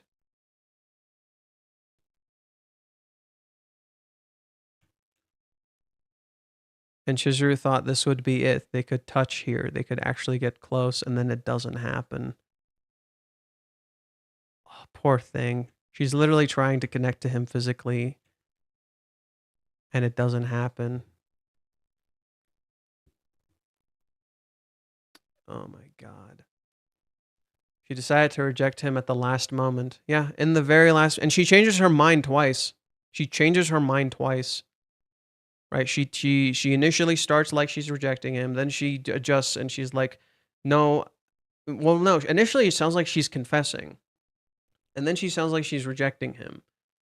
And then she has to stop herself and commit to a choice she wants to make, even if she doesn't like it. Because it's the choice she thinks will free him. She puts him first. God. Yeah. The reason she's blushing and freaking out here, she wants him to touch her, but she has to touch him. That's the reason she's freaking out here. He's leaving. Why is he leaving? Why isn't he being with her? Why isn't he touching her? Why aren't they doing anything? It's a romantic fucking spot, dude. This is the moment. This is when you fucking do it. And nothing happens. Because Kazuya walked into this with the impression that they were going to talk. But Kazuya doesn't say a word. Chizuru does all the talking. Kazuya never tells her anything. Kazuya doesn't say anything here. Chizuru does all the talking. That shit's devastating, dude. She hinted quite hard at becoming his girlfriend. Yep. He wanted to take her to a romantic beach. Then he got cold feet. There were a lot of couples at the beach, but Kazuya seemed to be surprised by that. Yep. And that's why we checked. She probably wouldn't have let any customer take her to the beach late at night. She encouraged Kazuya to do it, however. And then he took her to the most romantic spot of all, on a pier directly next to a water.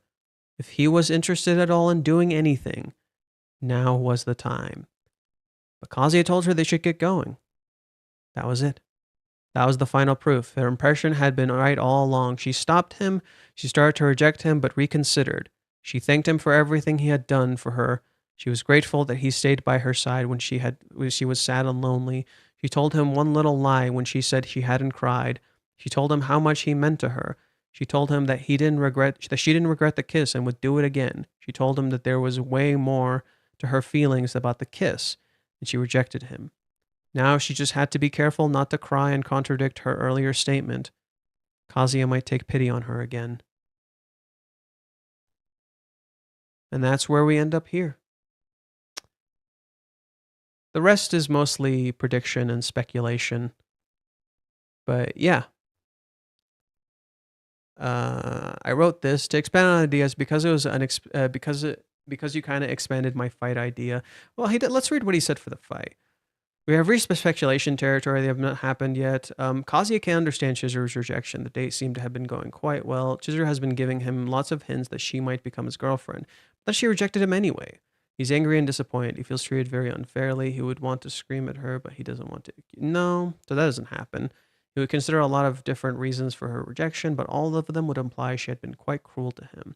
If she had planned to reject him all along, why didn't she give him so much hope? It only leaves the possibility that she decided to reject him quite late into the date. That means he probably made a fatal mistake somewhere in the last part. While he helps Chizuru home because she's hurt. So that didn't happen. The look is an obvious question that doesn't accuse Chizuru. Oh, he says, "Hey Mizuhara, what did I do wrong?" Does Kazuya... What was Kazuya's feelings? Let's double check Kazuya's feelings here. He might be a little bit right. Oh, I love how they mirror each other. I love how they fucking mirror each other. Oh my god, that's killing me. I wonder what went wrong. Did I miss something up? I guess not. Being able to answer that question was pretty bad, huh? That was her research to understand the meaning of love after all. Not being able to give a clearer answer about that really hurts, I guess. It's also possible that maybe she doesn't like me in any way. I still feel like that other question went pretty well.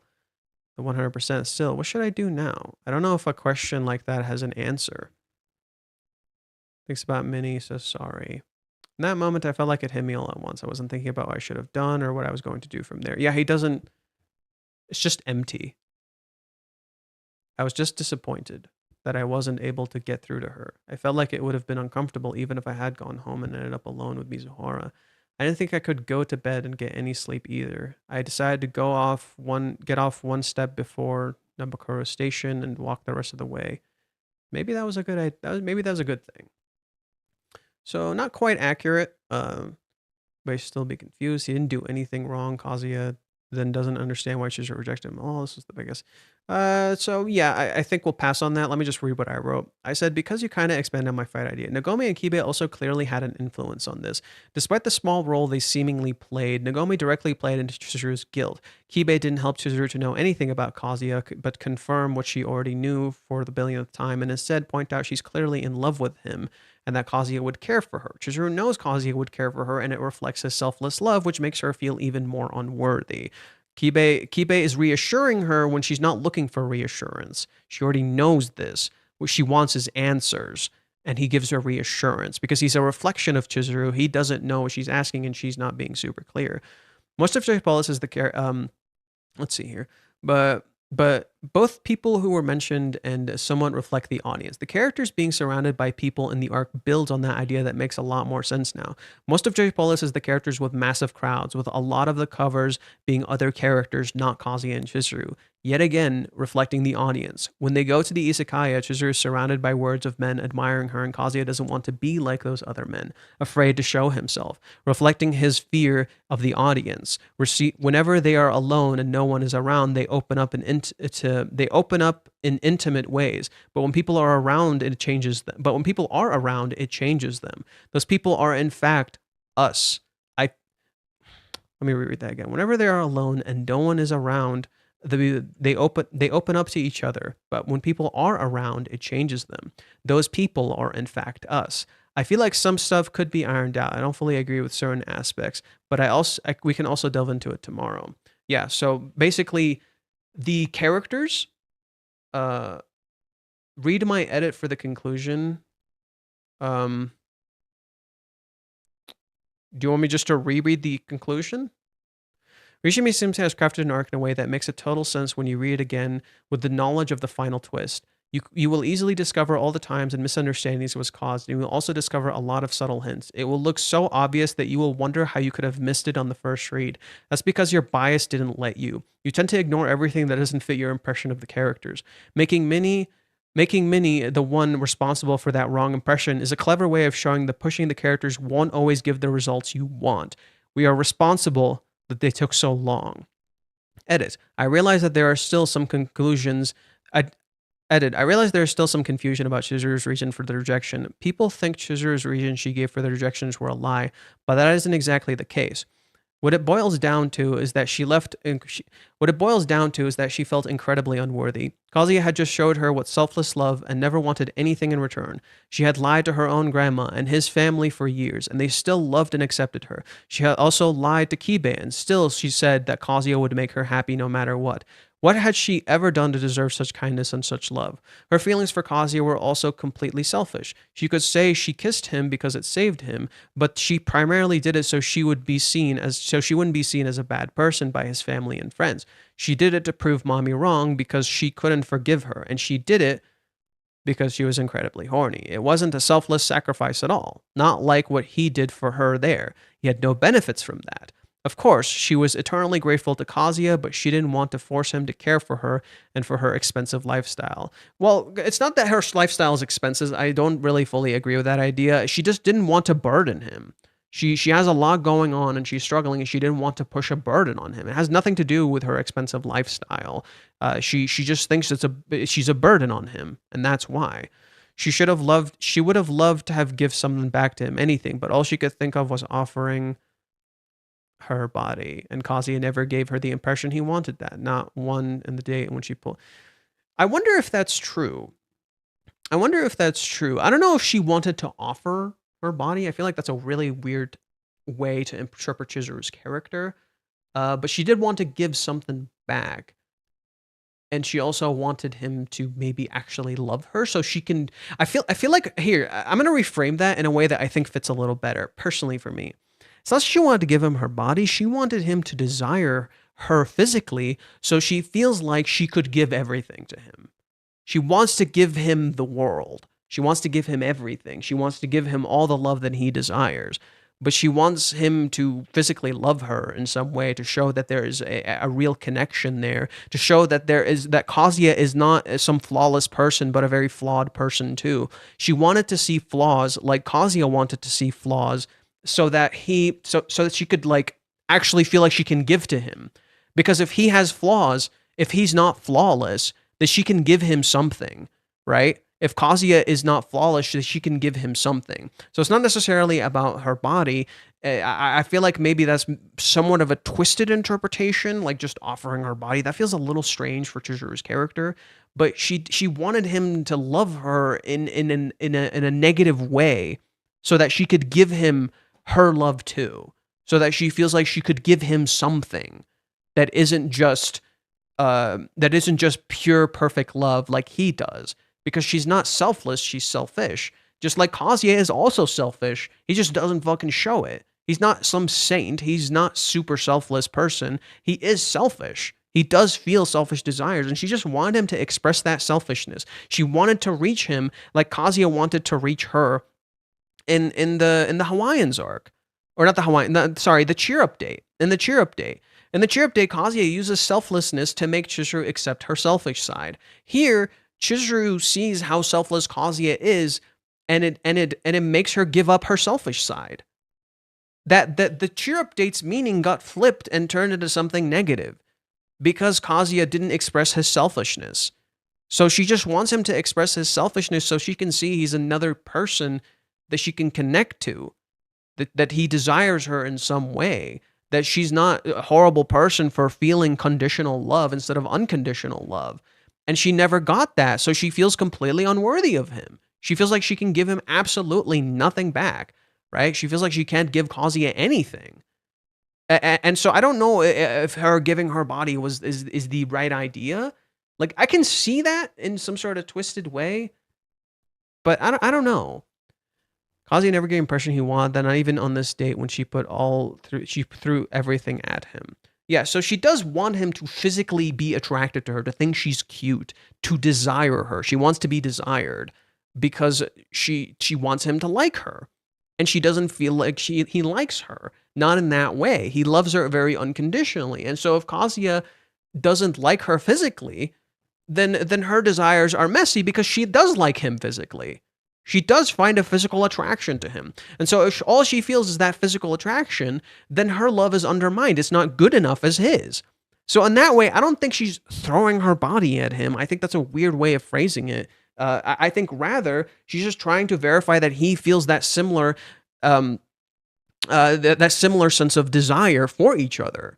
That they both feel a sense of physical attraction to the other person. That's the only thing I would kind of change about this element, that it's not offering her body to him.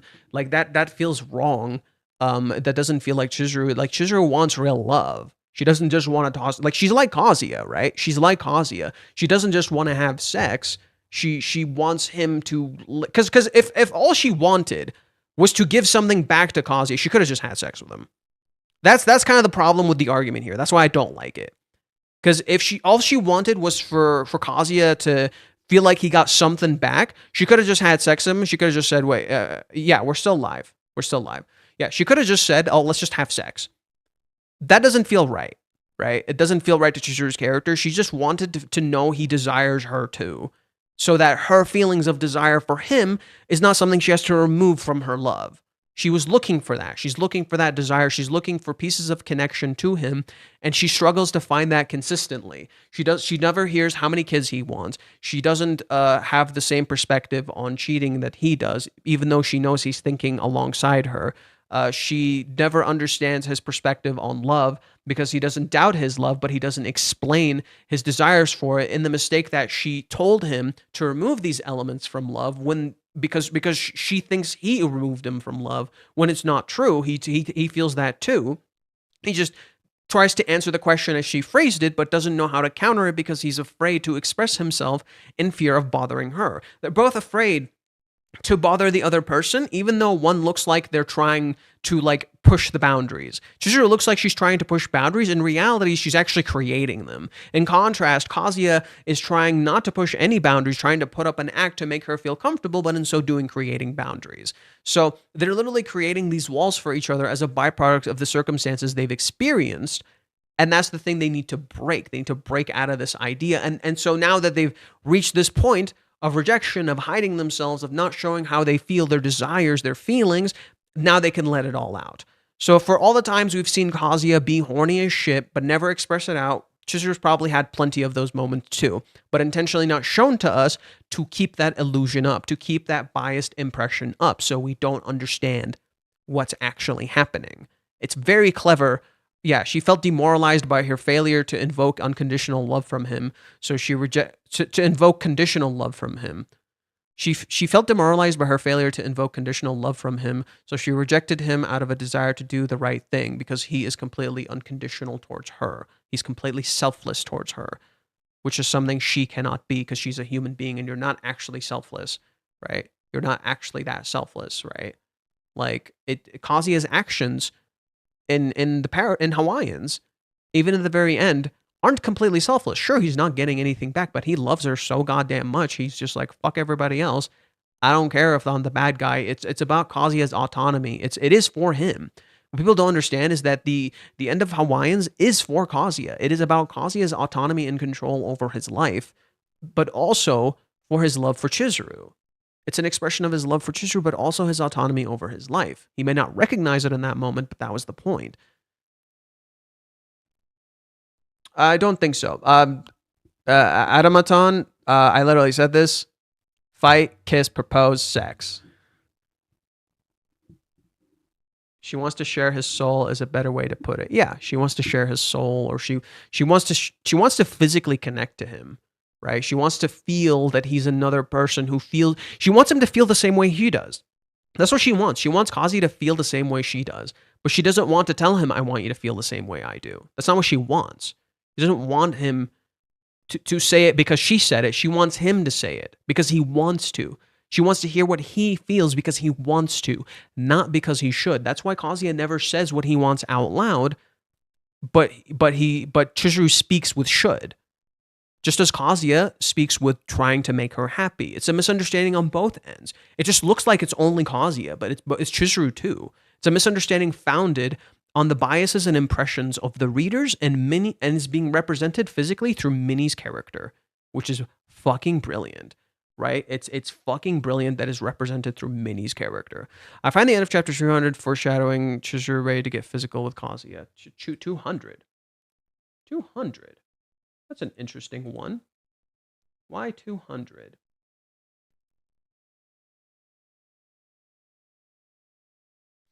Ah.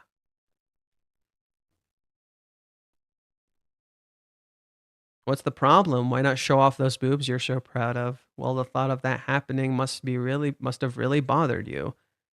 But you're all good, nice and tight. Yeah, that could be. Could be. Wouldn't you know? Huh. I see that. I kind of see that. I kind of see that. The thought of that happening must have really bothered you. It bothered Chizuru that Kazuya didn't.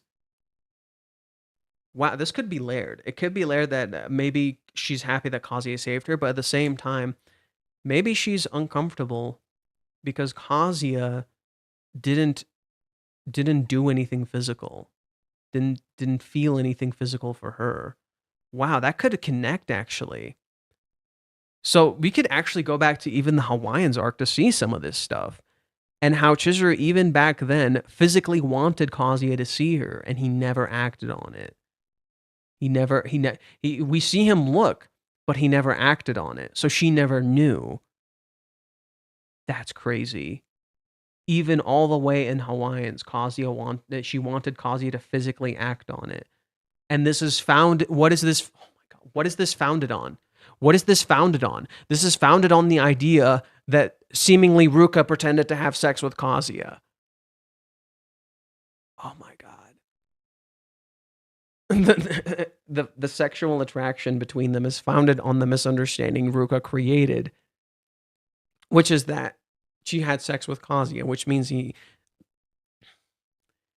that really stuck with her, huh?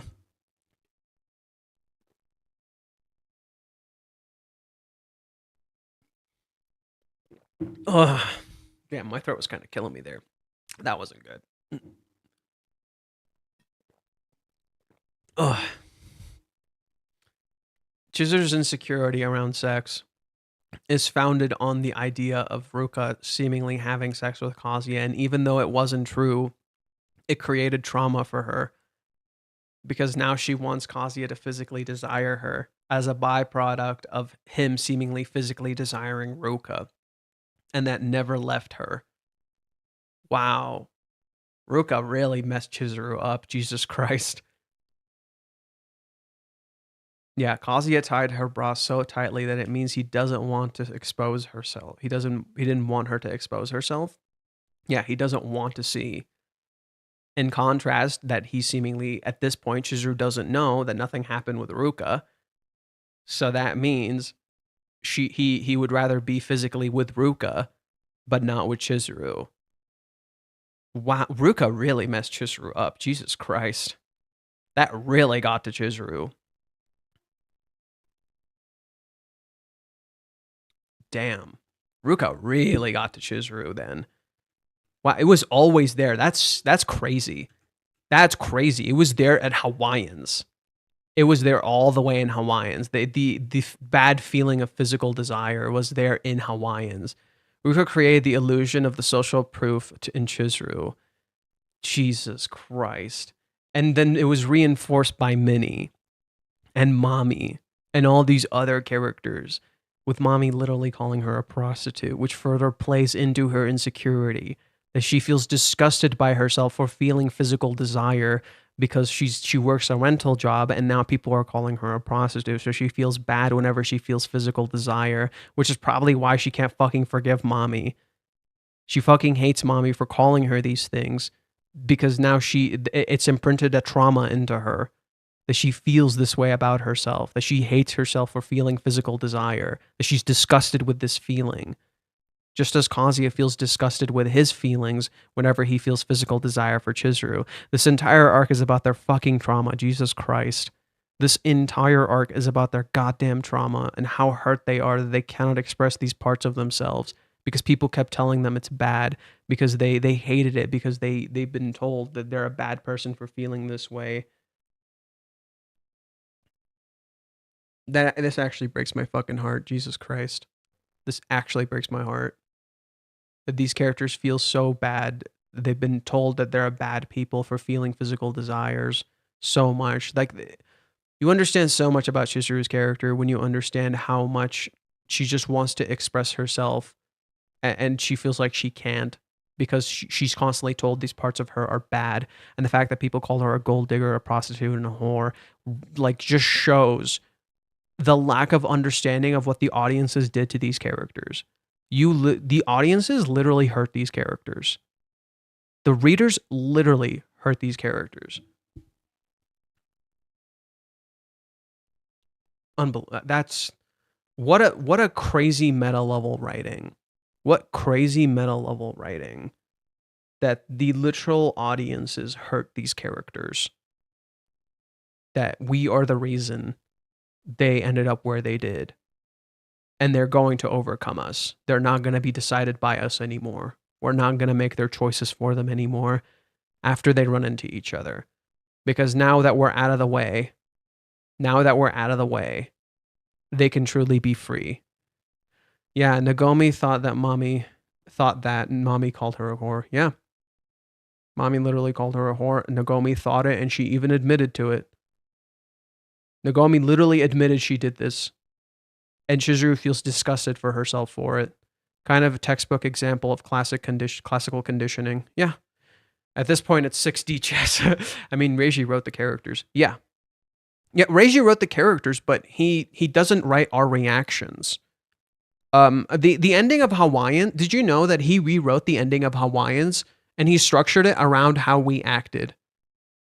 He literally structures the ending of Hawaiians around how people acted and perceived the characters, with each individual character reacting in certain ways that others would. Kibe reacted with anger, as many people would. He started punching first and attacking Kazuya. Nagomi started attacking Chizuru's character, saying she's a bad person. Mommy is literally biased about Chizuru's character and literally projects her own traumas onto Chizuru. And she literally defines her insecurities and the whole sequences around her own traumas and has nothing to do with Chizuru. Every single character literally acts out of a reaction. They react first.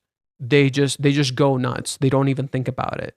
And then you have Harumi, Kazuya's mom, who is shocked and is somewhat in denial. You have Kazuya's dad, who doesn't know how to deal with any of this. And you have Kazuya, who represents acceptance, whereas Ruka and Chizuru are going through pain and guilt, and they have to learn to let go. Ruka had to learn to let go.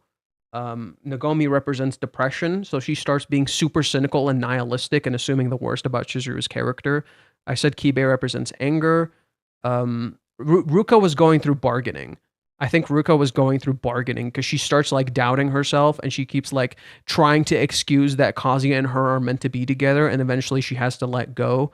And then you have Curry, who's just an outsider, just stopping things from escalating.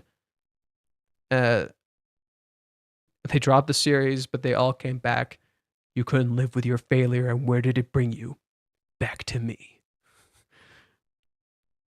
Yeah, the 3 months ghosting makes so much... Yeah, seriously, the 3-month ghosting makes perfect sense if you pay attention. 3 months ghosting makes perfect sense if you pay attention. Why do you think Chizuru just completely shuts down in the 3 months? She literally... Every person was telling her she's bad. Ruka told her she's bad, and even though she started catching herself, Mommy also showed up, and then Chizuru feels guilty for lying now. There's all these other people. It's killing her on the inside. Chizuru feels very isolated and cut off from people. And they all told her she's a bad person. No shit, the 3 months happened. She needed someone to help her. She needed Minnie.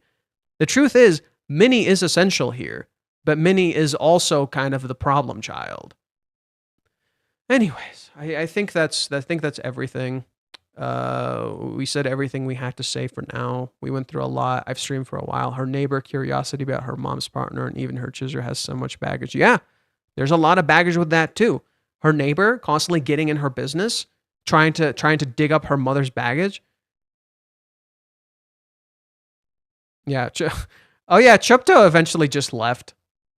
Chupto just eventually just left. They just kind of quit. I don't know what happened. They just decided, yeah, I'm done. Bye. And I'm like, cool, bye. I'm curious if they never come back. It'd be so funny if they never come back. If they come back and they admit to it once I'm proven right, I am so confident in this. Hell yeah, brother. Hell yeah, brother. Yeah.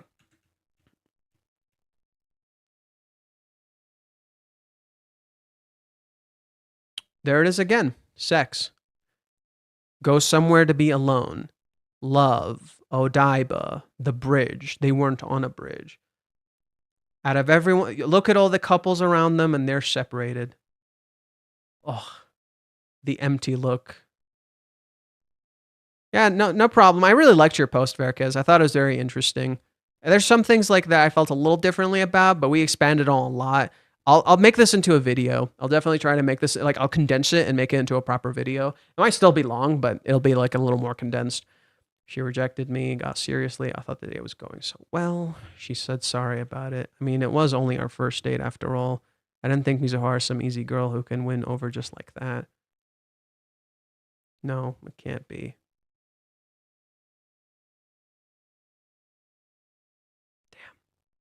She's quiet now. What should I talk about right now? It's so awkward. I'm glad the rain stopped. Yeah.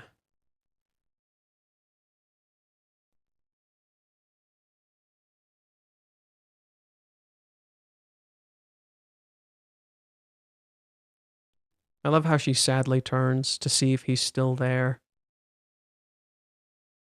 And he's not. And she just walks and sits alone. Damn.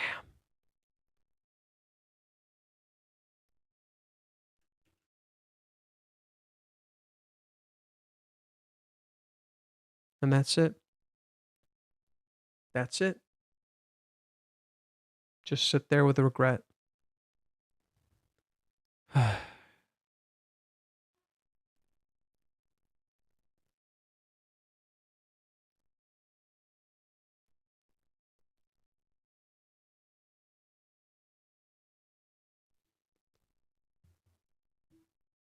I have one more question.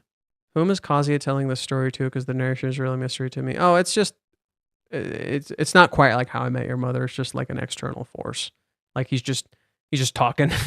Don't think about it too deeply, right? Maybe he's telling it to us, you know. Try to run from it. Destiny arrives all the same. I am inevitable. Well, we're in a high time low, so all I can go up from here. Those boundaries will be broken. I'm hoping for a light. I know it's coming. Kazuya's goofy walking. Oh yeah. This was funny. I kind of just took it without thinking. Oh, interesting. Kazuya just took it without thinking. He didn't counter or anything, and he's just frustrated. Chizuru walks elegantly. Kazuya walks like a mess. Oh, he yells that out loud. Ah, damn it. Yeah, he's pissed. Doesn't this sound pissed to you? Doesn't he sound pissed here? He's mad. Ah, damn it. He's pissed. He's still pissed. My dude. My dude. He's so pissed. He's still pissed.